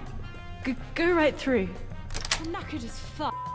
We're being beasted with all this. Oh my god, she was pretending! Instead of getting evidence of that, however, some talk foo is already enough for him to flip and give us the perfect time and place to ambush and discreetly take out Eve. Ah, you fascist pigs! Hey, hello, what's up? Hey, how you doing? I heard you're super cool. Hey, hello, bye-bye. Alright. Oh my god, she's actually killing me. Okay, I should have taken that seriously. Could have been friends in another life, John. Often Archer from Camelot is a bit more of an involved process. From here on, the Angel questline starts doing this really annoying thing where they will constantly start to ping-pong you around locations, a lot of times for no good reason. For example, our contact for this part of the quest is Dr. North, who we meet over by the Westminster pub as he's given a lecture on transhumanism, DNA, and the Thames folk. But when we talk to him, he tells us to go to a secret lab on the London Underground. So we just traveled all the way here to do nothing, and immediately have to go somewhere else. In this case, you can argue the lecture is worth the entire trip, but I'd argue we could actually be sent directly to his lab and shift this lecture to happen later in the party we attend with him in this very quest. We keep the cool lecture, save us the extra pointless trip, populate the party's atmosphere a bit more, and the lecture will also feel more fitting there than some random pub gathering. This is a pacing issue essentially, which is something that is way more pronounced in Bethesda games due to the interminable amount of loading screens they have. Doubly so with the whole you can't fast travel from inside buildings thing. You just have to take all of that into consideration when designing the quests. This is the kind of thing that professional productions would notice and streamline, mostly because they just have to be as economical and concise with things as they possibly can to lessen the workload. It's a notable difference for obvious reasons between professional and casual productions. At any rate, we do have a fun section getting to North's lab, since it's in a station that's only accessible to him and his cronies via train. We, meanwhile, have to get on the tracks and run like hell before a train can come and smoosh us. There, we learn he is all about cloning, hence his DNA lectures. He reveals that he's also being tailed and spied on by Camelot's spy knight, Guinevere. A super spy knight from Camelot is just a really funny and absurd concept. I love it. Does the party. North is hosting a gathering and Guinevere will most certainly be there. We are to assassinate her and take a sample of her blood, so we can clone her and then we can use her to infiltrate Camelot and off Archer. The party segment is freaking dope. We can talk a bit with the guests and optionally search the premises for surveillance devices left around the place by Camelot. There's also this cook who just really messed up. Poor guy burned down his entire kitchen and is in an absolute inconsolable state. Knowing the gentry, he's right to be worried. This is good environmental storytelling. Eat your heart out, Bethesda, with your stupid skeletons. Anyway, lure Guinevere out back and old Yeller her. Back at the lab, the clone experiment is a resounding success, but the doctor then starts getting a bit mouthy. I hope I can regard seeing your face as confirmation of the plan's progress. Yes! I had asked my associate, but of course, I'm eternally grateful you're here to correct my mistake. Oh shit! I just felt better Yes, he equipped asked to me, discuss buddy. the situation at hand. No, as per usual, you're Jeez, perfectly this is correct, dressing down. Dr. North. You are the authority in that room. Oh my god. Successfully load that abstract syntax module I sent you? Yes, although I would have preferred this was sent to me sooner. I didn't have time to scrutinize the routines. Are you suggesting I've made a mistake? A second set of eyes may prove to be useful Oh my God, this is should we gonna wish die to so develop the bad. potential of the technique further. Is that so? We can test a few routines right now. Yes, that would be ideal. Guinevere, kill Dr. North. Why? Shit. It was with her fists even. Wow. Don't worry. His intelligence won't go to waste. Ironic, really. He can be replaced by himself. Irreplaceable. How are you going to be a minion to a supervillain and not realize you shouldn't be doing this, man? From there, infiltrating Camelot is easy thanks to the clone, though she does freak out on us after we kill Archer. It's okay though, because Smythe knew that was going to happen, and wait, what the fuck? Now we get back to some decent, honest looting. Come on, man, you ass. Could have warned us. You see, this is why nobody likes working for supervillains. If it wasn't for the Dento, I'd be out of here. The opposition neutered, now it's time to do a power grab and make sure Westminster is under Smythe's full control. First, we need to get the gentry politicians to sign off on turning Smythe into a chancellor. They are mostly on board, but being difficult, so we need to remind them of who they're dealing with. Our first target is the Baroness, who's easy to blackmail since Smythe gave us a tape of her doing the dirty with a townsfolk who, more importantly, was most definitely not her dear old husband. Second is the posterman of excess, who we need to convince by either threatening him, getting him a pack of booze, or just charming his pants off. Not literally though, the Wayfarer has no game and could never actually get anyone naked is what this game has taught me. Because it doesn't matter how much we flirt and how much people are receptive to it, it never leads to anywhere, just like me for real. The third person convinced is a man who's very fond of his protege, who were meant to kill during the televised debate. This is a pretty cool section. When we enter the debate theater, the power goes out, which gives us a timed opportunity to sabotage our Mark's microphone discreetly, setting it up to electrocute her. We do have to first shake off the electrician's suspicions, so he doesn't think we're doing anything suspicious, like the suspicious thing we are indeed doing. The sabotage done, we can, funnily enough, end the timer early by backseat electric engineering the electrician. We can then stay and listen to the actual debate. It's a debate between a traditionalist and a 99er. Both causes that we can join during the Become Respectable side quest, which again, interlace world building, love it! Essentially, the 99ers want to save the environment by saving paper, which they want to do by lowering the term of indentured servitude for debtors from 100 to 99, saving us one digit that will save us space and papers and therefore save us paper in the long run. The traditionalists are of course mad at this, not because it's stupid and preposterous, but because it's different, and how dare anyone imply that the system we have isn't working perfectly fine as it is. Change bad, conservative angry, grrr. It's an absurd debate between change that is merely an inch away from the status quo, and a conservative screaming that that would be the downfall of society, and how it's an insane proposition. So, you know, most modern political conflicts in a nutshell. You know, pick your poison, the same shit as always, or something slightly different that is kind of an nth step away in the right direction if you squint. It's really funny at first, but it drags on and on. You kind of get the idea during the first minute, and by the fourth you're just hoping you're the one that's going to be electrocuted. It's an optional thing, you don't have to watch it. I just think it's a really good joke that could have used some editing, because it ends over saying it's welcome. The next day, we meet our target in Morning by the church, where we can gleefully laugh in his face about killing his love. You're implying you did this? You are a disgusting individual. He then agrees to help. With our papers in order, we bring them to the Prime Minister to make it official, meaning we can meet the man we heard about on the radio during the election night special side quest, Prime Minister Freddie Newell, who thoroughly kicked our candidate's ass. Smythe then broadcasts a public speech, which is honestly not that interesting, and was made actively annoying because of the stupid mod's stupid NPCs. People have a negative attitude. That's what's stopping them. If I see one more up-and-coming peasant, I live in fear. Oh my god. Life at the top is immensely satisfying.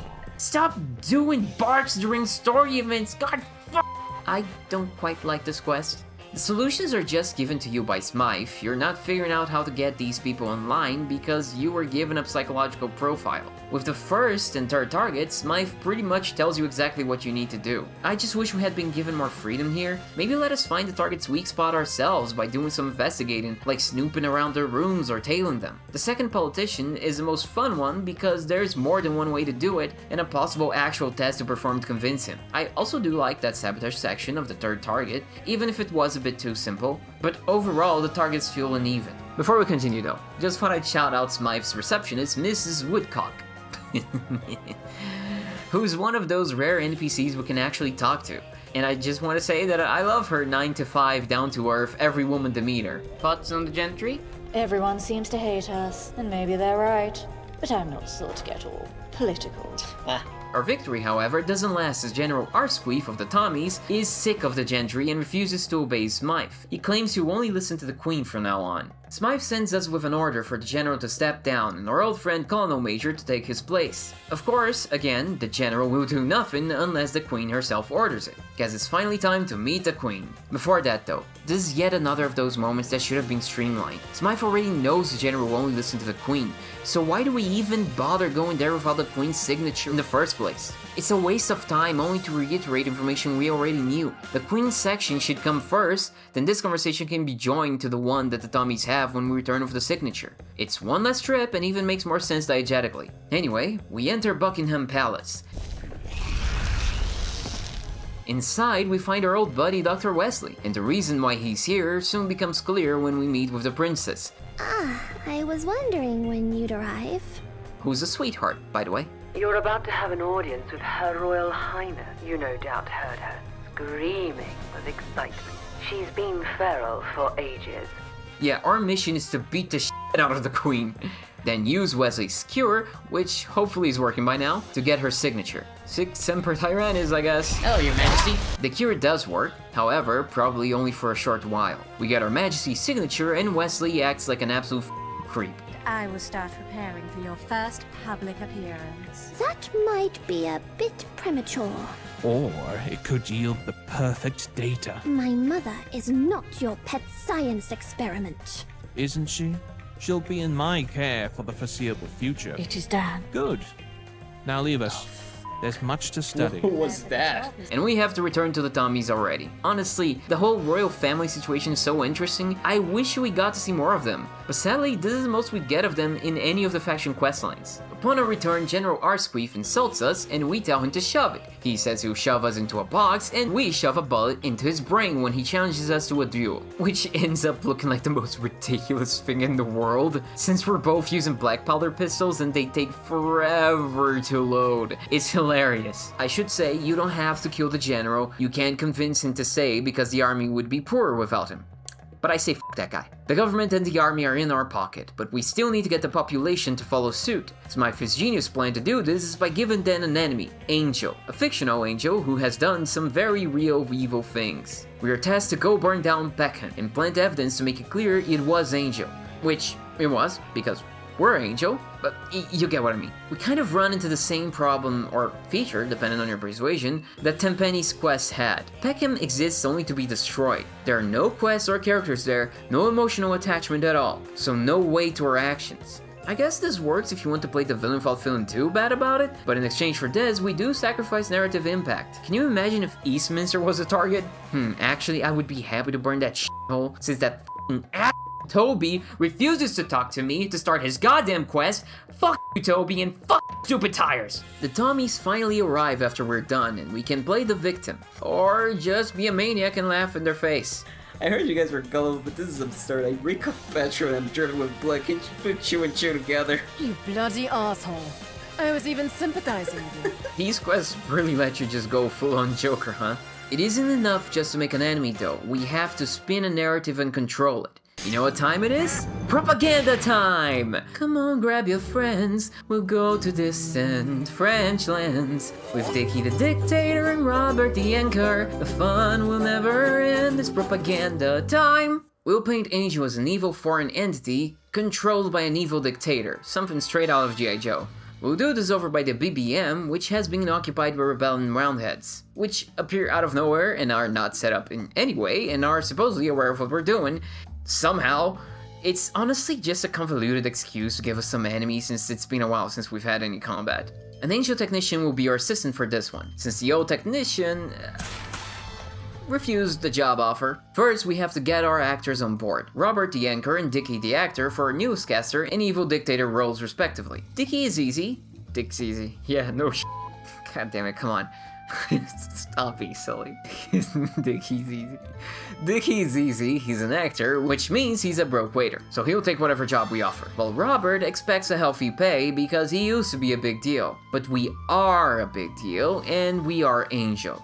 Cooperate or die. After that, we have to get a new transmitter, since the Roundheads broke the last one. And this is yet another one of those ping pong situations. This should have already been an objective when we went out to get the first actor. We could have done both in a single trip. Now it's another set of loading screens for no reason. There was just no reason to sequence these tasks. The transmitter is over by the broadcast tower in outer London. It's an unremarkable trip and a short dungeon. This place is more thoroughly used in the 5th column's questline, and more interestingly done in the Camelot one. With everything in order, the game forces us to sit down and watch our fake broadcast, which is honestly kind of boring. It's a gif of Fallout in-game imagery, which is not very visually stimulating. The dialogue and story it tells were also already pretty much conveyed to us by Smythe and the Angel Technician, so it really doesn't add much. It's a cool idea, but the execution lacks. The terrible French impression of our G.I. Joe Johnny Quest dictator villain is pretty funny though. London hear my voice. Hear the voice of supremacy. I'm glad I watched a GIF for like 10 minutes about something that I already knew! Speaking of, she telephoned. Asked to you personally. Yeah, she does that every single time. Most urgency. I'd head straight to her office. No delays. Ah! What?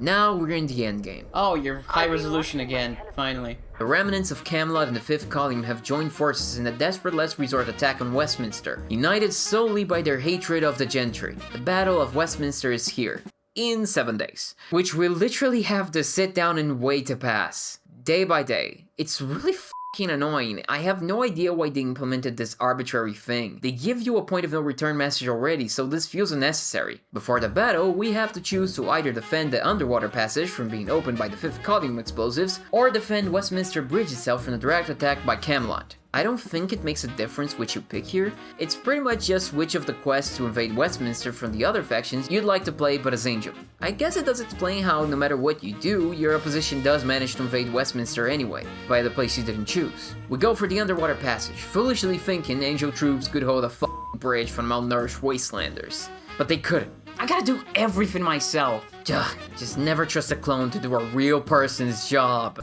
See this? This is your stupid king's weapon, dumbasses. Now we have the Battle of Westminster proper. It's pretty much the Battle of Hooverdam on steroids. Okay, wow, this is actually way more strong. What the fuck? Get stunned, mate! Block now, bitch! The Gentry streets are a war zone with enemies and allies everywhere. We have to battle for and raise our banners in 4 key positions. First is Parliament Square. Hail the Jack, you fuckheads! No, it crashed! Ah! It's you. Thank fuck I found you. What's up, bud? I told them I wouldn't work in this mayhem. I refused. I said I wouldn't do it. Uh-huh. They strapped a fucking bomb to my chest. Alright. I was told to dictate the following message. Yeah. 3 is just a war key zone. positions have been or will soon be seized by the insurgents. That's it. That's the message. I'm getting the fuck out of here. I quit. Bye-bye. Thanks for the message. Then 10 Downing Street, outside and inside. I'm sorry, Kiera. I keep doing this to you. Ah, good hope, unknown. Admiralty Arch alongside the Queen's Guard and some freaking crazy horses. And here we also have to close the gates to stop reinforcements from coming. Stay in the ground, that's your place. I'm sorry, but you can't f***ing get in the way. What the hell? Just everybody falling down the stairs.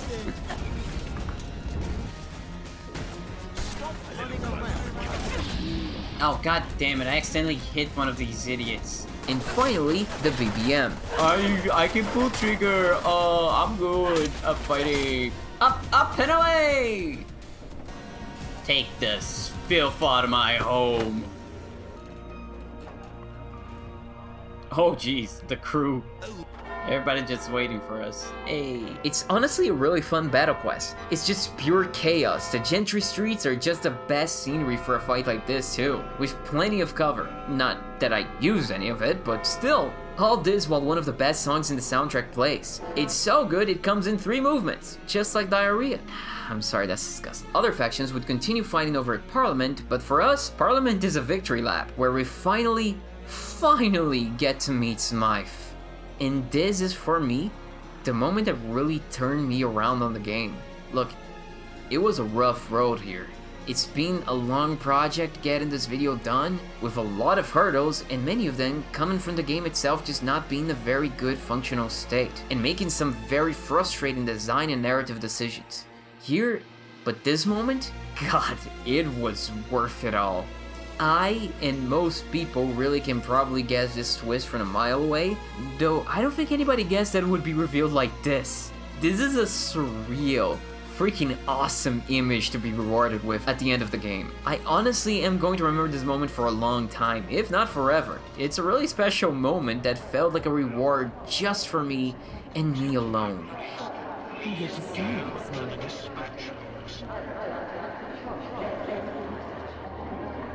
Oh. You're just in time. Oh. That is so weird.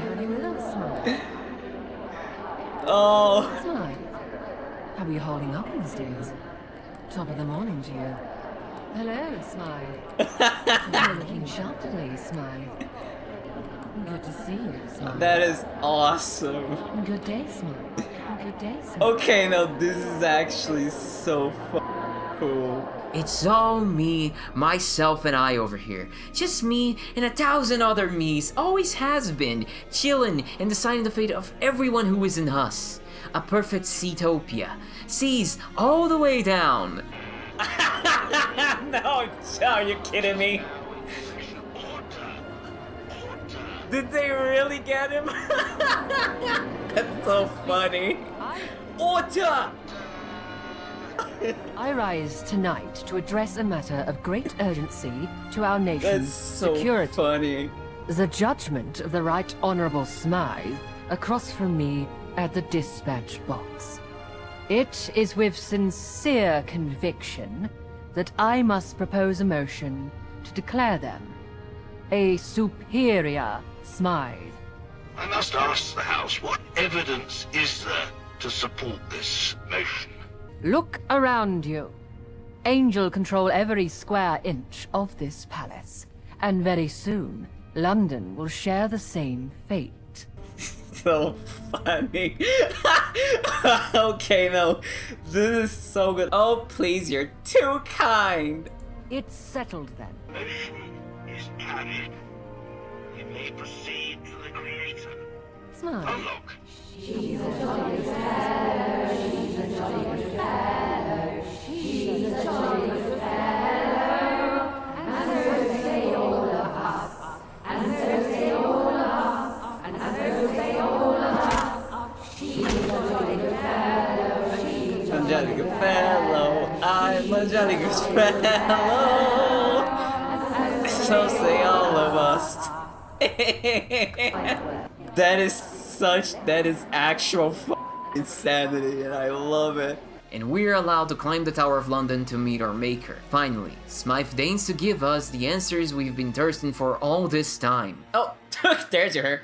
Again, a lot of it we could piece together from our travels, but it's still just very nice to have them. Smythe used to work for the government. They predicted the Great War, but got arrested when they tried to do something about it. Though Angel had already pretty much started by them, and even though they were in prison, Angel got Smythe out safely the moments before the Great War. They also explained their outlook. Somewhat. I believe in me. No philosophy or school of thought can be more reliable than that. We shall treat the proles like one of our experiments, dehumanize them, and it will be their salvation. Their salvation, so that is why they're called Angel. Ah, okay, now that's actually pretty cool. Their satisfaction shall be tracked, optimized, and perfected. Through psychology and scientific advancement, we will win the game of life. The pros will never be sad. They'll never be angry or hateful. They will simply accept the state of perfection upon them. Why is the Parliament full of us? They will be running the country from now on. You must understand, I respect the parliamentary and legislative process. It's the people within the process that made it fail. So, I compromise. So yeah, our guesses were right. Smythe themselves is a clone of a clone of a clone of the original. A new Smythe pops out whenever the previous one dies naturally, or gruesomely. We were supposed to be the current Smythe's replacement, though they have a new one now. Our job is done, and we can sit back and enjoy life as Smythe Prime rules the world. Or, I guess, London. Saying London is the world is a very European thing to say. Holy shit, wait, I just realized, we only have 3 years left to live? Or is that just for the clone troopers? I want to live! Oh god, Blade Runner, we're doing Blade Runner now. Any difference between us is derived from our experiences and scientific error. Wait, so is my humor a scientific error from the experiment?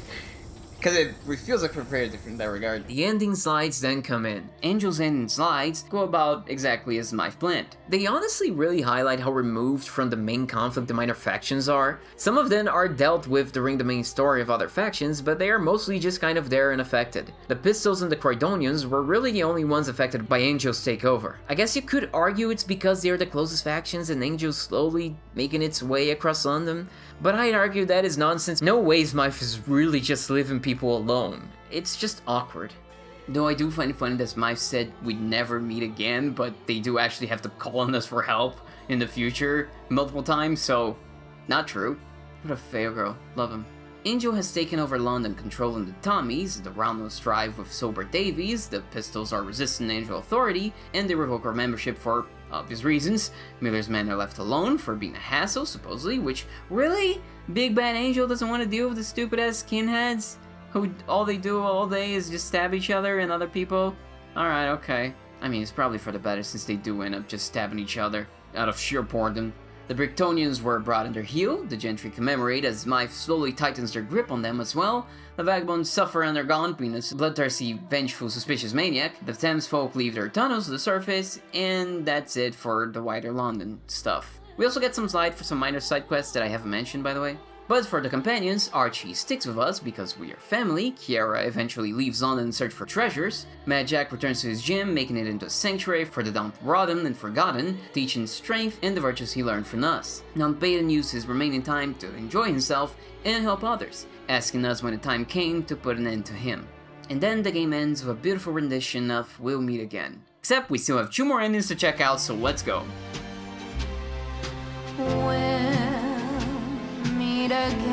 By the way, we can choose to kill Smythe at the end. The point is that with them gone, we are next in line to become Prime Smythe, which does require us to complete our conditioning as a clone and get all the Smythe memories implanted. Would this make us be just like the previous Smythe, or would our added experience make us different? Better? More moral? But probably not, since to get here, we willingly burnt down a town of innocents, so either way, we become the head of Angel.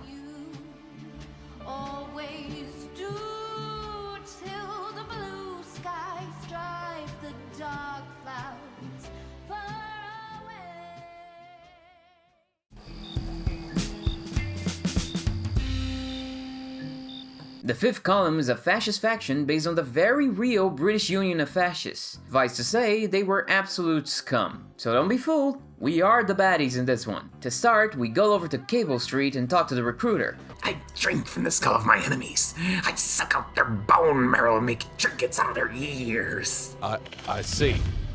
I'll just put you down as experienced. But we are interrupted by our old friend Guido, who fast-tracks us to success by claiming to the recruiter that he isn't dealing with the average grunt warrior anymore, but a super grunt. The fifth has a real hate boner for the gentry, so our whittle act of Taoism had them frothing at the mouth.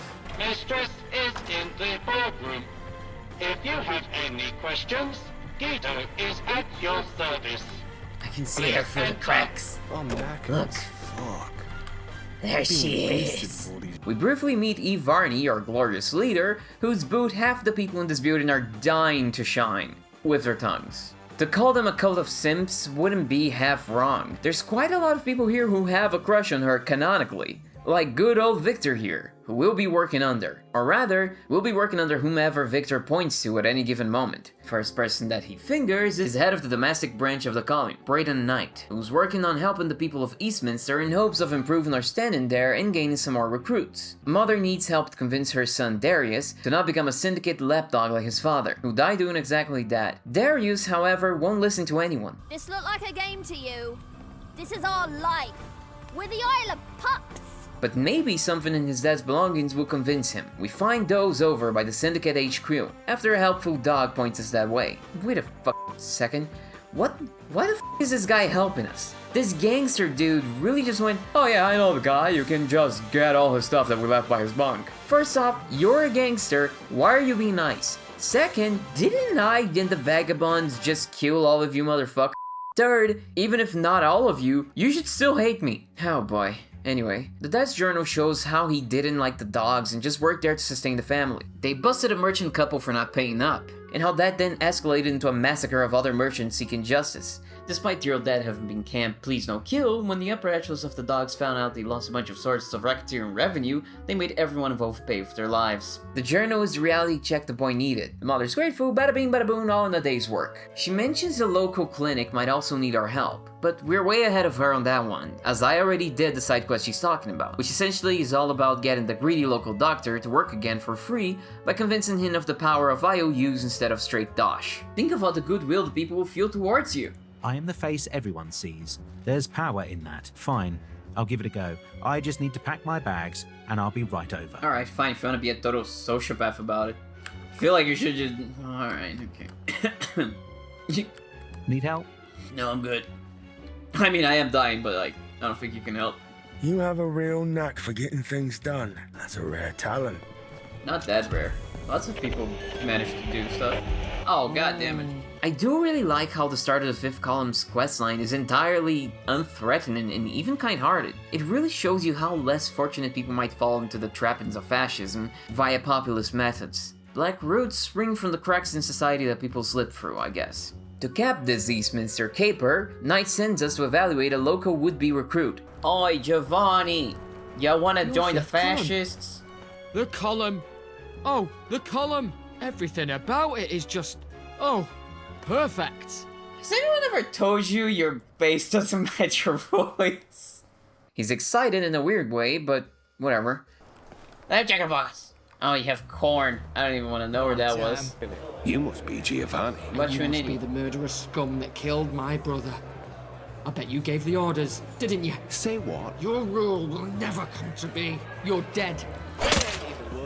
Man, good thing he abides by anime rules and had to announce his attack, huh? Can you imagine, Knight, if he just did that without saying anything? You'd be dead because of me. It'd be so rude and effective.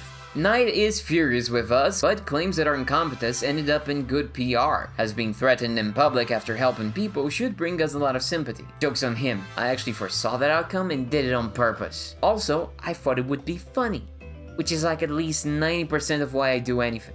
You should never trust a man with corn in his pocket. That was my mistake. Lovely. Right? It came clean off. It was so good. It was a really good hit by me.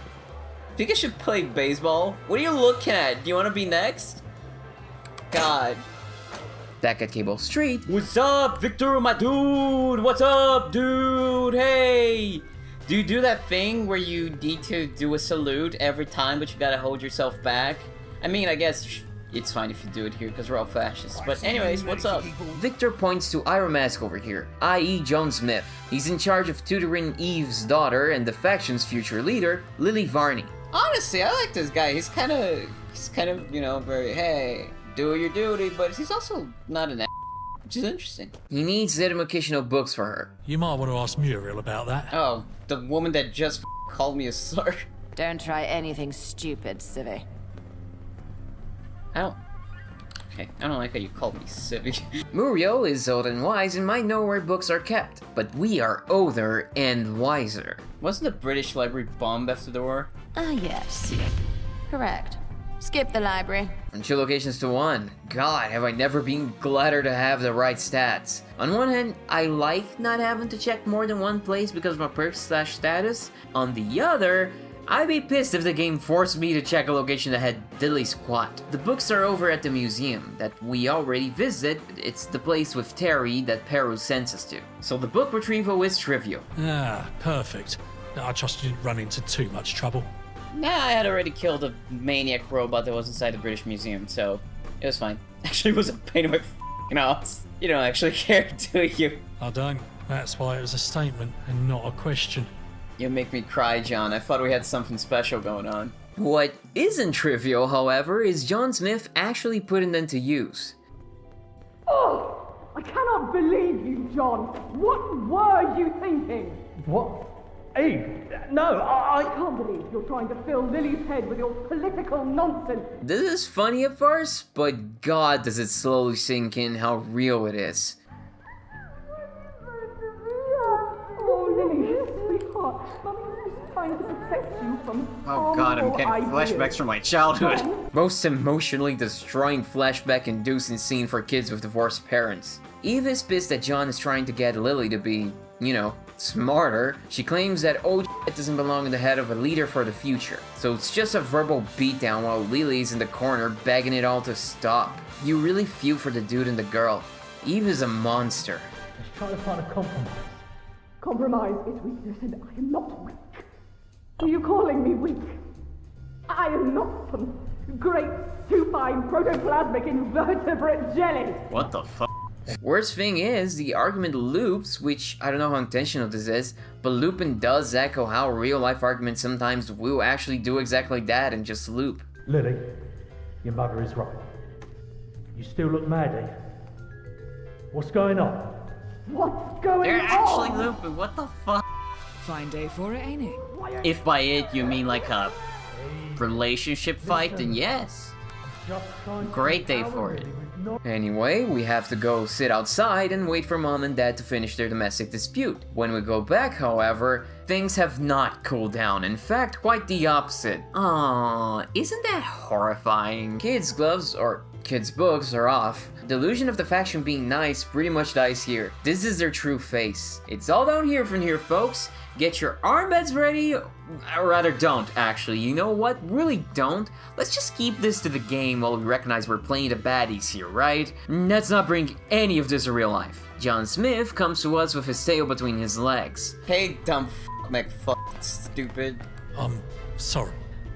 Sorry for being such an arse. Oh wow, she really did a number on you, huh? He's a wreck now. I already kind of liked him, and now he even apologized for his behavior and asked us to let him tag along, since he probably should spend some time away from the HQ. Before we move on, Guido has 2 side quests for us from here on. There's one that's honestly kind of a mess, where we search for a cache of supplies hidden away. It involves like some awkward dialogue, some weird passage of time that doesn't make too much sense, and the whole setup and resolution are kind of weird, and I don't really get them. It's a minor thing, so I won't spend that much time on it. The cooler quest, though, is the one where we help him out by putting 5th column propaganda posters drawn by Lily over Camelot posters. I like this one because of the interactions with Guido and Lily. Do you think Mistress Eve will be proud of me? Putting up Lily's drawings, of course she will be proud. Excitement detected. Anticipation levels rising. Also, Lily is just too cute, and the extra characterization is important considering that she's a big part of the faction and John's story. I just really want Mum to be proud of me. Do you think Eve will be proud of me? Does she make you call her Eve? That's fun. They're both pining for the same thing, though it feels more like he wants Eve to step on him rather than tell him she's proud of him. Actually, maybe he wants both. I love how Lily tries to get Eve and everyone's approval by trying to emulate Eve's rhetoric. Stupid Camelot trying to make people think they're better than everyone else, but they're not. It's a cool little detail, and also very sad. Though at the end of this quest, when we come back, Lily will have altered Guido and he is all weird and broken. Thank you. Thank you. Thank you. Error. Feedback loop detected. At first I thought she might have done it out of jealousy, like eliminating a competitor for Eve's approval, but Guido's fate at the end of the story kind of negates that, I think. So this just ends up being a weird thing that didn't have any cause and pops out of nowhere and just goes nowhere? I don't know. Also, the way both Lily and John call us wafis too precious. Wifey! Thank you, Wafey. Let's be a family, oh my god. Leave your stupid bitch mother behind. Back to the main story, it's time for the most uncomfortable and just plain awkwardly written quest of the bunch. We're now pointed towards Horatio, Eve's half-brother who needs help developing a cure for tunnel cough. Thames folk are apparently immune to it, so he wants us to ask around Thameshaven if anyone knows anything about that. And if they don't, to then bring back a live sample for him to work with. Rachel Hall is annoyed at the question, but points us towards the doctor that cured our railway spine. And we're about to pay him back for that big time. Christ. After some light fibbing, the doctor explains that it is true, but it is hard to know why without doing a biopsy on the Thames folk that got exposed to it. His granddaughter being the only person around that came into contact with it. So we literally kidnap her. We use the fact that we've helped her save that painting, the cerulean medals from the National Gallery, to lure her to Cable Street. There is no option regarding any of this. You just have to do it. Over at the HQ, she's strapped to a chair, but we can't experiment on her since Muriel refuses to because she has those, what are those called again? Those little things, oh yeah, morals. So, we are forced to give Horatio the idea that we should blackmail her uncle into doing the experiment for us. We travel there and back again, which, by the way, is a feature of a lot of these faction questlines. There's a lot of traveling from one place to another for minor shit, and it's really annoying. Doubly so when every loading screen brings with itself latent crashing potential. Anyway, the doc is here and both him and his niece are repeatedly dehumanized, which is very unsettling to say the least. But out of nowhere, Eve comes in with the steel chair. Or so I thought. She appears out of nowhere with Rachel Hall, who was searching for the doctor and the girl. And that's where the quest lost me. Eve comes in and tells us that Horatio hasn't been transparent. So I thought, oh, so he's acting without authorization? Was this mission not sanctioned? And that's the vibe Eve comes in with. She also says that she had a talk with Rachel Hall, making it seem like she was just told about Horatio's doings. And then she allows us to ask for clarifications. But she says nothing new. She says that she was aware of everything, which Horatio did tell us. She says Muriel didn't operate because of morals, which again we already knew. And the only new info she gives us is part of hers and Horatio's backstory, which, okay, good to know, I guess? But how was Horatio not truthful? Why did you feel the need to say you were clarifying things if half the things you said I already knew? And what's the deal with you saying Rachel told you things? Am I missing something? To cap this wildly confusing finale, Eve then undermines the entire operation that she maybe probably knew about and sanctioned by deciding to let the girl go if the doctor promises to stay and help with finding a cure. And like, motherfucker, what? The doctor himself said he needs to do a biopsy on a carrier, and you're just letting the carrier go? She's what we need to find the cure, not the doctor. He literally isn't anything special. We literally talked about how Muriel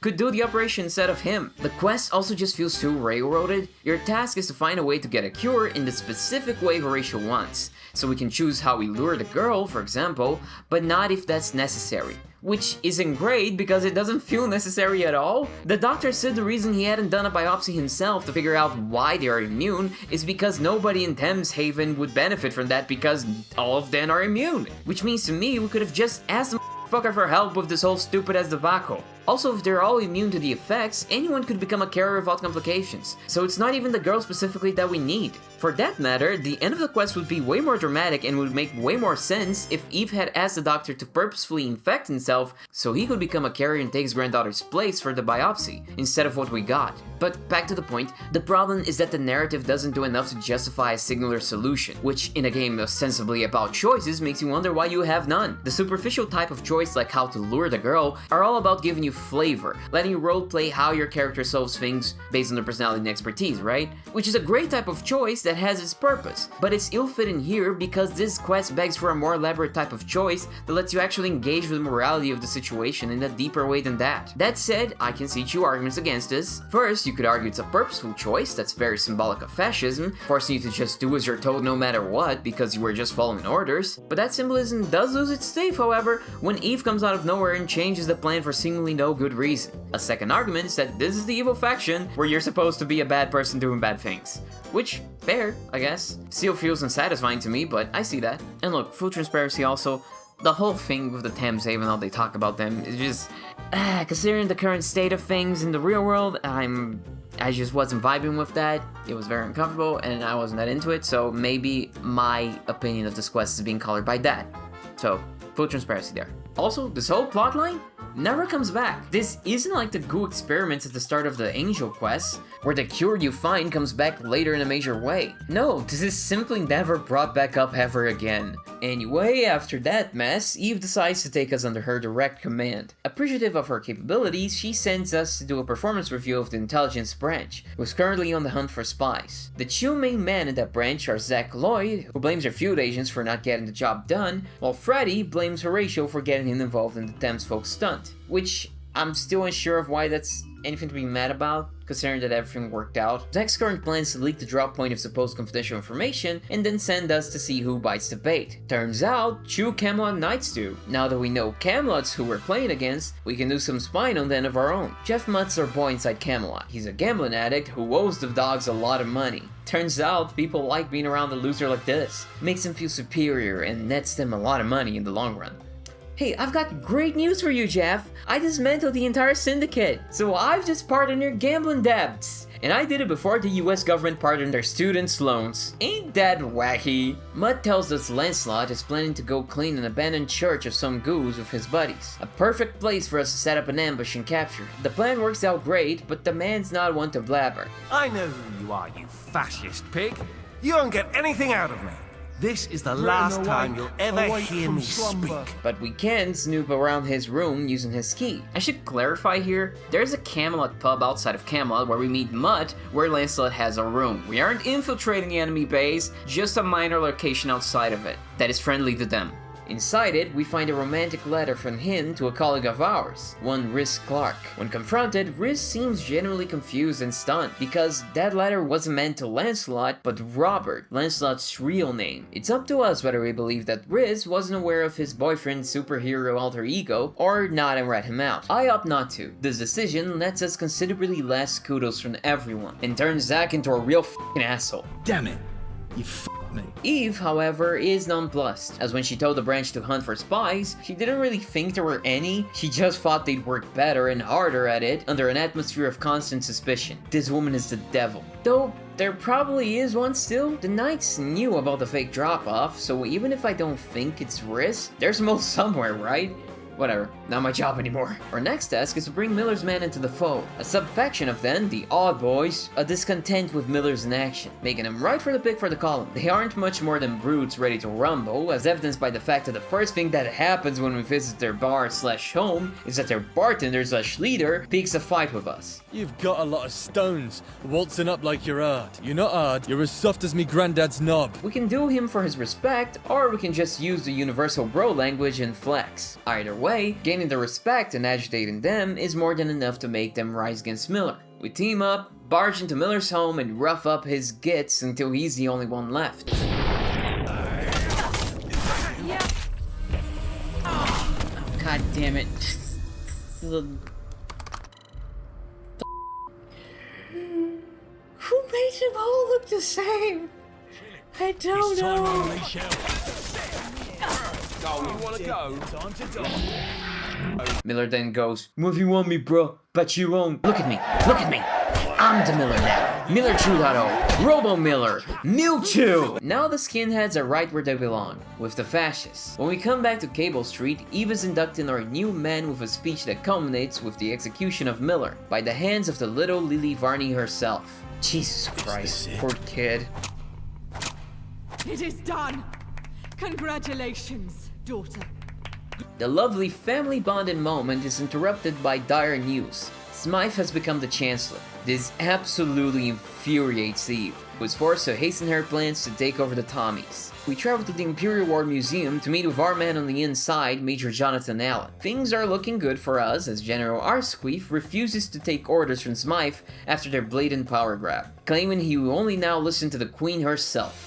Therefore, we very reasonably conclude that to take over the Tommies, we'll simply have to go to Westminster, break into Buckingham Palace, then either kill the remaining royal family or force them to sign a paper to transfer the generalship to Major Allen. This part is honestly insane. I don't know why the general would even listen to us after doing this. Like, there's no subterfuge or clever plan here. We literally just break into one of the most fortified places in London at the heart of the enemy's empire, make the princes listen to us under duress, and people just roll with it. This is a kind of blatant terrorism that got Camelot into a fight with the Tommies. Actually, they got into trouble for way less. How does this just slide here? In general, the mod does such a great job of setting up believable plans for factions to seize power while considering the politics and optics of it all, so this little part feels wild. It'd be more believable if we saw the reactions of the common Tommy soldier. Maybe the propaganda has worked and they just don't believe when they hear that people with the 5th column uniform literally storm the palace and stuff. But I'm getting ahead of myself. Let's just go back a bit. Buckingham Palace. It's a nightmare of a level. The inside of the palace is a maze of corridors with just the right amount of fake doors to drive you insane. God, I love how this game uses doors so much. It's also gorgeous. It's almost like a microcosm of the situation with levels in general with this mod. Regarding the princess, I choose to let her live. To convince the princess to sign our papers, we have a multitude of dialogue options, with one particular unexpected one coming from Lovecraft's presence. Dawn heralds a new day, and there's no stopping it. The monarchy's night has lasted long enough. Very well. Back at the Imperial War Museum, we stripped Archie of his command, and Alan celebrates his new position with a speech to the other commanding officers. My fellow Tommies, how long have we been the gentry's lapdogs? Greetings, listeners. That's General Alan now, Captain. Oh, whoops. Today, we embark on a historical journey. The punchline As you is lift the your eyes changing to of the the guards. holding Ask where there's no captivity more. the chronicles Days pivotal of moments begging the gentry for scraps painted are by the over. artists. Whoops. And I've ruined his speech. Some of which don't take to it very well. Saves us the trouble of rooting out the dissenters ourselves, I guess. That's actually kind of ironic, since enemy within is what the term 5th column pretty much means. With the Tommies on our side, we're on the home stretch, so it's time to swerve away from the track completely and just randomly do some propaganda. Yeah, our next mission sees us invading the BBM, so we can then invade the radio tower and reprogram Bradley Farnsworth to become our mouthpiece. It kind of cuts the momentum we have going on, and to me feels very weirdly placed here, but whatever. The BBM was taken over by the Roundheads, whose presence still feels convoluted to just justify some action. But cleaning the broadcast tower is actually pretty fun, as we have to travel by elevator to clean each floor individually. And every short trip has some banter between our many comrades and old handlers. I can't believe I survived. What? I thought I'd be the first to go for sure. Down there. And I'm not.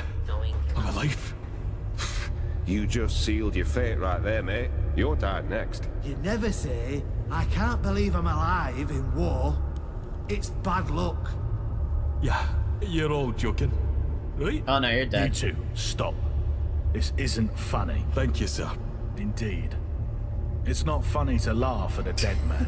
Oh, God. Eve has been feeling very emotional throughout all this, thanking us and everyone for the help. Bryce, you just know if anything were to go wrong, she'd just bite someone's head off immediately. She'd flip like this. My friends, I thank you all for your work, for your dedication. She generally acts like a real abusive person, and it's unsettling. After we're done with Bradley, Eve offers us a ride down alongside her and her daughter on the elevator, while she listened to the speech she recorded to be transmitted. And oh boy, the whole way down, Lily keeps trying to say something while Eve keeps shutting her down with rising anger. And today I speak to you all from atop our newest conquest, the London Telecom Tower. Didn't you record this from Once Brickston? a shining idol of the gentry's, do not forget the heart. Listen. Let it burn as we and battle our way through it. With me as your leader. What was it you wanted to say, Lily? What is the point of victory if we... Oh no, please get me out of here. I don't want to be stuck here. This is so uncomfortable. My boss is abusing her daughter in front of me. Whoop. Once again, poor kid. Meet me at Cable Street. Dismissed. Goodbye. What the fuck? What the hell? Back to Cable Street, before we march on to Camelot, Eve wants us to try interrogating Lancelot for any possible weakness in their defenses. She's been unsuccessful so far. Neither honey nor vinegar worked on him. But the consequences of our actions come to roost, and we know his weakness. Since we spared the man, we can dangle Rhys Clark and a life together with him in front of Lancelot, and he quickly folds. He tells us of a secret library passage we can use as another way to get to the Round Table. The Fifth storms Camelot and it's a massive battle. We make our way to the castle, killing everyone on our path. Hey, no! It's only funny when I do it! Until we face Merlin in the library. He uses an ionic charge that disables Eve's prosthetics, meaning we'll have to continue without her. Using the secret passage Lancelot tells us about, we need to actually find the book that opens the secret passage manually. But look at this shit! I had to go online to find this. Look! Like seriously, they did that thing that adventure games used to do where you have to pixel hunt, but in 3D, which is worse. We come face to face with a cool-ass power armor wielding Knight Arthur. God, why can't we have one of these? They're in the game already, come on! Wow.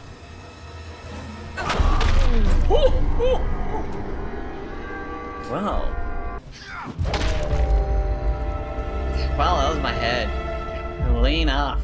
But like all boss fights in this game, it's completely trivial and anticlimactic. We just have to get on top of the Round Table, and he gets too scared of attacking us and breaking his precious symbolic furniture. So he just stands there cursing his fortune as we hit him in the face with many rockets. After the battle, Eve is once again all sugar and sentiment until we hear news of Horatio having used the battle as an opportunity to do a coup, which failed miserably. Eve gives us his position as one of the branch heads, and as the sneering imperialist, I recommend we quarter him, just like the good old days. I should explain Horatio's whole deal. His family used to be gentry until they lost their status and were kicked off Westminster when his dad had a child, Eve, with the maid. This is how his mother ended up contracting tunnel cough and dying on the outside after they were kicked. That's also why both of the kids hate the gentry, and why he personally clearly despises Eve and wants to usurp her. Well, wanted. With that, only Westminster's left. After we wait 7 days again, for God knows why, we use explosives on the tunnels underneath Westminster Bridge to clear the way so we can infiltrate the place and open the gate for our army. And so the Battle of Westminster ensues. Are you sure about this, Guido? You really don't have to. Guido has never been more sure of anything in his life, mistress. Farewell, Guido. You'll get a statue for this. Goodbye, mistress. It's the same thing as with Angel, except from the other side. We'll be placing our flags instead of removing the enemies.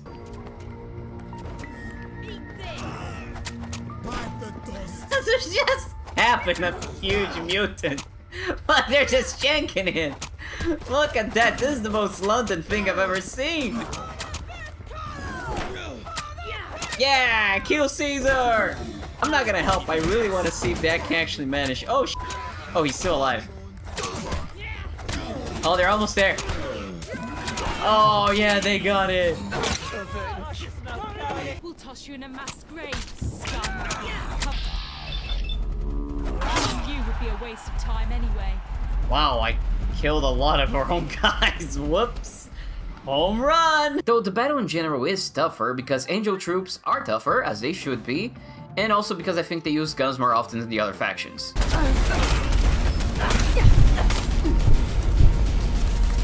I am running out of steam packs, holy sh**.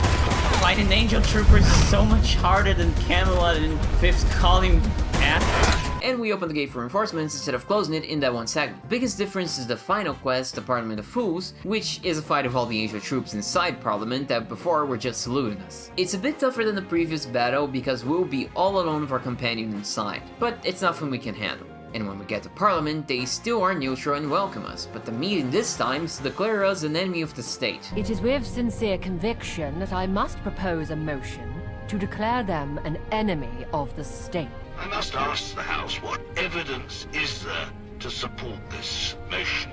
It is with their support that this rebellion has brought London to its knees. The idea that the 5th column could succeed without one of our own is inconceivable. I love how Smythe's arrogance really shows here. We commute our sentence with blood and guts, then make our way to Smythe. They give us the same exposition, but this time they obviously aren't very happy with us.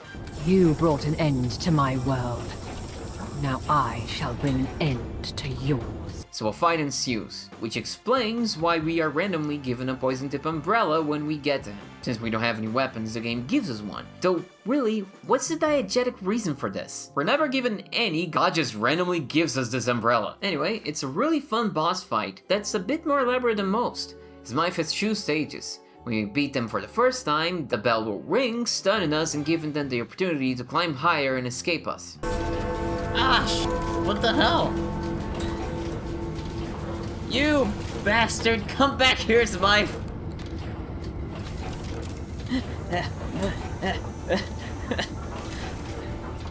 I'll get you! As soon as I get there! Oof. Okay. Oh, that's a lot of cardio, huh? We give chase and fight again, but this time, when we beat them, the even closer massive bell rings, and Smythe stumbles, falling from the scaffold onto Ben's hands. Clock ends. We can then choose to either save them or let them go splat. We're the bad guys this time though, so bye bye bye. Be seeing you. And so the slides for the 5th begin. The 5th razes Westminster to the ground and massacres the gentry. The rest of London falls in line with the new military hegemony. Funnily enough, Smythe, as they are dying, thinks about how all of this could have gone differently, but in a small part feels relieved that we won, since passing the torch to another Smythe was always the plan, and now their burden is over. The Tommies were dissolved and absorbed into the 5th, the Pistols do the same thing as they did in the Angel ending, they rebel and expel us from the faction. The Miller's Men become something like a Black Ops for the 5th, doing the jobs too unsavory for the others, and gaining great infamy. Brickston's Tommy Outpost becomes a 5th one, and the writing's on the wall for the future that awaits them. John, despite it all, stays around because of us and Lily, having faith in his daughter and hoping that his presence can be a counterbalance to Eve's poisonous influence. And that's it for the Black Shirts. Man, your outfit is so stupid. It's so close to being good, but that corset body armor ruins it. Like, why isn't it just a normal body armor? It looks so wonky.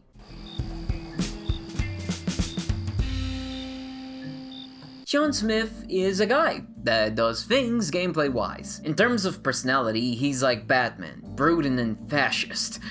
No, I'm just joking, I'm joking.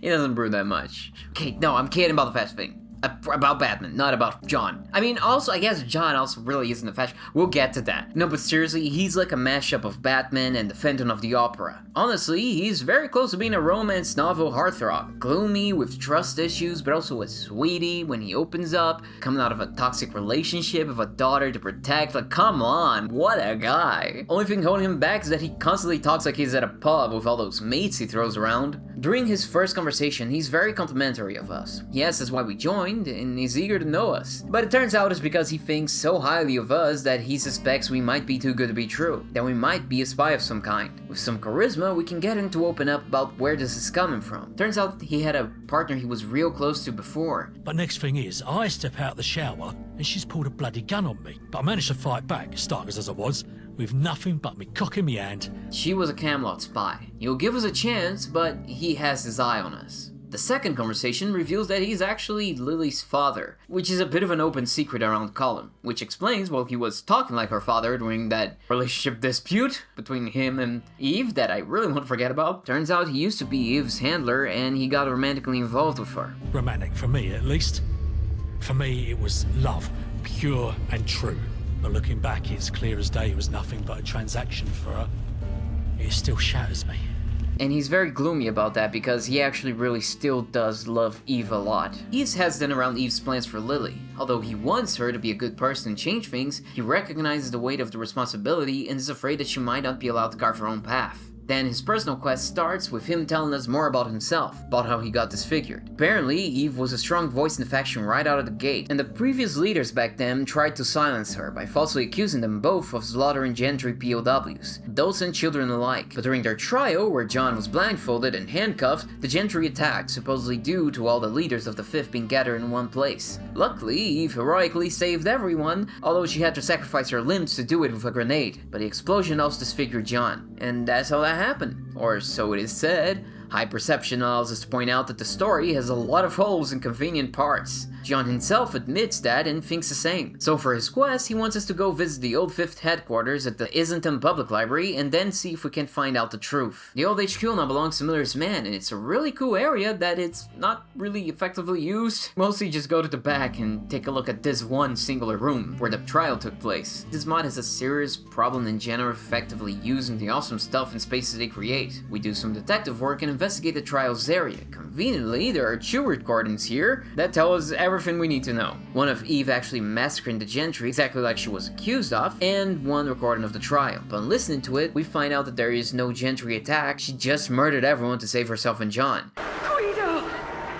Yes, mistress? I confess. Make me the savior. Yes, mistress. Okay, going away from the narrative for a second, the recording is rough. The ambience seems to only exist when certain characters speak. It's really weird. Another, and I think the biggest problem with the audio, is that it's overly descriptive. Of course, being audio, there's a need to compensate somewhat by having characters describe things. But they overdo it here. You don't have to have John say out loud, "He dropped me! The flames!" Just have him scream. You already did enough before with the sound effects of the fire and the setup of the judges lighting it. We can guess what's happening. And then there's the absolutely hilarious ending bit. It's so funny to have Guido just suddenly pop up. Like he was there all along but never said anything, so when he appears it just feels so much out of left field. And then there's Eve. What do you mean, make me the savior? That's just such a bizarre thing to jump to as you're dying, no arm and no leg. Your first thought is really to ask the robot to make up a story and hope people won't investigate the place for even a second, because there's no way that anyone that even took a glance at this place would buy that. The explosion marks were exactly where Eve and John were during their trial. There's no sign of a break-in. Who would buy this shit? Seriously, the tape was just out in the open. Did anyone even bother to check? Let me remind you, this was her headquarters. Everyone was there and nobody came to check this place after the grenade explosion? Their leader died here and the corpses are still around. What is going on? To pull off a scheme like this bold, you'd actually have to sit down and think about it. But no, the robot just did it. I get it, he's a propaganda bot, she was desperate and not thinking clearly, but come on! Also, every interaction with Guido so far has not proven to me that they have an ounce of competence. I think this is a little bit of a side effect of the mothers wanting the audio to contain direct proof of the story being fake, so they just had to cram that line in, but it just came off as really weird and silly to me. More importantly, why the fuck does Eve call the fucking old leaders of the 5th fascist pigs? That's all of you guys, that's what you're all about. The call's coming from inside the house. At any rate, we have our final conversation with John. Having faced his past, he swears off Eve in the 5th. But here's the cruel twist. Even though we both know the truth, we can't tell anyone. Ain't no one left who'd care. We are his besties and his shield against the world, so he doesn't need the shield on his face anymore. He wants us to show his true self. And yeah, he's pretty though it's mostly his stupid hat. It looks weird and bulky without his mask under it. He says we're more than friends, we're family. I guess that's the implication. I don't know, he could be saying he likes us, but nobody in this mod wants to bang us, so I'm assuming not. He says we're worth our weight in gold, all that kind of stuff. Seriously, he compliments us so much. He's so desperately in need of a bad bitch. Like, Eve did a number on him. He won't ever be the same without someone to step on his balls. No, but for real, he's very sweet and open. Which brings me to the fact I actually don't like his writing. How's this dude a fascist to start with? He hates war crimes, is willing to be vulnerable instead of projecting strength all the time. He's honestly very questioning of his faction and leader, and he is an anti-intellectual. You can say that's just his arc. After all, he ends up hating the fascists, but I'd argue he's kind of like this from the start. There's no cracking of the mask. Yeah, that wasn't even intentional actually, I just said that. He just always feels kind of like a good bloke. The writing of his dialogue and our dialogue choices at times also felt kind of samey. During the last conversation, I think he repeated how we give him strength and how he wants to show his face like 4 different ways but with different wording. Same for his dialogue choices. And also there are 2 wolves inside John's myth. One's a thespian, the other's a pub bro. It tears at my soul. It's a darkness I carry within me, a burden I can't shake off. With nothing but me cock in me hand. His way of speaking doesn't really feel real because it is too at odds with itself, to my opinion. Like, all of that flowery speech combined with the colloquial speech patterns just makes it all jarring. I can see the contrast working for some people, but although I like it in theory, I don't think the execution pulls it off. The way he speaks sometimes also makes it seem like he's pitching his character concept to you, rather than live in it. He explains his feelings more than he seems to feel them. It's like George Lucas writing. Oh, that is actually really mean. I'm so sorry.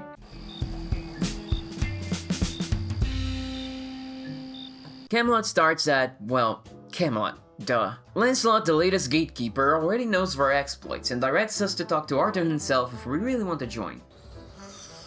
It's the dragon signal! Oh my god, it actually is. Holy shit, you can see it during the day? That's so funny. We meet Arthur as he's overseeing a duel to the death. This isn't just spectacle though, but a big part of the first quest. 2 young knights are beefing over who supposedly started a fire that ravaged a piece of land contested between their families. Arthur tries to get them to back down, the most wet noodle way I've ever seen. They don't. Ooh. Oh, nice. Then moves, come on. Don't just watch him hit you. Ooh.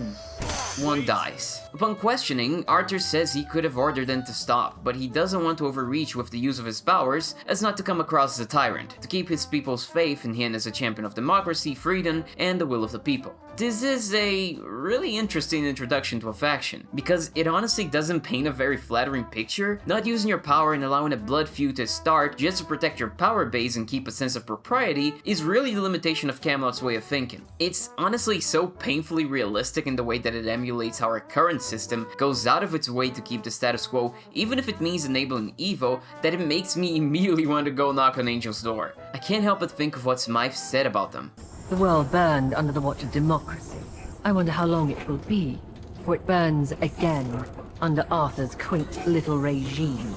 Yet somehow, our first talk with Arthur is a much better second showing of his competence, as he actually bothers asking us questions and listening to all the secret lore we've learned thus far. We're getting up to speed on the bombing and Smythe, which he readily believes, probably because of his spy Guinevere over at Westminster, who can maybe corroborate some of this. Or he's just being polite and not calling us a wacko because he needs as many meat shields as possible.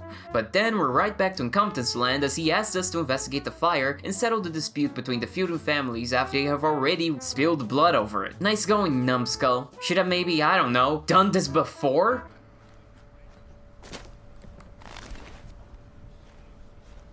What? I'm just not letting it go to waste.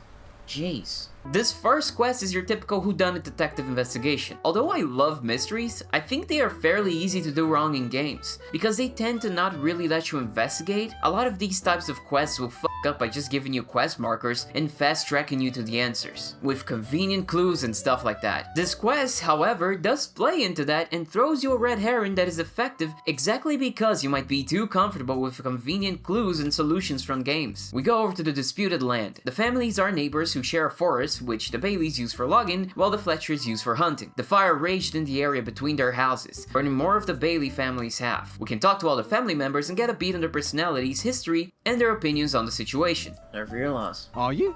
You round table lot could have stopped it, but you didn't. You just stood and watched it happen. Hey, I just work here and I'm in full agreement with you.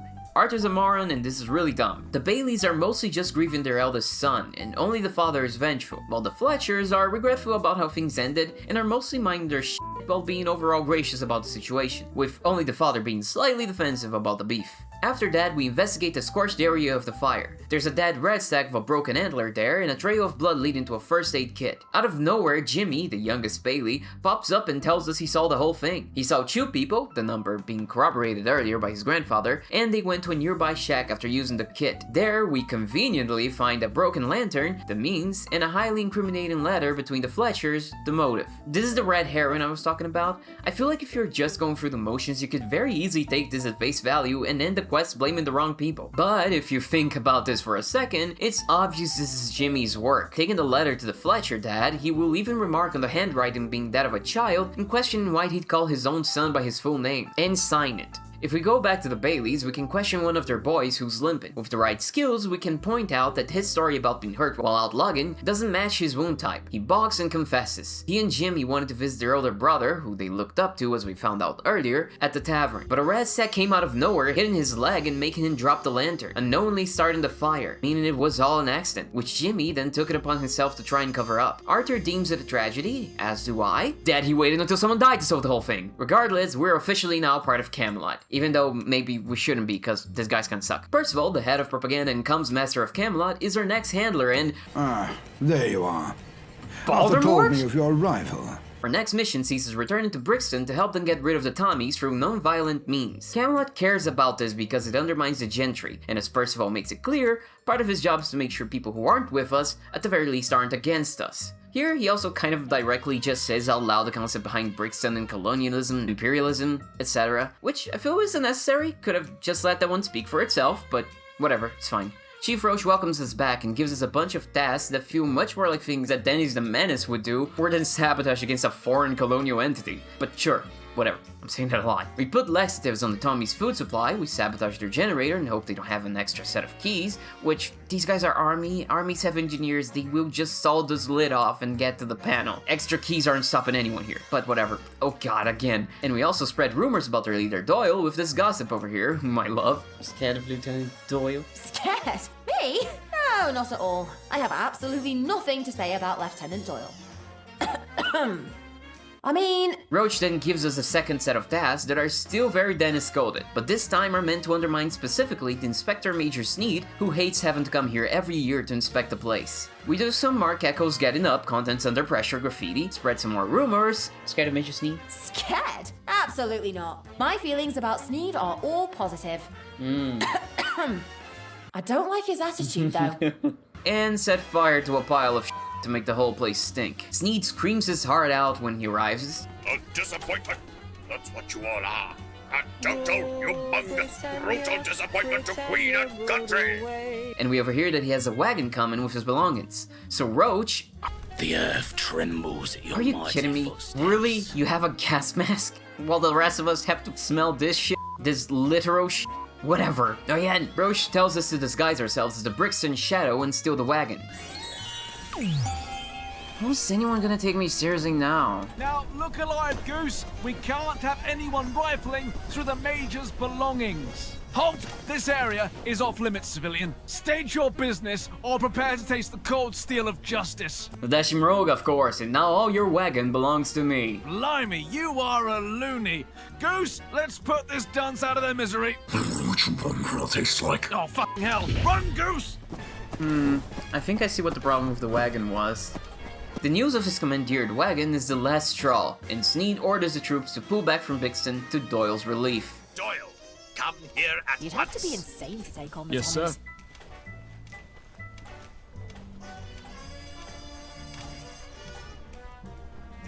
Oh my god, he can't even make his way out of the little cubby. Jesus fuck. I've had enough of this place. I feel like it would take more to make an occupying army leave. Also like an order from somebody way higher up, but sure, we'll believe this. No better reward for your work than I. Roach thanks us with his magical doublespeak powers, and we return to Percival victorious. If it isn't the Brickston Shadow. I heard the news. Oh, I was talking to the general of this hat. Merlin is impressed with our work so far and knights us. It's not very ceremonial, but fine, whatever. Again, I'm not even doing it on purpose. I just wish Arthur would do it with a sword on his shoulder, but fine. Isn't knighting a thing on the UK still? Like, this feels like it should be more of a big deal than the game makes it. He then wastes no time putting us to work again by sending us over to a newly formed outpost north of Camelot that's supposed to serve as a deterrent to incursions on us. Despite Knight Gawain's presence there, the outpost is taking too long to be set up, and we have to fix that. There, Gawain explains that the outpost is a mess, but she's having trouble getting the troops to cooperate because their leader got blown up when they were vacating the outpost from hooligans. And their new impromptu leader, Alex, has an attitude problem, being an undisciplined, disobedient prick. Ignoring advice, telling the troops to take it easy even though there's a lot of work to be done, etc. The only reason Gawain doesn't discipline him is because the troops like him and she needs their cooperation. So it's up to us to fix this mess, troops and outposts both. Meanwhile, Gawain will keep an eye out for the remaining hooligans that ran and hid in a nearby factory. We could potentially just skip straight to killing the hooligans and end the quest, but this shirking of duty will have dire consequences later if we do it. Also, you know, this is a game and we want to play it. Also, this is actually a thing with a lot of the faction questlines, more so than it was in the last few acts. There's usually a point in the story where you have to make a decision, and the decision will usually have a payoff later. Like with Lancelot and his lover during the 5th column, or this outpost here. I don't know if any of the angel decisions come back to bite you. It really felt like none of them did for me, but if there's a faction that can dodge consequences like Neo dodges bullets, it would be Angel, so... First, we secure food and timber from the Fletchers and Bailey's both. And oh, if it isn't the consequences of our actions coming to roost. I imagine getting supplies from these shoe families might be hard depending on the choices you made regarding the investigation. But since we are handsome and cool and awesome and actually solved it the right way, we get them easy. Also sendbacks from Lancelot. Second, Levi Daniels has been acting weird ever since the Battle of the Hooligans. He's unresponsive at first until he boats and we have to give him chase an incredible high-speed pursuit. You son of a bitch. Come back here. What is this?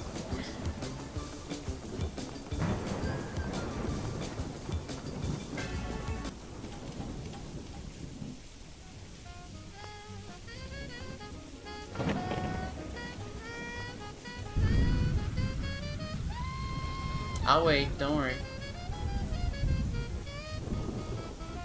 Once we catch up to him, he explains himself. Apparently, the battle with the hooligans was more of a slaughter, because they were all high out of their minds. Daniels killed a man who smiled the whole time, and that f***ed him up. So we talked to him about it like any sane person would. Honestly, I just love killing people, especially. Almost all of them are complete bastards. Really, if anything, it's a good thing. I wish I could be like you. But he's clearly not fit for combat anymore, so we relieve him of his duty. Keep in mind, by the way, Gawain wanted to do this before, but Alex got in the way. While we do all these tasks, we can talk to all the members of the squad and get their opinion on things and their true leaders. Which I really like. More talking to people, please. Third, we need heavy weaponry. Scout Duale? How the f*** pronounce this kid? We found some, but got spooked by something before he could pick it up. So we pick up the slack and the weaponry, and we found out that what spooked him was a Radger, which is easily dispatched. God, what have you done? This weapon's so stupid. Just turning the sky into a pinata. Fourth, we're not done. It's interminable with this shit. We clear out some cannibals. The fifth and last thing to do is that we have to deal with Alex. He's every bit as combative as Gawain implied. Out of all the incredibly rude and awful things you can say to people in this game, Gawain said the outpost needs upgrade. Hysterical bollocks. She's in command. I accept that. No, you don't. I won't accept bogering about with a bunch of busy work because she needs to feel visible. Why the f*** can I tell him to get bent? Seriously, this is that rare NPC where it would feel so satisfying, yet there is a severe lack of main options here. Though, I admit, it does turn out that one of Alex's grievances is fair. Gawain wanted him to go through explosives training after seeing him wield a grenade, and because it is a requirement for him to be promoted, which he is pushing hard for. The training requires Alex to build 5 mines, but when Gawain reviewed them, she told him he got 4 wrong, but gave no further feedback, meaning he has no idea what he did wrong. This segment's a little bit of a math puzzle. We need to calculate how heavy a properly made mine is based on the instructions given. It's not hard, but the wording confused me as it often did in school with this type of question. 3 parts, Wait, is it three parts for each ingredient, or is it 1 3 parts with each part being an ingredient? At any rate, having multiple choice weights helped me get to the right answer, as I just had to find a weight that matched one of my interpretations. Look, I'm dumb. Shut up. We're finally ready for the attack. Or so I thought, but talking to Gawain forced us to actually go to each member of the outpost and tell them to gather for the attack. This could have just been done automatically by the game of a Fade to Black instead of wasting my time making me run around all over this pretty damn big area just to gather all these fools. But no, sure, whatever. I don't have anything better to do. We can then choose how to approach the fight. Sneakily, taking out some enemies with traps at first, or guns blazing. Alex prefers the latter, so I of course prefer the former, because f*** him, he sucks. Alongside the squad, we make our way through the factory, clearing out the hooligans. Side note, there's a terminal entry here by someone who got hit by a boot during the initial Tommy assault, and they are salivating for revenge, but that boot still had a foot in it, meaning it probably belonged to the squad leader that blew up. Freaking aces. Job's done, but we have no time to breathe, as while we are reporting back to Merlin, Percival comes in haggard. Charing Cross Station was blown up, and Camelot's being blamed. Merlin and Archer suspect it might have been some of the more bloodthirsty of our knights being sick of Archer being a pansy. But to confirm, we're sent to investigate. Before that though, we are given some backstory about Camelot and how this won't help their already dreadful PR with Westminster. Camelot's backstory is that they were created over at Eastminster by Arthur and some other people as a reaction to gentry tyranny. However, that led to a lot of riots and suppression of the local populace by their overlords, which ended with the people blaming Camelot. So yeah, sucks to suck. Our old friend Sanaan Mazhar is by the station's entrance. He recognizes us and allows us to pass and investigate since he knows our capabilities. Bit reckless on his part, but sure. Inside the torn apart station, our cartoonishly traumatized Tommy claims to have seen 2 figures down by the tunnels. I don't know how real bomb and trauma looks like, maybe this is accurate, but I just couldn't take it seriously. Dunning-Kruger effect at work maybe? Boom! Run! So much blood! Boom again! Run! Blood! Making our way past Goose and a particularly vicious Roger, we stumble onto two of the reckless Round Table Knights as predicted, Tristan and Isolde. However, it wasn't their personal feelings that led them to terrorism, but rather blackmail. The 5th column found out Tristan's real name and took his family hostage. Yeah, that's a thing that is only brought up now and it's never really expanded upon, but the Knights of the Round Table's Arturian-based aliases are kind of like superhero alter egos. They are used to hide their true names and protect them and their loved ones, I guess. It's honestly very weird and I'm not quite sure how that even works. Regardless, a real superhero is now here and we go to the 5th space and rescue his family. The peasants send a maggot, huh? Maggots only show up around the dead, sir. Oh, a thinly veiled threat. Feeling powerful after that, maggot? Why don't we just skip the pleasantries and get right to killing you? Feeling powerful after that? For those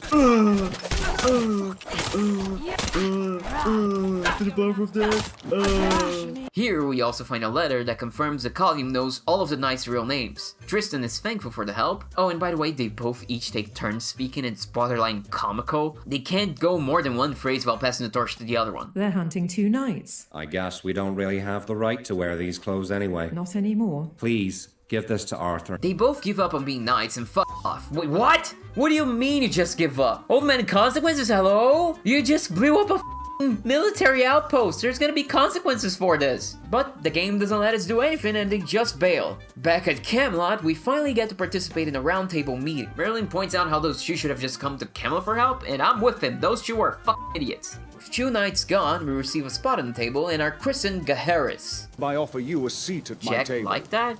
What? He isn't even here though, I got Pendragon with me. Sadly, our roast session is cut short by booms and a sweating guard. Arthur! What is it? Speak. It's the Tommies. From all sides, they're everywhere. Everywhere! Tommies are retaliating. Thanks, Tedestran and Idiosold. Jesus. Our first mission as a member of the Round Table is to protect Camelot. This mission sees us running around all over the place defending against the Tommies while being accompanied by our fellow knights who we haven't seen much of this far. The game uses this little section really well to set up the knights' personalities. It really made me wish we had more missions alongside them. Dreadful news. I was in contact with Percival when the Tommies broke into the keep. They've taken over the place. And Percival... He's still inside. Curse that man! Gaheris, clear the keep. Find our little radio fiend. I'll go with you. Would never pass up the chance to see a brand new Knight of the Round in action. That said, this mission does showcase a major problem with London I mentioned before, which is present in Camelot and steroids. Be more careful. Don't be so cheerful. We're being attacked after all. Indeed we are. What would you rather me do? Crying to a pint as you do every night? Why are you mocking me instead of focusing on the battle? Perhaps it's because fate is on our side. And by fate, I'm referring to Gaheris. Look alive, Lancelot. We're making history right here. Somebody You're a likes me. strange one, Bedivere. It's a fucking nightmare to navigate. The NPCs have no idea how to do it, and quite frankly, neither do I. Speak your mind. Oi! Watch You have eyes. Oh my god. Use them. This You is have a eyes. nice... Use Jesus them. fucking Christ. Look at this clown show. Tight spaces and awkward jet and geometry are not great for Bethesda AI. Like, look at these stairs. It's just too complex for their pea-brains. They're not doing well, y'all. Oh, Jack is still here. Oh, that's because he created. He hasn't managed to leave the castle yet. That's why. That's why he liked the decision. Oh my god, that's so stupid. There's like 1,000 NPCs in Camelot at any given time, and they will frequently get stuck in doorways, which makes it impossible for you to pass too. It's like being stuck in a burning nightclub. The castle is also a bit of a bitch in general to move through. Anyway, we fight, and before our last push, Arthur makes a speech. Ipatali, he's going to start doing that a lot. We then begin what's the world's most awkward procession.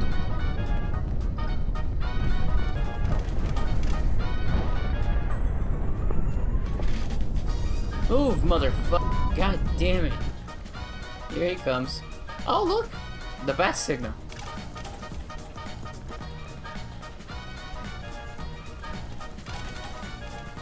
Oh my god. And where's the final battle against newly minted Chrome Warcrime Edition Tommies. These are super rare. With Camelot successfully defended, we then get news from our outpost up north. Once again, consequences are here, and it turns out we've successfully prepared them to weather the storm. Our only loss was Alex, who threw himself over a grenade to save his squad and freaking blew up. Alex, I'm sorry, When you return to Arthur, tell him to honor our friend's name, please. I judged you too harshly. Psych! Nah, you're not going to trick me into liking him. Good riddance. Fantastic. With the immediate crisis averted, we turn our focus back to removing the spy amidst us. Or should I say, among us. Lancelot's going to be helping us with this. That is, after we get him out of his self-pitying stupor. He blames himself for not realizing there was a spy among us, and for not being able to do anything about the Tommies breaking into Camelot even though he's a gatekeeper. After some nudgings, he says he'll try to use his connections and try to find the info on the tavern, while we go talk to the injured Tommies at the infirmary, and those guys are oh so helpful. Piss off. Piss off. I don't know The fifth column are pricks in fancy dress, just like you lot. We know a few spies giving you intel. Hey, Also, please don't call me names. I can help with that. Lieutenant Tinkler, at your service. Tinkler. But there's a... The incredibly named Lieutenant Tinkler, however, is cooperative if we agree to find him a doctor or helping out ourselves. Oh, come on. I can't give you a name, but I know he sends monthly reports to Tommy High Command. He sends them through an old postboard. God, now I need a doctor. Cure my addiction. He gives us the coordinates of their usual drop point, where we find a robot and gently intercept its letters. The correspondence reviews our spy's initials and that he apparently is a gambling addict. Lancelot, in the meantime, had been using his time to drown himself in booze, and he reacts swimmingly to our findings. Fuck you, Gaheris, you for brains, you bastard! Fuck you, you drunken fool. Can't even walk straight. You walk gay, bud. Insulting me. I, Lancelot, challenge you, Gaheris, to a duel. I don't even know why you're so angry. I bet 500 tickets on Bet Gaheris. 1,000, mate. Good job, you stupid idiot. After our win, the bartender collects on the bets, but one man is fussy, and the more we press him on not paying up, the more he matches our spy's description until he fesses up. I am still unsure whether Lancelot did this on purpose, or if he's just an idiot savant. Our spy tells us that the Tommies also have a mole inside their organization as well. The information pushes Arthur to try starting peace talks with the army folk. Our real enemy is the gentry, and all this infighting outside of Westminster only helps them. We are charged with delivering the peace offer. Ugh. Here goes Gaheris doing everything once again. You'd have to be insane to take on the Tommies. Yeah, who'd do that? That'd be crazy. To our surprise, it is our old mate Colonel Major at the General's desk, and this time he is not too happy to see us. Do you stubborn idealists stonewall any hope of a simple solution to this violence? You think you can swing your toy swords around and play the gallant hero? You're too stupid to realize your false king is offering false promises. Are you willfully ignorant or just brain dead? Do you know the problems you've caused? In Westminster? In Eastminster? Even here? Calm Do you down. want to know why I am standing in this office instead of General Asquith? Because he's MIA. Oh, big loss. Although the spy news and his dislike of the gentry pushes him to one piece, he can't sign off on anything until our squeef is found. He might be his successor by rank, but Major Jonathan Allen is more popular and will surely make a bid for the position as well. Allen also happens to be the last guy that saw the general. Suspicious! With some prodding, he tells us the general was in the feuds beside Camelot during the assault, clearly hiding while claiming to be waiting to flank us. Teaming up with Kay, the medic knight, we are led to the corpse of the general by the sound of feeding feral dogs. We then have to carry the body all the way back to Kay. This is one of those mundane things that you never hear in epic stories, and I kind of love having to do it. It's a sight to behold dragging this naked dude across a field of wheat. Razor grain? Just grain? I don't know if it's wheat. I don't know plants. I'm a city boy. Looks like the general had a rough time. Really, Gaheris? A man's dead. Oof, tough crowd. Can I offer you my apologies? Sorry, I'm clearly barking up the wrong tree here. I think the fish kick quest might have altered my brain chemistry. Our skills and Kay's expertise make what happened clear. He was shot point blank from behind, by the spy no doubt. Over at neutral ground, where Arthur and the colonel are engaging in early talks, we informed them of our findings. Dog food. Be careful how you speak of the late general. He was a great man. The body will be delivered to you as soon as possible. I meant literally. Gaheris, give us an abbreviated report. As you can see, we're in the middle of something. I wasn't being disrespectful, I was being literal. The head dead. A little more detail would have been nice, but I think we get the picture. Everybody pretty much quickly figures out it's probably, almost assuredly, obviously Major Allen. However, we need evidence, so Arthur sends us over to Westminster to interface with his spy, Guinevere. Mind the gap and all that. What the f***? This is some secret super spy shit. We're even given a passphrase to identify ourselves and her. Ooh, we're so ready for it. To count spare ginger. Well, I never. Count the Geiger. Who's that? My Geiger count is pretty high today. It is? Oh no, my complexion. How many Geigers could a Geiger count if a Geiger counter could count Geigers? Probably all of them. Do you have a spare Geiger counter? Does it look like I'd need to carry such a thing? I don't know. You look pretty radiated. Good day. Okay, do you have a spare Geiger counter? Mine's being regilded in the shop. Glad you're here, Gaheris. Guinevere's been tailing Dr. North, a big gentry guy that has defense plans for Westminster, and also happens to be in contact with the 5th column. He's throwing a party and we'll both be attending undercover. We tail the good doctor very, very carefully and stealthily through the party. All the while having very fun interactions with party attendees who surreptitiously hide surveillance devices all around the place. It isn't proper to have a tennis screen in here. Do what you must. I shall. In a hurry? An important I'll meeting, leave you alone. perhaps? I think not. Eventually, we overhear from a safe distance a conversation between the doctor and Horatio, the half-brother of Eve Varney, the leader of the 5th column. Alright, I'll make sure nobody's following us. Told you not to call me here. Yeah, listen to him, yes, dumbass. I know exactly who you work for, you pompous... Idiot. No.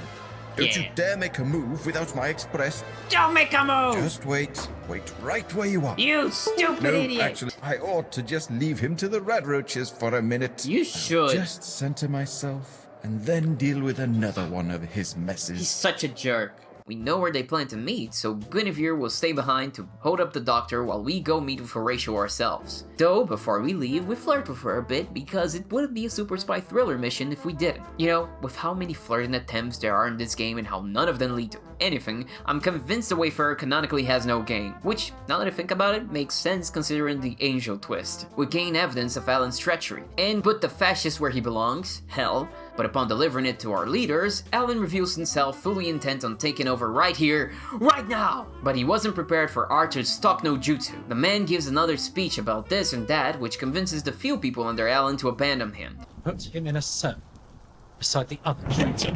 I wish I could meet the Queen. I wish I could meet the Queen! Leading to a peaceful arrest. Now we're at the end game, but before we can take the fight to the Gentry, we have to eliminate our opposition, the 5th column. For that, we meet Bedivere, the tactician knight, over atop the Jack the Ripper Museum, overlooking Cable Street, the home of the 5th column. She has been spending a lot of time up here at the rooftop observing the enemy with only Percival as company. Just need to tell Percival over the radio. No need. I've been here the whole time. Sam Reich, is that you? The whole time? I thought I turned that thing off an hour ago. Really? I thought we were just having an awkward silence. Oh. Tell Merlin, will you? She walks us through her tactical insights. There's like a funneling, attacking from both sides, and the sky is so beautiful in her eyes. I love strategy. Whoop! Go justify murder! Anyway, before any grand battle can happen, we'll need a staging ground nearby, meaning we'll have to clear the Tower of London from the beefeaters living there. Jesus fuck.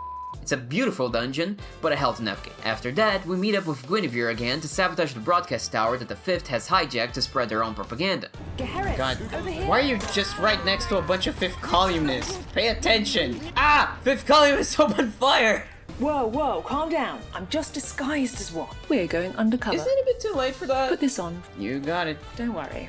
I won't look. Thank you. Oh, I'm so fascist today. God, I can't wait to trample all over those people that I think are beneath me. You know what I hate? Democracy. You know what I love? The big boot of a strong man or woman.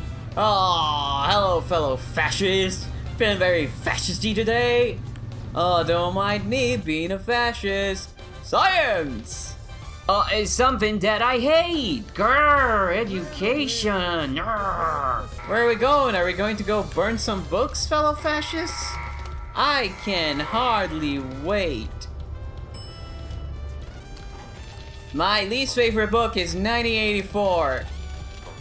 I do love when stuff we would have done in other faction quests pop up, like Smythe becoming the Chancellor, the Broadcasting Tower for the 5th, etc. It's easy peasy because, as I said, we're super spies. We are the shit.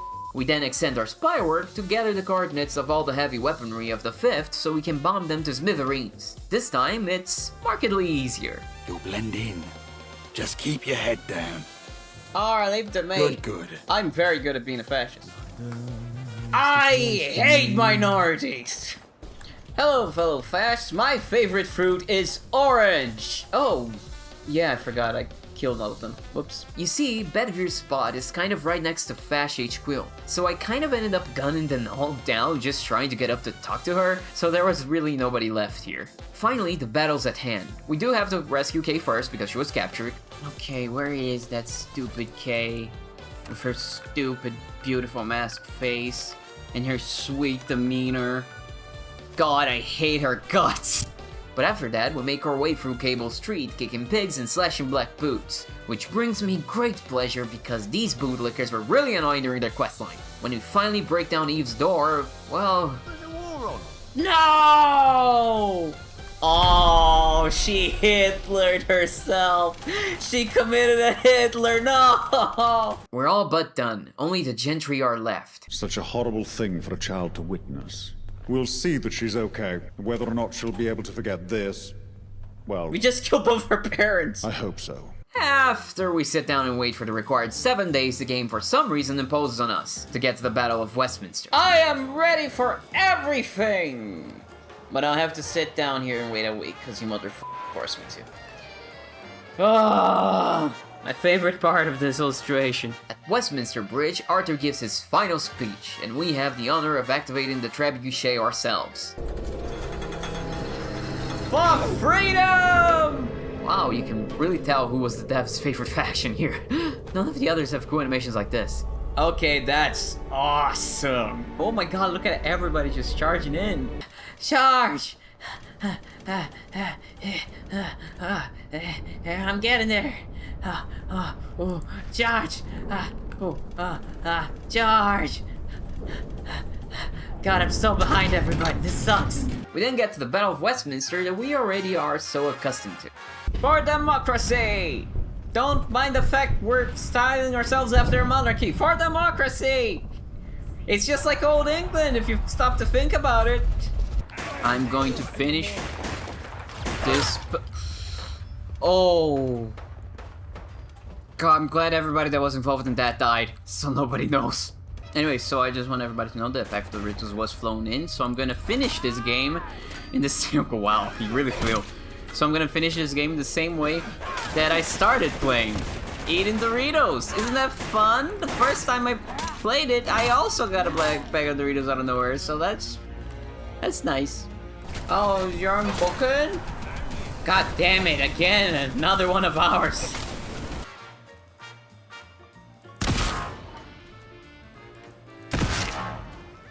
They don't move if you don't move. Interesting thing to note.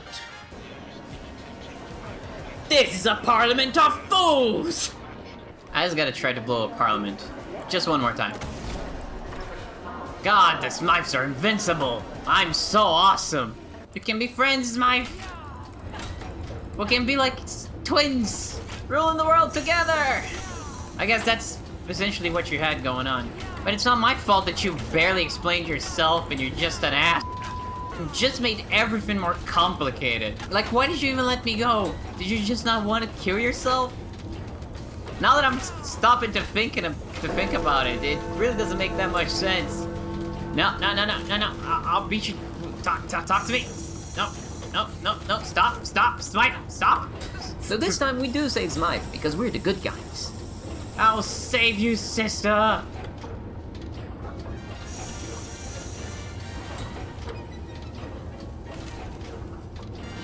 Which means they go to jail for like a week. Just like in their backstory, they escape prison. I mean, we in our own story also escaped the prison, so we really should have fought that through.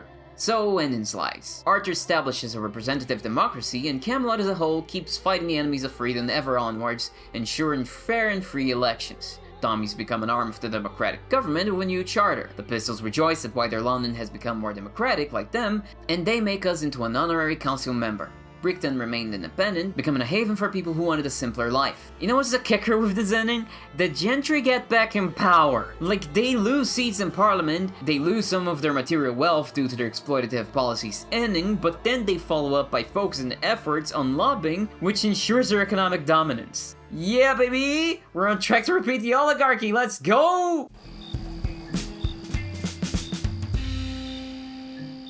Okay, whew. Story's all done and talked about, huh? And that only took us like, what? Oh god. If you didn't skip straight to analysis, from the bottom of my heart, thank you for going on this journey with me. Now let's bring it home together. Let's analyze all the disparate parts of the experience we just had. Gameplay, narrative, audio visuals, and finally the conclusion that all of these things led me to.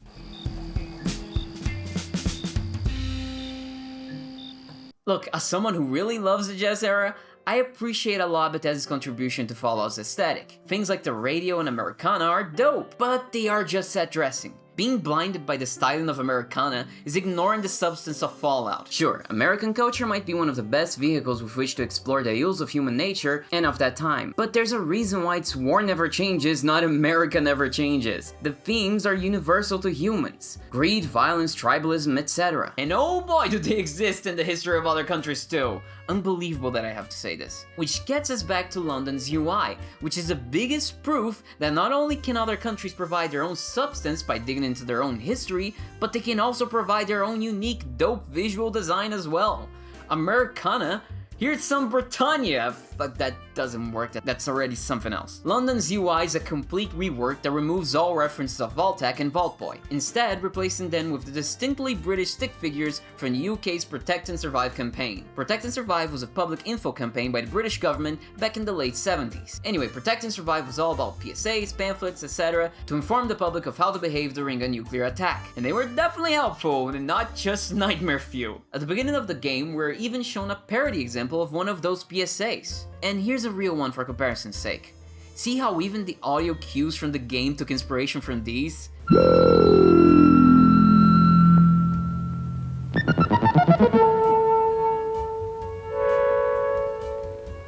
That's awesome. Also, all the figures, much like Forrest's Vault Boy, are animated. And often, I'd argue, these animations are much better. They're more inventive, funny, and complex. I love these so much. They have so much personality and humor to them.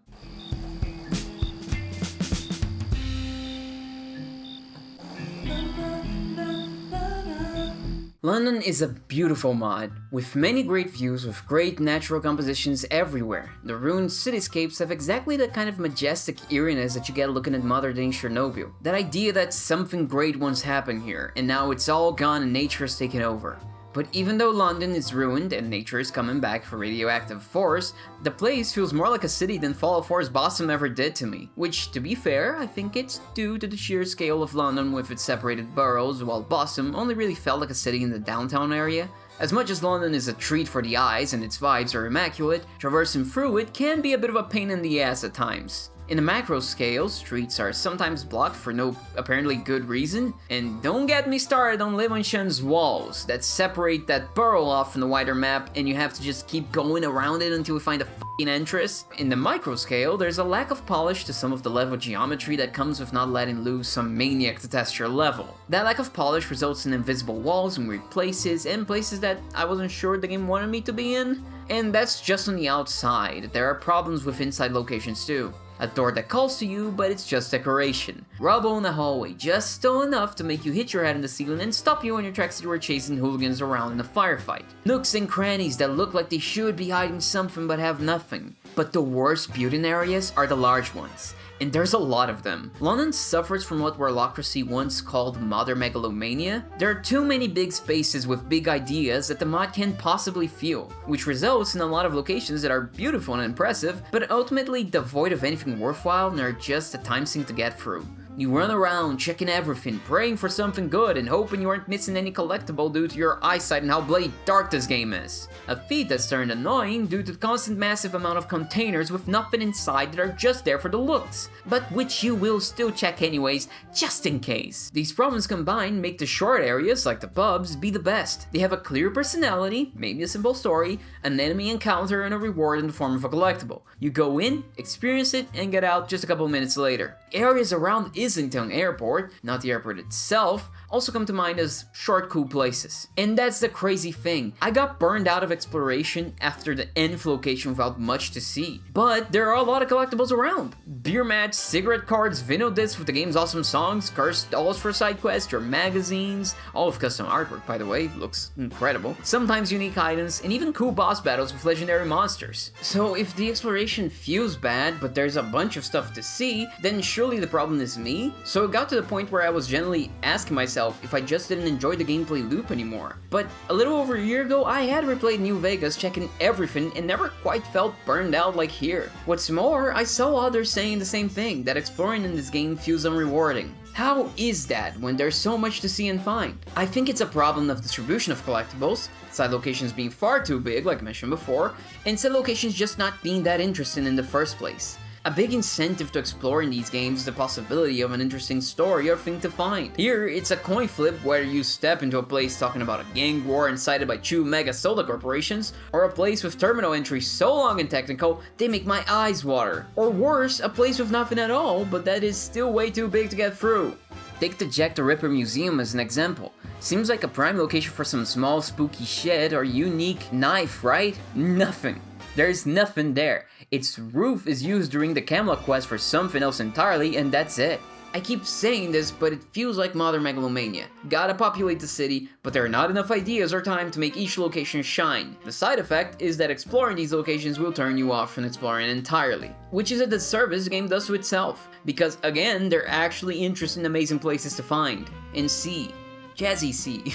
God damn it. Sidebar here, since we're talking about interior locations, the traps on this game are nasty. I don't think I've ever tripped on so many traps than in London. Love that shit. And the turret was right next to the safe, exactly where you would stop to look. Oh, perfect.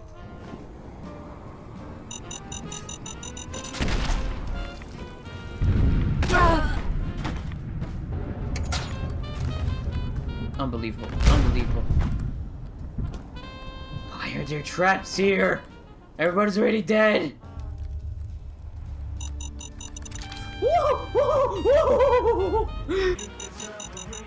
Ah, shit! Tits! Fuck!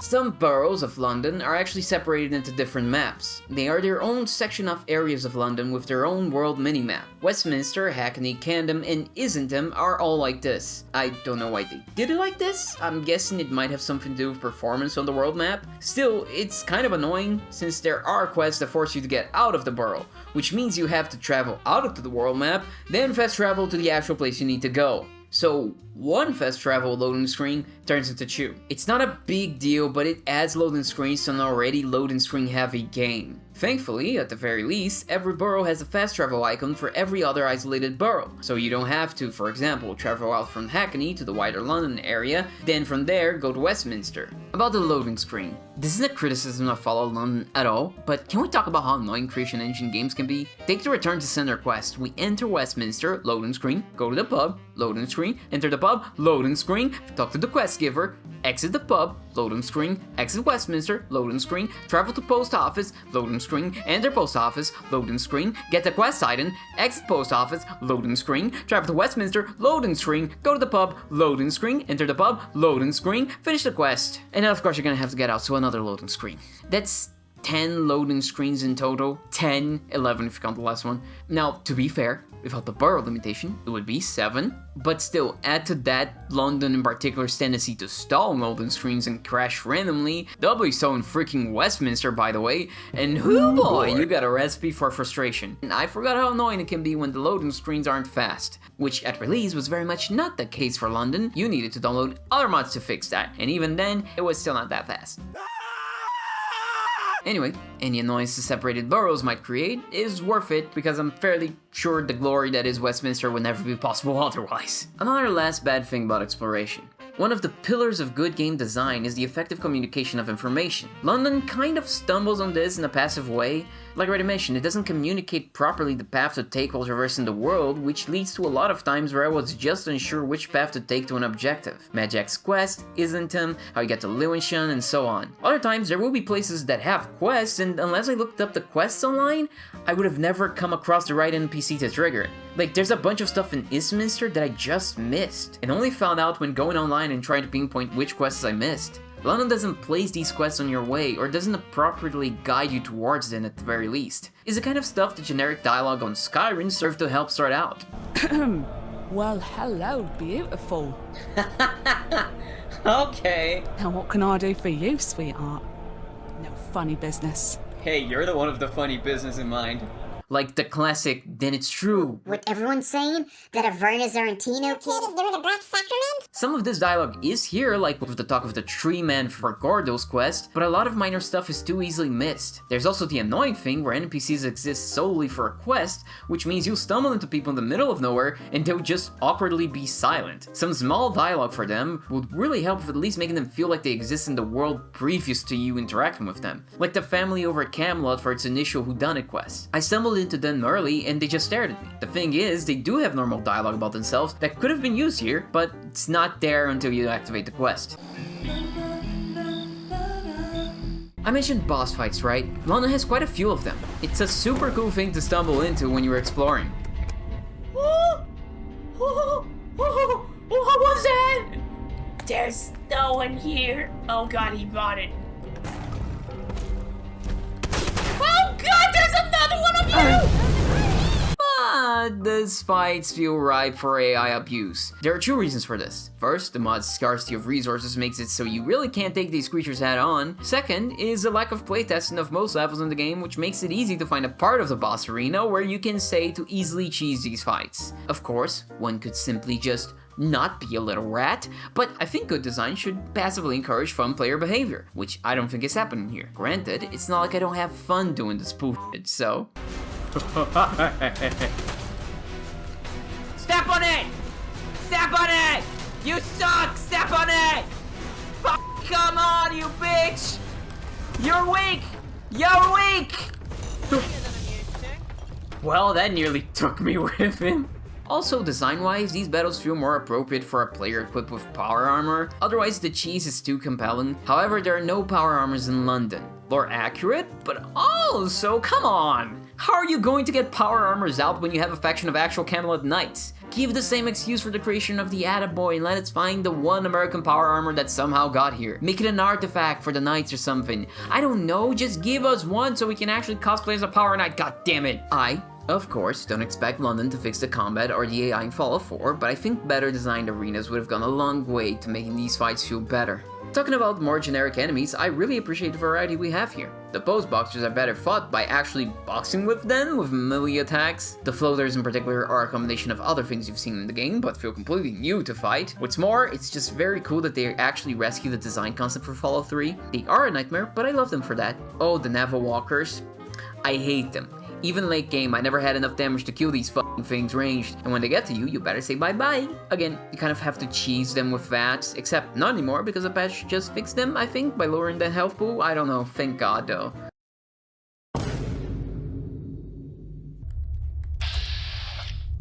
Kit, I need you to do something. Done in a flash.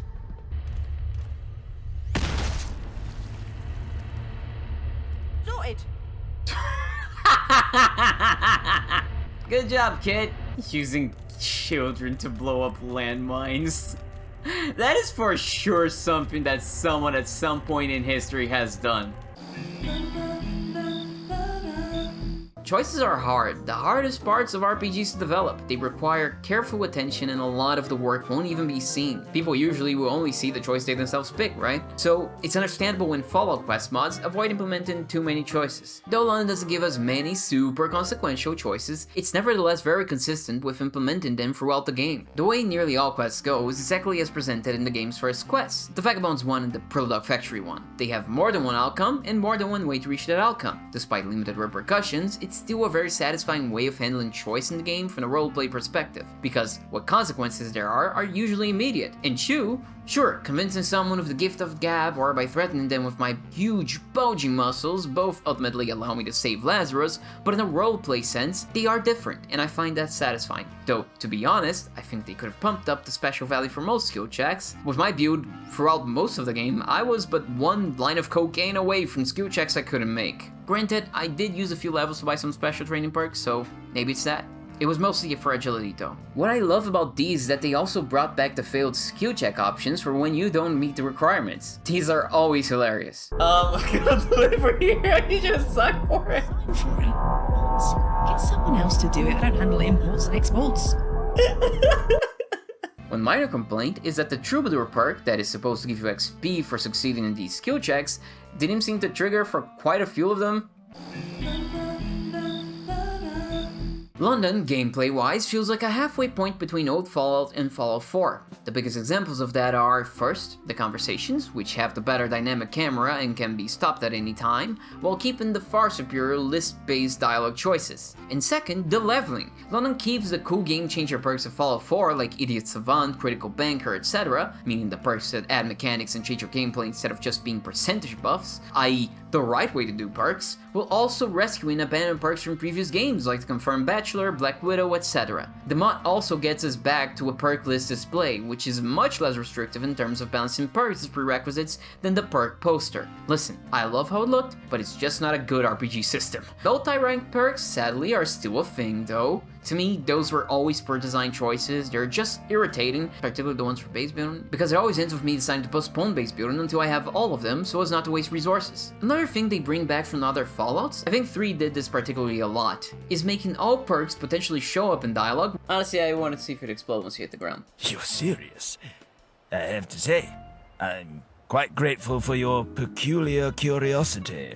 Regardless of if that's their main purpose or not. In a low-key way, it encourages you to pick perks for roleplay reasons besides just mechanical advantages, which I love. Ultimately, we end up with a system leagues above whatever the hell Bethesda tried to pass as an RPG system in Fallout 4.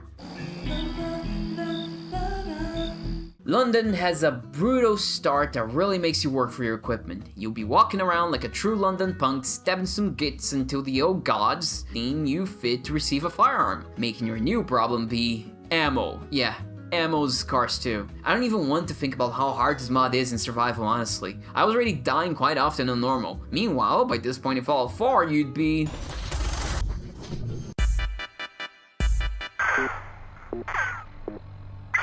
The unique items you find as you explore and complete quests are all very cool. But when it comes to legendaries, yeah, they still suck. Ah, you fuck idiot. You stupid son of a bitch. You're too fat to go through the door.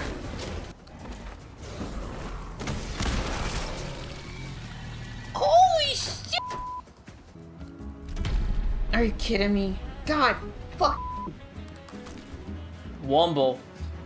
That wasn't a Womble. Why did I receive Womble items? That's weird. 90% of them are still the deal damage to the specific type of enemy trash. And then the other 10% is unhinged shit, like a rocket launcher that fires twice. At any rate, as hard as the game is at first, it does trivialize once you get over the initial hurdle of equipment and gain some levels. The fall off is actually very big. I might even recommend you to increase the difficulty when it happens, in fact. Or just have fun one-shotting everybody. Who cares? Talking about levels, we have an item change that changes quite a bit. Cigarettes now give you an experience boost. Thus justifying finally why they were always such valuable items to sell. With it being an addictive drug, I really like this. It's so perfect a temptation for the player. It fits with the other useful addictive aids in the game. We also have new crafting stations. The set and appropriate tea crafting station. I'd explain it to you and what it does, but I don't like tea, so I never used it. Okay, but seriously, teas have various useful effects for you to explore. One of them, for example, completely cures you of all your addictions. Yeah, that's a lot. It's like drugs and food for people that don't like drugs and food. Or I guess for people that want to roleplay a Brit a bit better.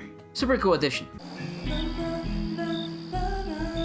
Nuh Na Nuh also has a few smaller gameplay additions. We have backpacks, which we can find to increase our carrying capacity, which is awesome. There's already the many in-universe additional fast travel mechanics, like trains in Westminster and the boat bot. You can also mix sick-ass cows for radiation cleansing milk when you do that one quest in the Thunderdome. And we have letters. A bit more urgency, please! Which can only be climbed out of combat, which is bullshit because Smythe does that. The fact that early game radiation is a bigger deal for the Thames being monsters and Red X and Red White being rarer is also a really cool thing. We also have new guns like this monstrous gravity gun type thing, the bow and arrow, muskets, etc. All of this ensuring that Fallout London's gameplay has a bit of a more unique flavor than the base game Fallout 4 has, so that the mod doesn't just feel like a reskin, like it feels like a legit spin-off game.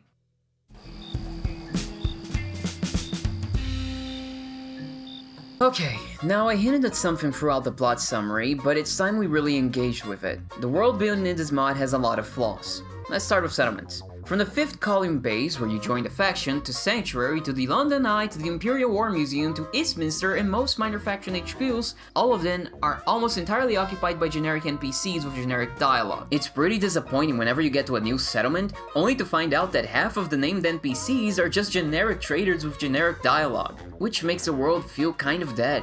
London only invests in unique NPCs if they have or are part of quests, which makes the world feel kind of dead. There are locations that avoid this problem, and they do it because their own quests actually develop the world. Like I said before about my problem with the minor faction quests. If unique NPCs only exist for quests, then the quests that are tied to the place and its circumstances, and are not just cookie cutter quests that could be anywhere, will have the most developed locations.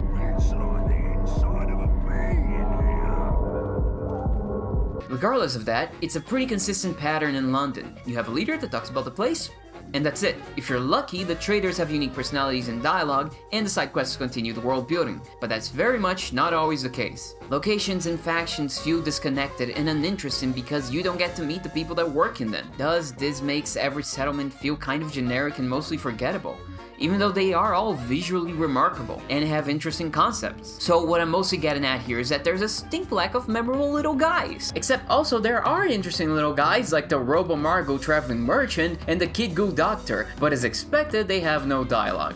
We also have the Dome, a location that thrives in spite of its glowing sea-like surrounding because it's a trade route that is mostly operated by ghouls. It's a really cool place and concept with cool quests, but it feels like it has no bearing on the rest of the wasteland. Unless you go out of its way to get there, it might as well not exist outside of itself. there's rarely someone to talk with about their job, places in the world, or factions. And even when there are, it does feel like the game resists giving you any in-depth information. I always say, the only good dog is a dead dog. Those syndicate buggers have a lot to answer for. You don't need to know more than that.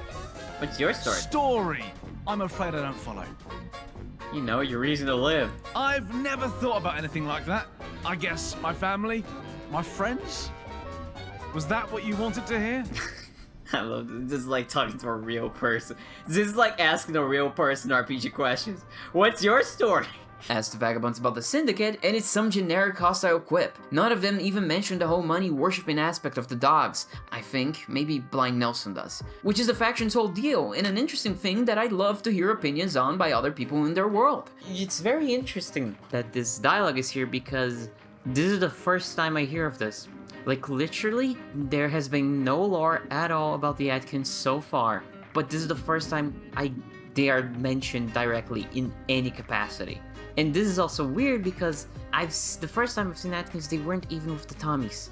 They were with the fucking hooligans. They're hooligan Atkins.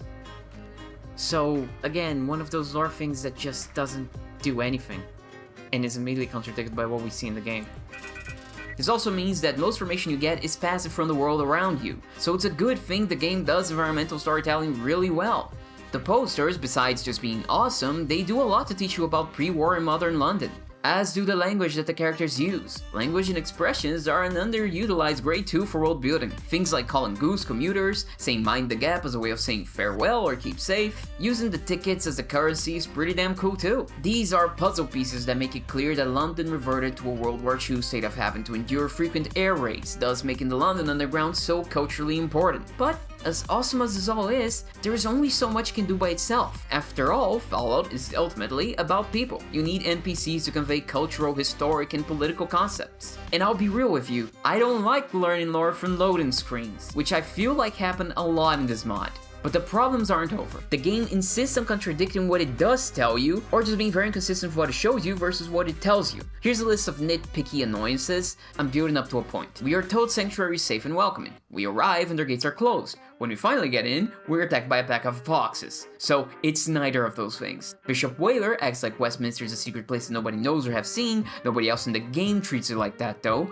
Is this how it's supposed to be and the game just doesn't reflect that? Or is this an idea they abandoned and forgot to reveal the dialogue? Regardless, he's a pre-war ghoul. If anyone will know about Westminster, it's him. Why are there Tommies guarding the entrance to Thameshaven? The Tommies are apparently trying to work with the locals, so is this a part of that initiative? What are they doing together? The way the Thames folk talk, they are very insular and not doing anything outside besides dying to several things. We're told that the Turing Company only manufactures robots, but that is only observable in the Postboxer, which is unintentionally violent, whereas every single other robot works perfectly, like the Robo Margo. If the Gatherers were removed from the game, nothing would change. Nobody ever talks about them. They are a known presence aside from fights. And last one and the other points by themselves are no big deal, but they are not by themselves. They are in the greater context of a game whose parts already feel disconnected. The most egregious example though is the Thamesfolk. When talking to Rachel, when we first meet her, we can ask her about her kind. Instead of getting insight on their history, how long they have been around, or how they are so uniform, whether they were born or turned into this,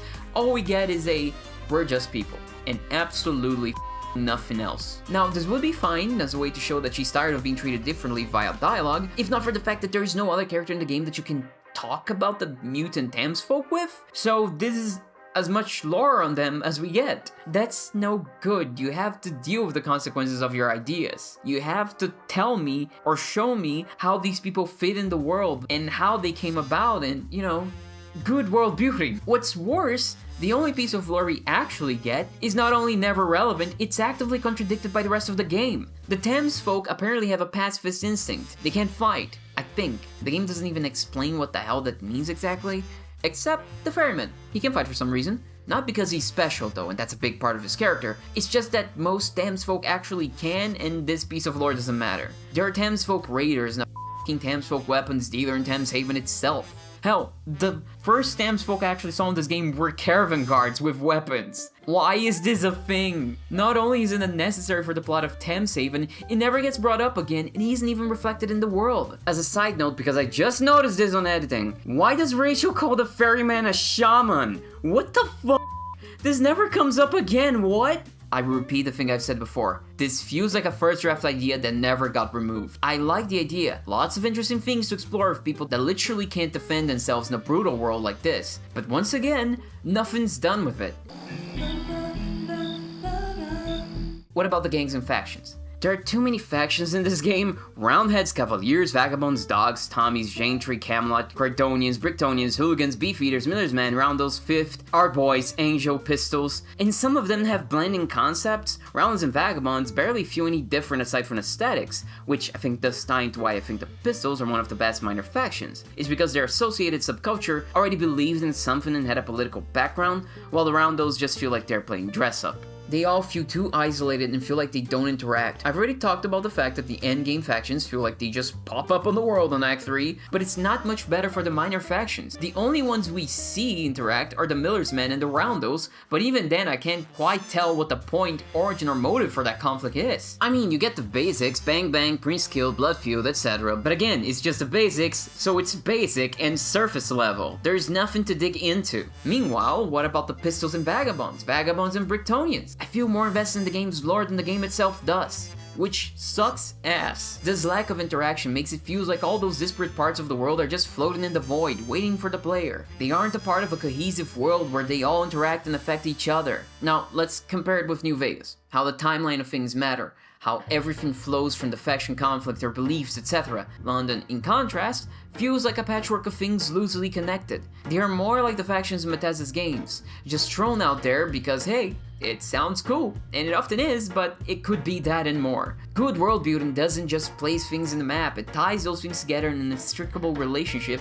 which also creates a sense of logic and history. The cons in Vegas are on their back foot because of Bitter Springs. We see this clearly with Den wanting to join the Legion, and even an NCR trooper named after the event. There's nothing really like that here. All factions feel like they come from entirely different places, like they exist in a vacuum, a void of history and interconnectivity.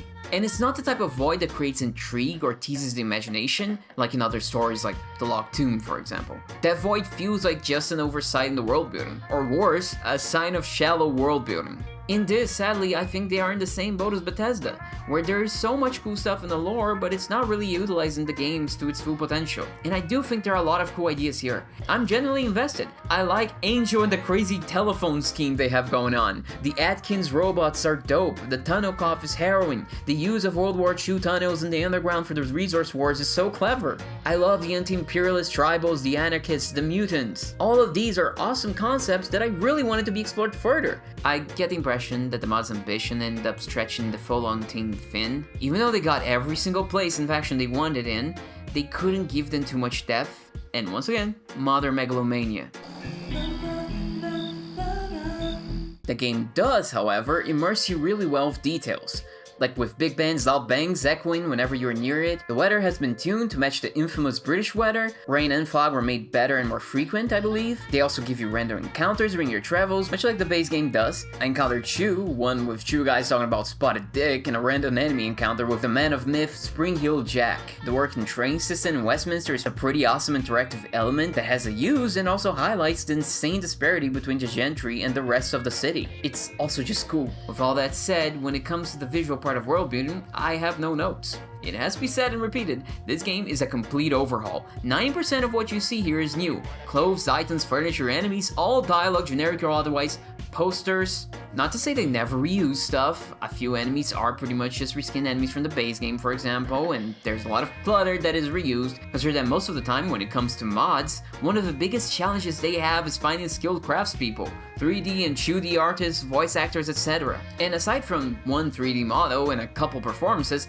I struggle to think of any of the new stuff I think felt out of place or was badly made. And even the ones I do think about aren't even that bad. This mod will go down as one of the most impressively designed overhauls ever. Take the robot designs for example. Making new designs to an already existent IP with such a strong aesthetic and identity can be hard. There's a balance of adding new stuff while keeping to certain design guidelines to keep the feel. Otherwise, you might make something that is too similar and samey, or something that's wildly different to the point that it doesn't feel like it belongs. It's hard. London, I think, hits the nail right in the head. Robo Margot and Atkins feels like they just belong in the universe. That also goes for the slight retrofuturistic adjustments that the team made to make London feel more like it fits in the world of Fallout. The overground rails and etc. The Angel DNA scanner for one does so much at once. It's a cool animation just by itself, a nice piece of pulp technology that helps with the vibe and setup of Angels massively ahead of the Wasteland in technology, and is a small clue that's directly relevant to the plot. Another piece of technology that I love that helps London keep Fallout's pulp retrofuturistic setting while also making it different are the phones with the computer screens.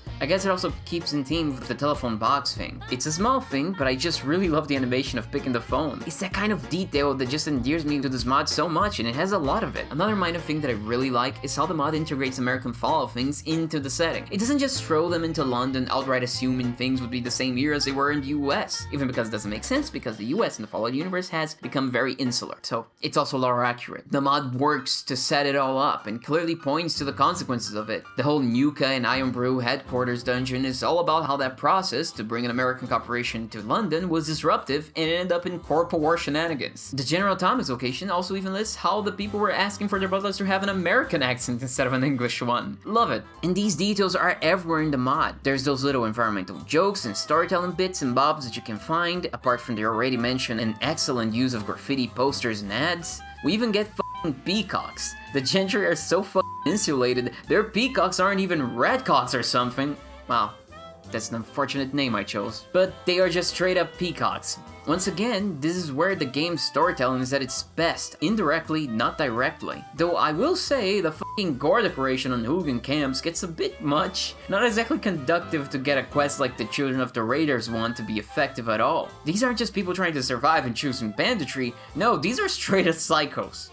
You know, we always see these raider decorations and sh**, but have you stopped to think about how awful this would smell? Like, nobody would be able to live in a place like this. Lastly, another minor thing I dislike.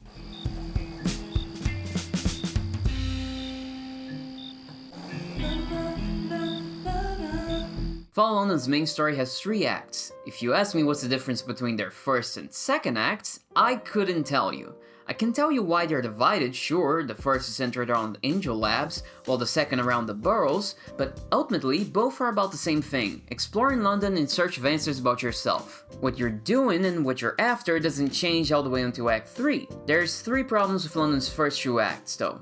Here's a weird analogy. Fall London has the same structure of Samurai Jack episodes. Nearly every episode, Jack searches for a portal to the past. Whenever he finds it, something happens so that he can't use it. At the start of every main quest, we are searching for answers, but by the end, they always elude us somehow. Now, whereas Samurai Jack knows how to leverage this premise to tell new engaging self-contained stories every episode in new locations, London doesn't really. The game sets up interesting new scenarios and locations, an irradiated place filled with lost souls waiting for death, a town full of ostracized mutants, a sanctuary who seeks virtue amongst a wasteland without any, but it doesn't do anything with them. Even in the side stories of these places, some of these concepts are barely explored. It's usually just random generic fetch quests or small quests that are fun, but lack punch or memorability, and don't properly leverage their own location's concepts. The side quest in Sanctuary is about searching for hymns, for God's sake. Pun intended. I don't know why they didn't make that quest more metaphorical of someone's quasi-religious search for good in the wasteland instead of this. Granted, it is funny, but, you know, maybe it could be that and just something more thematically resonant. I don't know. Maybe I'm criticizing something that I shouldn't be criticizing. To fucking call that the name of the fucking video. Fallout to me is at its best when it's creating a space for a unique situation and telling you to play in it and its ramifications, or at the very least observe them. A town with 3 different species coexisting, a city run by an ultra-capitalist out of time, what happens when thinking about the Roman Empire goes too far, etc. Let's quickly look at the locations we visited during Act 1 and what they do with their premise and conflict. Thameshaven has the thing with the pacifism, but it feels cheap because the game in no way reflects that or makes any meaningful attempt to explore the concept of people genetically incapable of fighting and their place in a ruthless wasteland society. Islington has a tunnel cough, but it's literally just set dressing, and whenever it's engaged with, it's completely surface level. How cool would it be if we could converse with the tunnel coffers? If we could maybe learn the ins and outs of the terminal disease and maybe help someone suffering from it to suffer less or come to terms with their situation. I don't know, there are many possibilities here, but instead, the sick are silent and just decoration. However, that's not to say Fallout London never gets it right. It actually does. Monument Lab's a great example. Its conflict is directly related to the circumstances around the place itself. Same is true of Brickston being about a borough bucking against gentry domination, mirroring Britain's imperialist past. The Pexels' problems are mostly directly to how they run their show, and Miller's request is just a good personal story. So the best and worst thing I can say is that the game left me wanting more, both of it and from it. It's like they tried to do the New Vegas open story exploration thing, but forgot to make all the open-ended pieces matter in the political environment of the central power struggle of the game, or even of our own personal one. Is our journey not that of a person who used to be evil and now has been granted a blank slate? Is that not a mirror of the journey London itself has ahead of it? A past of atrocities and imperialism cleansed by nuclear fire? Britain can take a clue out of the tribals of Brickston and move in a new direction, or it can hold on to the old ways like the gentry in Westminster. Before never changes, man must change, all that good stuff. And that's what's frustrating. They had a perfect setup with us, but they didn't really do a lot of it. I guess you could argue they kind of do it with Lazarus, but I don't feel like they really worked on it in any meaningful way, making the connection tenuous at best to us. All this talk about the different factions and places leads us to my second problem with the main story's first act. It is absurd that the whole time you're walking around London, you never actually interact with any of the endgame factions in any meaningful way. Can you imagine if New Vegas did that? Can you imagine Prim without the NCR? Actually, that example, they aren't doing anything there but wasting taxpayer dollars. Just kidding. They serve to introduce us to the faction. And it makes sense that they're there, even if they aren't doing anything directly. And they are an option for the Prince Sheriff too, I guess. Can you imagine not stumbling across the Legion in Nipton? Or House not appearing all the way until you've talked to all the minor factions that have the Platinum chip? If you can't imagine that, play London.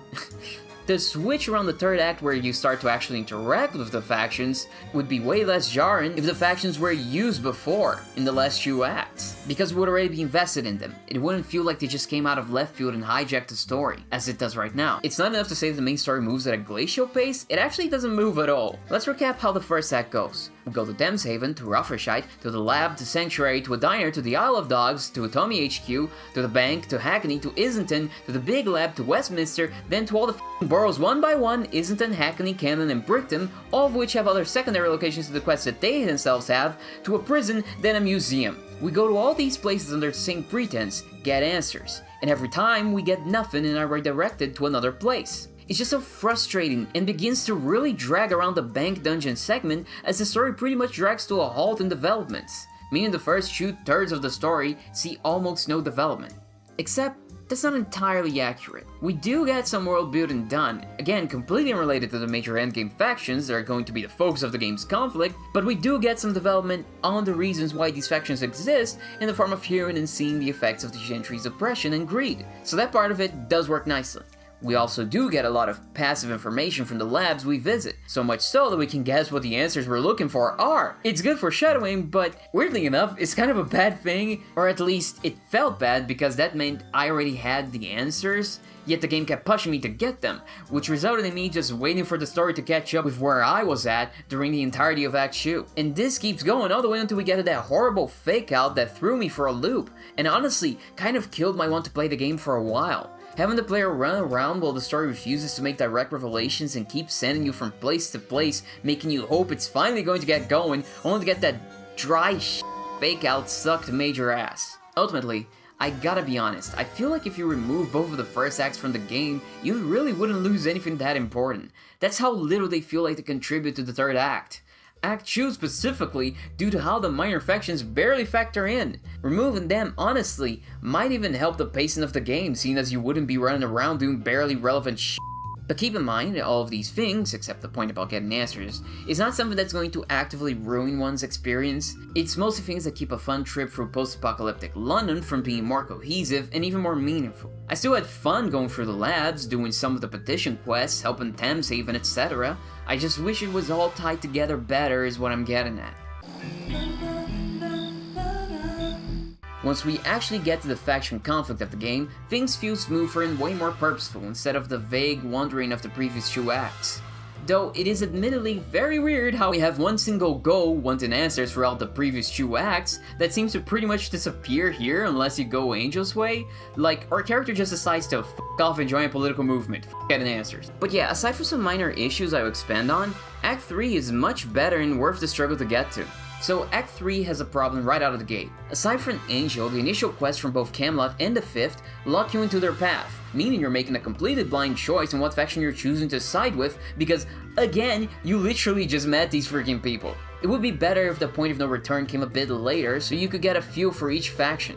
The only other more practical problem I have is that during all factions' quest lines, you don't really get unique faction-specific gear. It's a minor thing, but I really like when the game gives you stuff like that, so you can really get into character and dress like your peers as part of the faction. You got some stuff here and there, but not a lot of clothing, which is a shame because minor factions like the Vagabonds and Roundels do give you stuff, so what gives? And that's it for my problems. What I really like about the conflict is that it's a perfect and very realistic setup. We have a democracy turned oppressive oligarchy still pretending to be a democracy, and the solutions that actually form from this are an attempt to fix the system but not the underlying issues that caused it to be corrupt in the first place, and opting for the easy solution to a complicated issue by giving in to humanity's worst tendencies. So capitalistic democracy redux deluxe edition and fascism. A totally not at all topical question for modern times. Democrats that feel like just replacing the status quo, and opposition that just feels like replacing the boot on your throat with a new one. Nope, completely irrelevant. Didn't you know video games can't have politics? Don't be silly. This is crazy. But not only that, it's also completely in line with Fallout's themes. I mean, our choices are repeat the past and hope we've learned our lesson, repeat the even further past because fuck humanity's scum, or pulp sci-fi option that solves humanity's inherent troubles but is arguably inhuman and immoral. These political choices are perfect for the setting, which is exactly why New Vegas used this setup too. Yeah, London's faction conflict is pretty much the same as New Vegas, but I think they do enough stuff different here to avoid just being a copy. Also, again, it's a fan work. I don't think it's that big a deal if it's a bit too similar. If this was an official game though, I'd be a bit more critical for being too samey. I also love that Smythe conceptually is just a reaction everyone has had when they engage with politicians and politics. But I could do it. But I could run the world and fix it all. Definitely couldn't do a worse job at the fucking least. So in that sense, I really do love them. I love all the setup, and I think that the third act for most factions, despite some bumps in some sections, is overall a very smooth, logical, and fun experience from beginning to end. And yeah, there are choices in the third act too. I talked a bit in the recap about it, but there are choices here in contrast with the first 2 acts where there aren't really a lot of choices. I mean, there are choices on how you do things, but you know, minor choices. Third act has big choices. That's the difference. This is a really funny game, like really funny. It's definitely the kind of humor you'd expect out of a fan project, but it really is.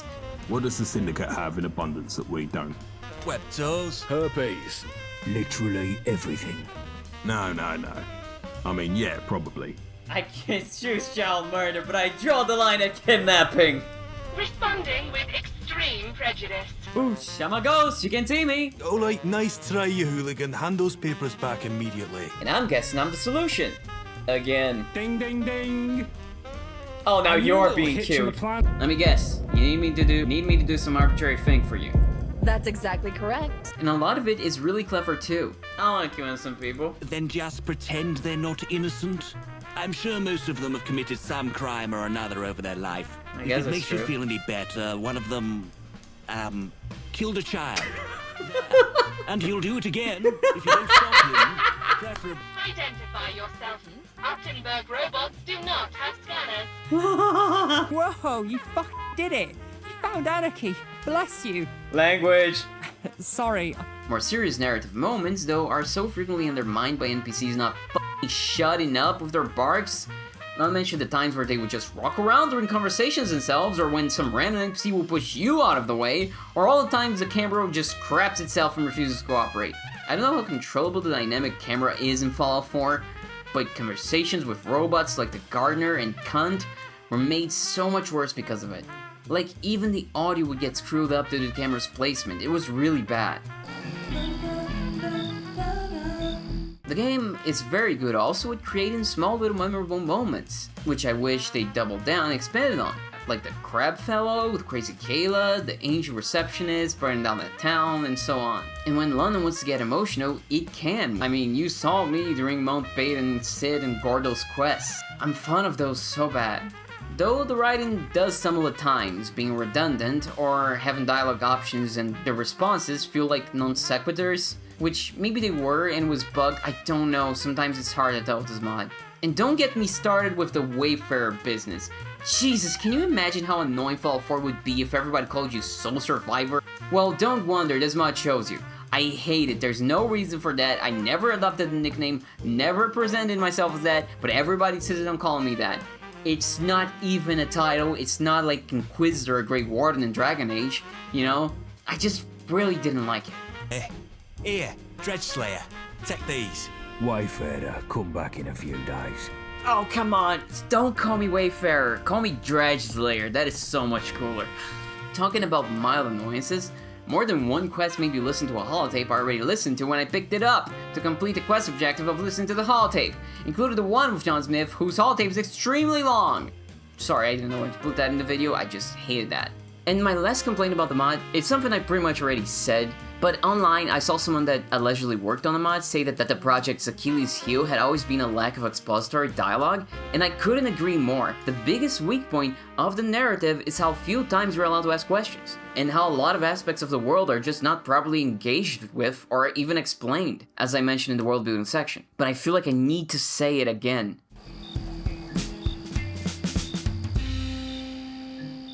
Now, I'm not an audiophile, and it's been a while since I've played vanilla Fallout 4, making it hard to tell what's entirely new or not, but here are some general crass observations about the sound design. Most new sound effects are generally very good.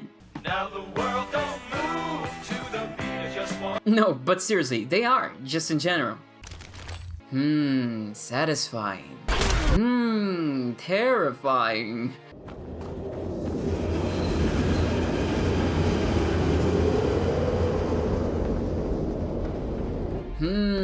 Triggers commute and panic, I hate it. And particularly in big cutscenes and moments. You're just in time. And the sound of the new weapons are, so very nice, very satisfying, very beefy, chunky even, goodness me. I do think the musket should sound cooler and louder, doubly so with how much loading time it requires, but that's just me. I don't know if the weapon sounds are wholly original, but the important thing is that they work very well. However, there are some awkward sounds here and there.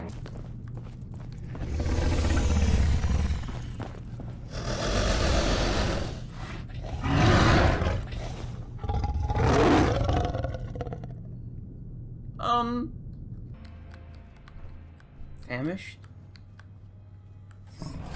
Don't let them. But even then, they clearly can still work. But Churchill sounds? Those never work. Again, hate all of those. There are also some sounds that just feel a bit wrong to me, personally. Not that their quality is bad, it's just that they feel off. For example, the telephone box feels a bit too much to me, like going down creaky stairs at night. It just feels louder and more intense than I expect. And you're telling me that this cow moves the same as a normal one? Nah, no way. Still, again, those contentious sounds are very much in the minority. It's really not individual sound effects that are a problem, it's more the ambience of certain areas. Those needed more attention. You've got good ones like in Westminster,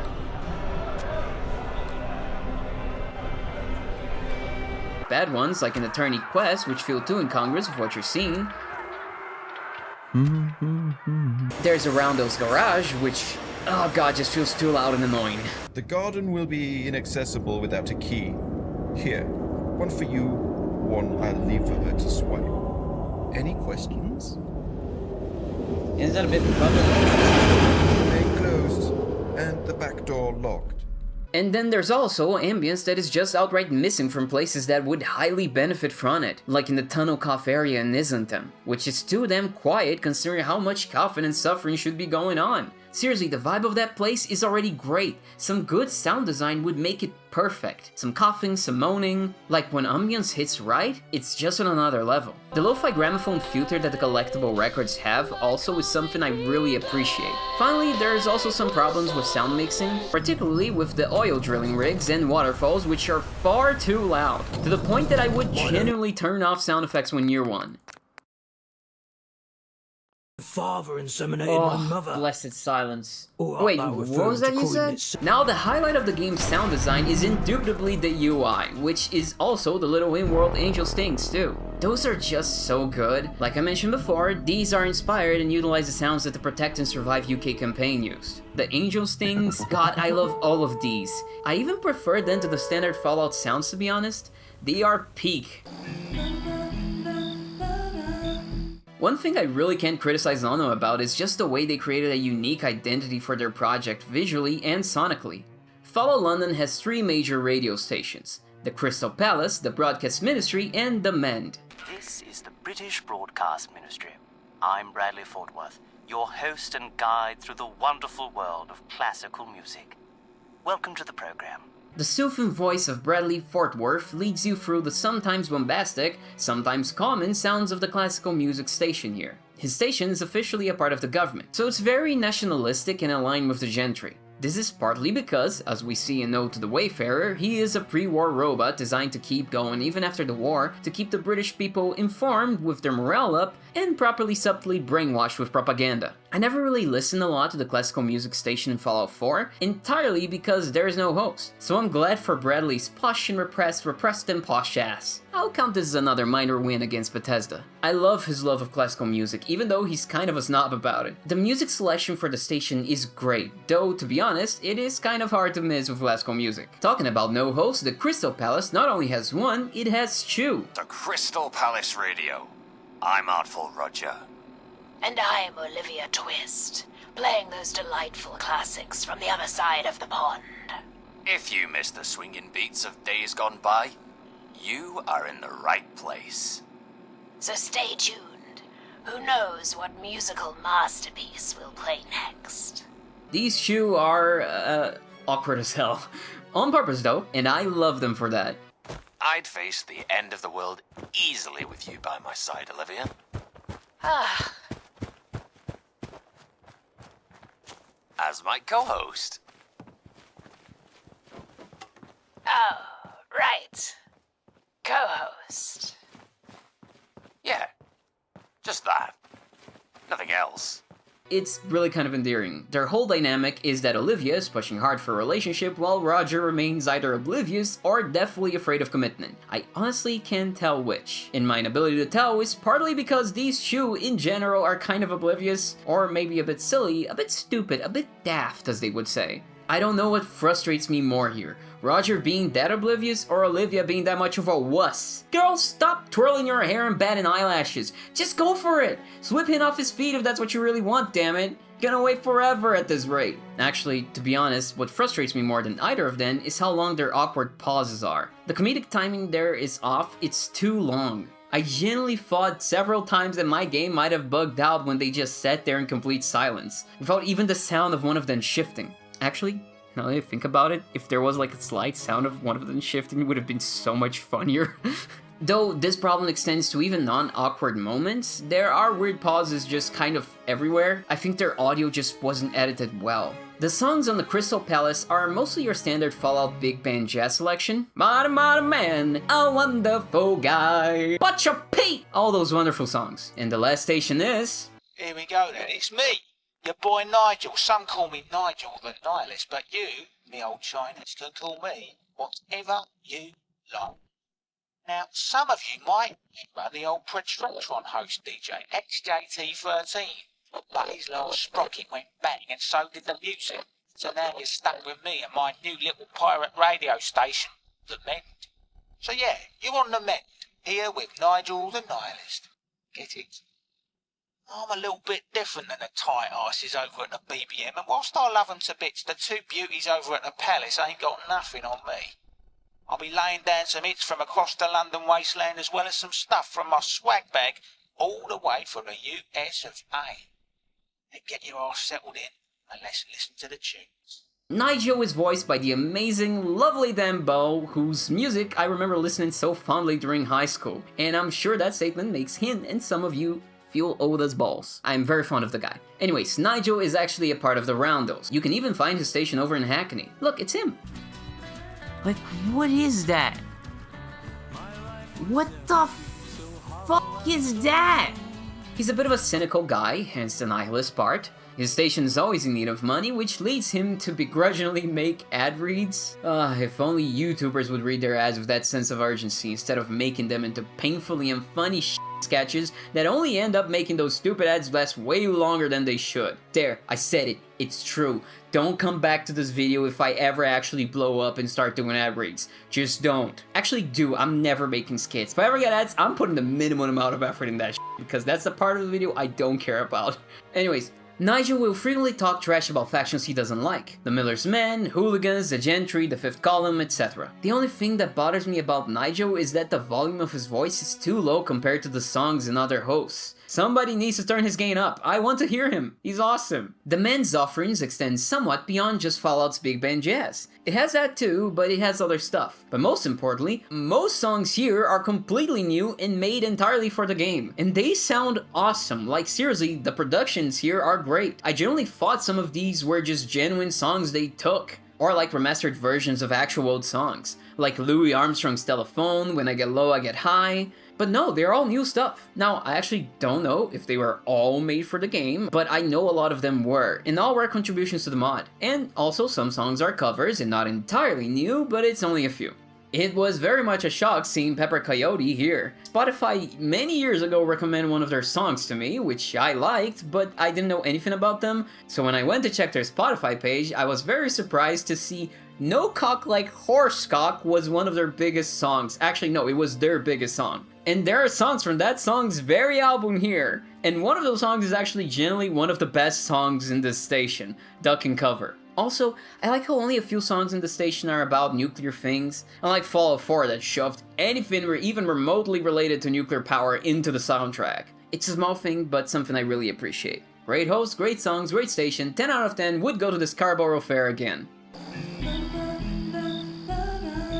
The voice acting in general in London is pretty solid. Performances do range from great to good to serviceable, with only a couple lacking. But even the not great ones aren't so bad that they took me out of it. Those performances mostly just feel like they are lacking energy or some emoting. There are a couple shoddy mics here though, but for the nth time, and I say this mostly to myself because I keep forgetting it, this is still a mod, and for a mod, the quality consistency is hella impressive. Though the speed of the delivery of some performances did annoy me at points. Too many pauses between phrases, kind of slow deliveries, that kind of stuff. It's not a constant problem, but it's a recurring one. And in a dialogue-heavy game, it can get pretty annoying, but speech speed makes a difference. But it's one of those things that mostly flies under the radar to people, I think. Though, to get it in that sweet spot where it isn't too fast or too slow does require solid real-time voice directing, which I imagine probably isn't an option for a mod where most people are recording remotely. And finally, this brings us to the biggest offenders in that regard, and in other regards when it comes to voice acting.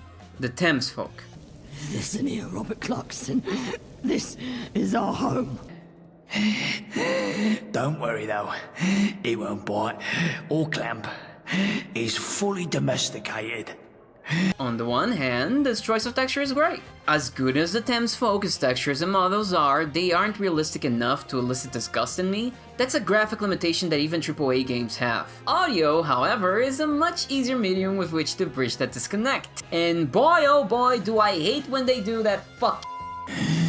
Ooh, yuck, it is truly disgusting. On the other hand, it's a pain to sit through. Aside from the actual physical disgust I feel at those noises, ugh, if I hadn't been making a video, I would have skipped through their dialogue after reading the subtitles. That voice texture also makes them talk way more slowly, not to mention the constant pauses they have to do that fish out of water gasping for air noise. It's like someone heard the Goo voice and decided, it's not obnoxious enough. It lacks a certain je ne sais yuck. Mind you, the performances are great, and the performers did a great job conveying their characters' distinct personalities, even through all that, muck. Rachel Hall, the ferryman, Bob are all very distinct. Also, all very moist. But taking a step back and looking at all the parts, as with everything in London, it's just commendable how much of a complete overhaul this whole thing is. All generic NPCs, from raiders to settlers to the common citizen, all have completely new barks and generic dialogue. You won't hear any American pips or squeaks anywhere here. Well, you will, there's a holotape for an American tourist, but I mean with the NPCs, you get it. Doesn't matter if you're sneaking around raiders, shooting the gentry, bumping into people, It's all remade with a great amount of care, and it's impressive, and it just works. It just works, little lights done and shows people die, money flows. I don't think it's people die, I don't think Todd's killing people. Bumping people. Oh yeah, let's talk about that actually. There's a real, and I mean real serious problem with this game's NPCs, and a huge part of it is because they simply do not shut up. If I had it my way, you wouldn't dare show your face here. Penelope. Watch your back, 'cause I can see exactly where my knife would fit. Shut the fudge! I have never hated a faction simply because of their idle dialogue, but it's happened here. The Vagabonds are assholes. You graze an NPC and they whine. Touch me again and Shut up. Just shut up. Just shut the up. You are standing still and they bump into you and they whine. I feel like I'm going soft. Watch where you're going. You're in the way of our very emotional conversation, please. You haven't even loaded the level yet and they whine. You have eyes, use them. I'm criticized by the NPCs even when I'm not moving. I swear to Christ, it's a nightmare. NPCs will constantly ruin cinematic and dramatic moments in the game. A conversation is happening and a Tommy will sing over it. Yes, sir. My apologies, sir. A speech is going on, same Options. So, We won't let go us quietly. choose glory. You can count on that. Let us bring the Queen's peace to the Barrows, so that You are standing still and you or the NPC you're talking with will be pushed away. And this doesn't happen once, it's frequent. do for you. I'm having a conversation over here. Can you die quietly? God damn it, Kiera. I don't know why, but NPCs both have restless leg syndrome, walking far too much around, and they also do not shut up. The bark thing also, as mentioned before about Thameshaven, is a nightmare, particularly here because the levels in this game are way too tight. I cannot convey to you how much bile I have built up because of the bump barks. I just cannot. It's interminable with this Am I invisible? Or Ah, you an invalid. Just switch. this is the last time you'll ever hear me speak. Resisting won't help. Prince Peace music choices. You hat out your eyes and get it properly fitted. Oh my god, it barely touched you. I like him. Every day we take Watch a little where you're piece back of going. what we lost. I hate every single one of you pieces of shit. Look where you're going. Oh yeah, I'll mind my manners. In the middle of war! There's that prick I was telling you about. Jog on, you dickhead. Fuck you you. simple, mate. Watch where you're going, you open your eyes, you muppet. So much for a pleasant diversion. Am I invisible? What Or one are of you the an changes invalid? we see? Which is it? Oh, shut up. Answer is no study. do hope Father is proud of me. Shut up. The amount of barks and idle dialogue characters have is hugely impressive too. Though with certain factions, you'll definitely be feeling the dishonored should we gather for whiskeys and cigars tonight effect. The fifth Colin complained about some dude, the Tommy singing, the Miller's man talking about hair, etc. Really enough, the faction that seems to have the most dialogue are the Bobbies around Westminster, which are the ones you probably spend the least time around. The other side of the music in the game, the actual original soundtrack, is incredible. As is follow tradition, it feels very atmospheric, incorporating a lot of environmental sounds, from the sounds of old bends, chimes, to subway noises. It also has marching drums and other of those sounds you might musically associate with Britain. All of this mixed together exceptionally well. Ambiental noises I think are particularly hard to make not cheesy, but not only does it work here, they sound ominous as all hell. The soundtrack keeps that Fallout tenseness we're all familiar with that makes the more cowardly among us, me, run towards the bright embrace of the radio's jazzy tunes. This combined with how dark the game is and how it already has kind of a spooky atmosphere really sells that London's kind of a little bit of a horror game sometimes. At least at the start. This time though, I embrace the soundtrack and listen to it quite a lot. Again, it does a remarkable job of setting the mood for old Blighty's gloomy streets. There's also a whopping near 5 hours of it. In ways, it feels more similar to the old game's tracks than the new ones. I think mostly because Fallout 4 in particular feels very low-key to me. Like, too low-key to the point I couldn't recognize any of its tracks with how understated they are. While these feel more like Fallout 1 and Fallout 2 tracks of how bombastic the fucking sirens are. Which I love. Despite London's OST being very atmospheric, it's still memorable. Great stuff. It's just great. It uses leitmotifs a lot for London and Angel themselves, and it also rearranges them in other tracks to make the rest of the soundtrack, which is just, I love when soundtracks do that. I highly recommend even just taking a listen to it, even outside of the game. I'm not even sure all the tracks of the OST are played properly in-game. I feel like some of them I definitely should have heard, but never did. Sometimes I wish I had a mohawk. Don't tell anyone.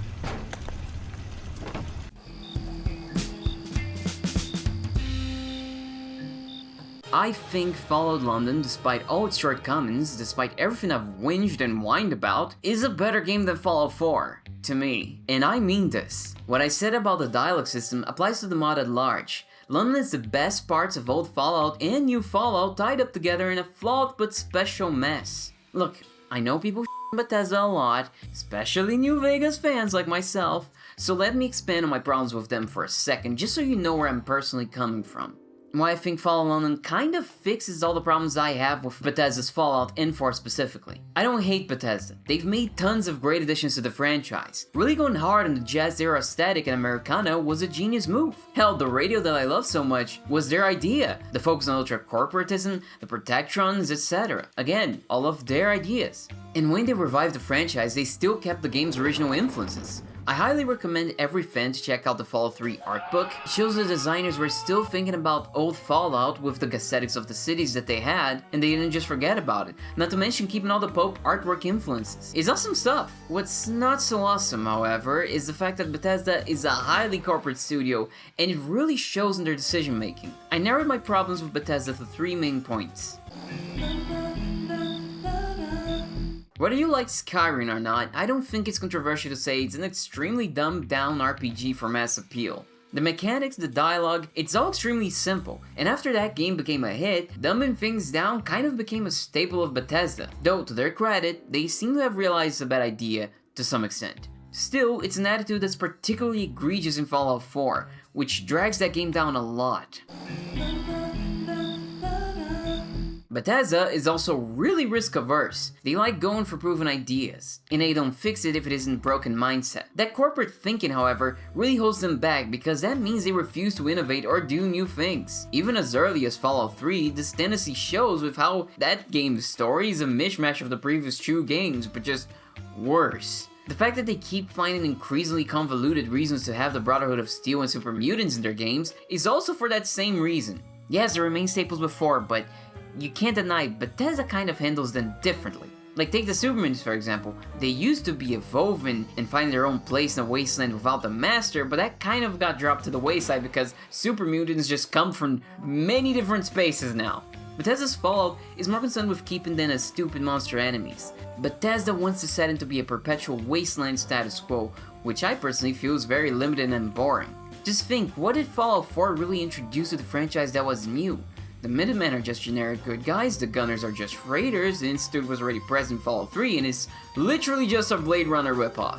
The Railroad's response to the Institute, like, even when I think of enemies, all we got new was like the Radstag, the Assaultron, and like, was there even more? Marlar Queen, I guess? Most of the creativity in that game went to the DLCs, which are cool, but too little too late to me.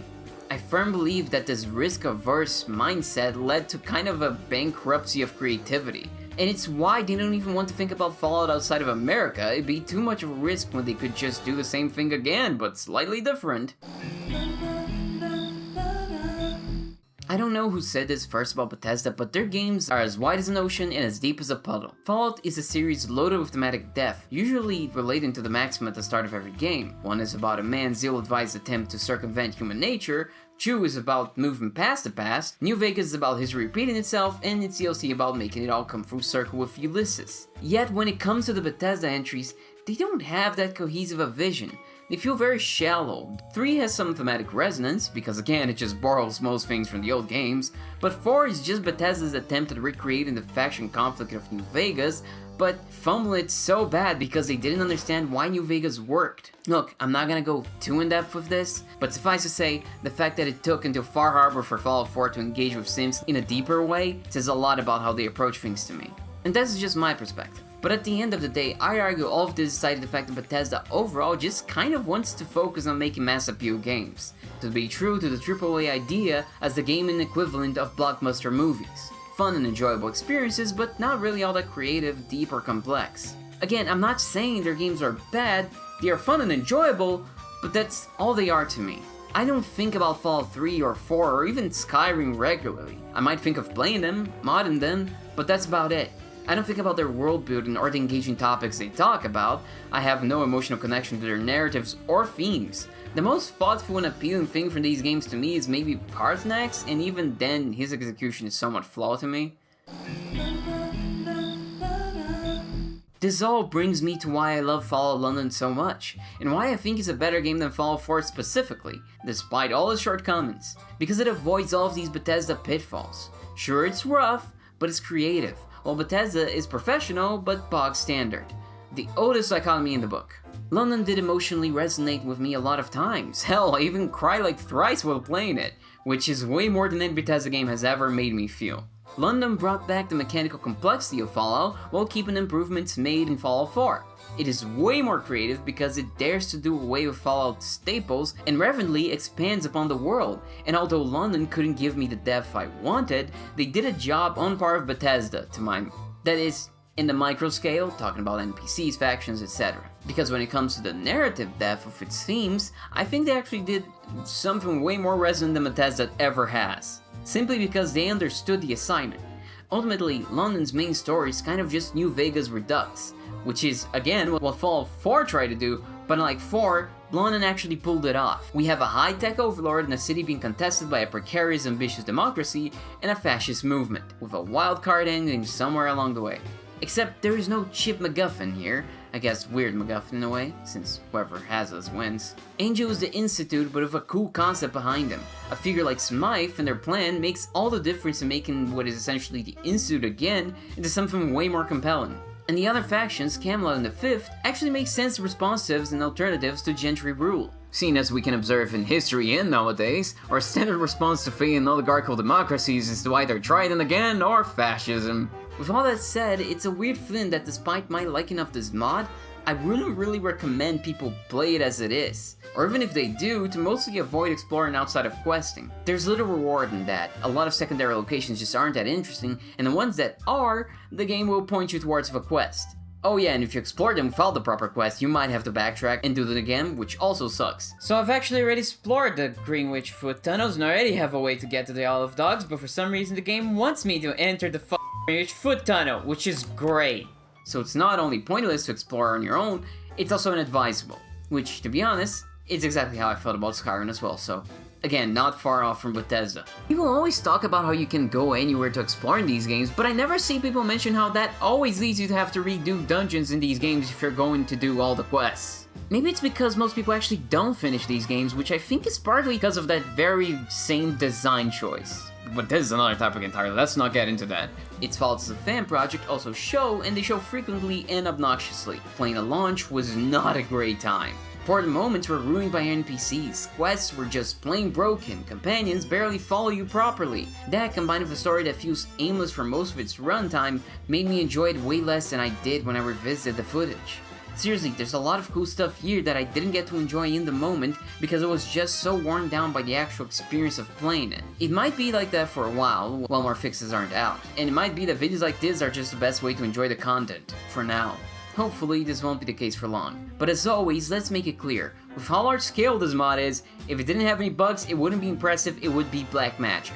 So yeah, despite the game feeling like it didn't live up to its full potential, I love it way more than the base game. Regardless, now that the Fallout London team is embarking on actual game development, I'm really excited to see what they cook up.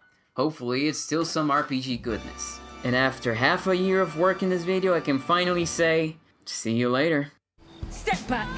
We'll not tolerate drow in here. Don't worry, we're here to save the day. Also because it's someone's birthday. No! Not in the lava! No! Bitch! That's that.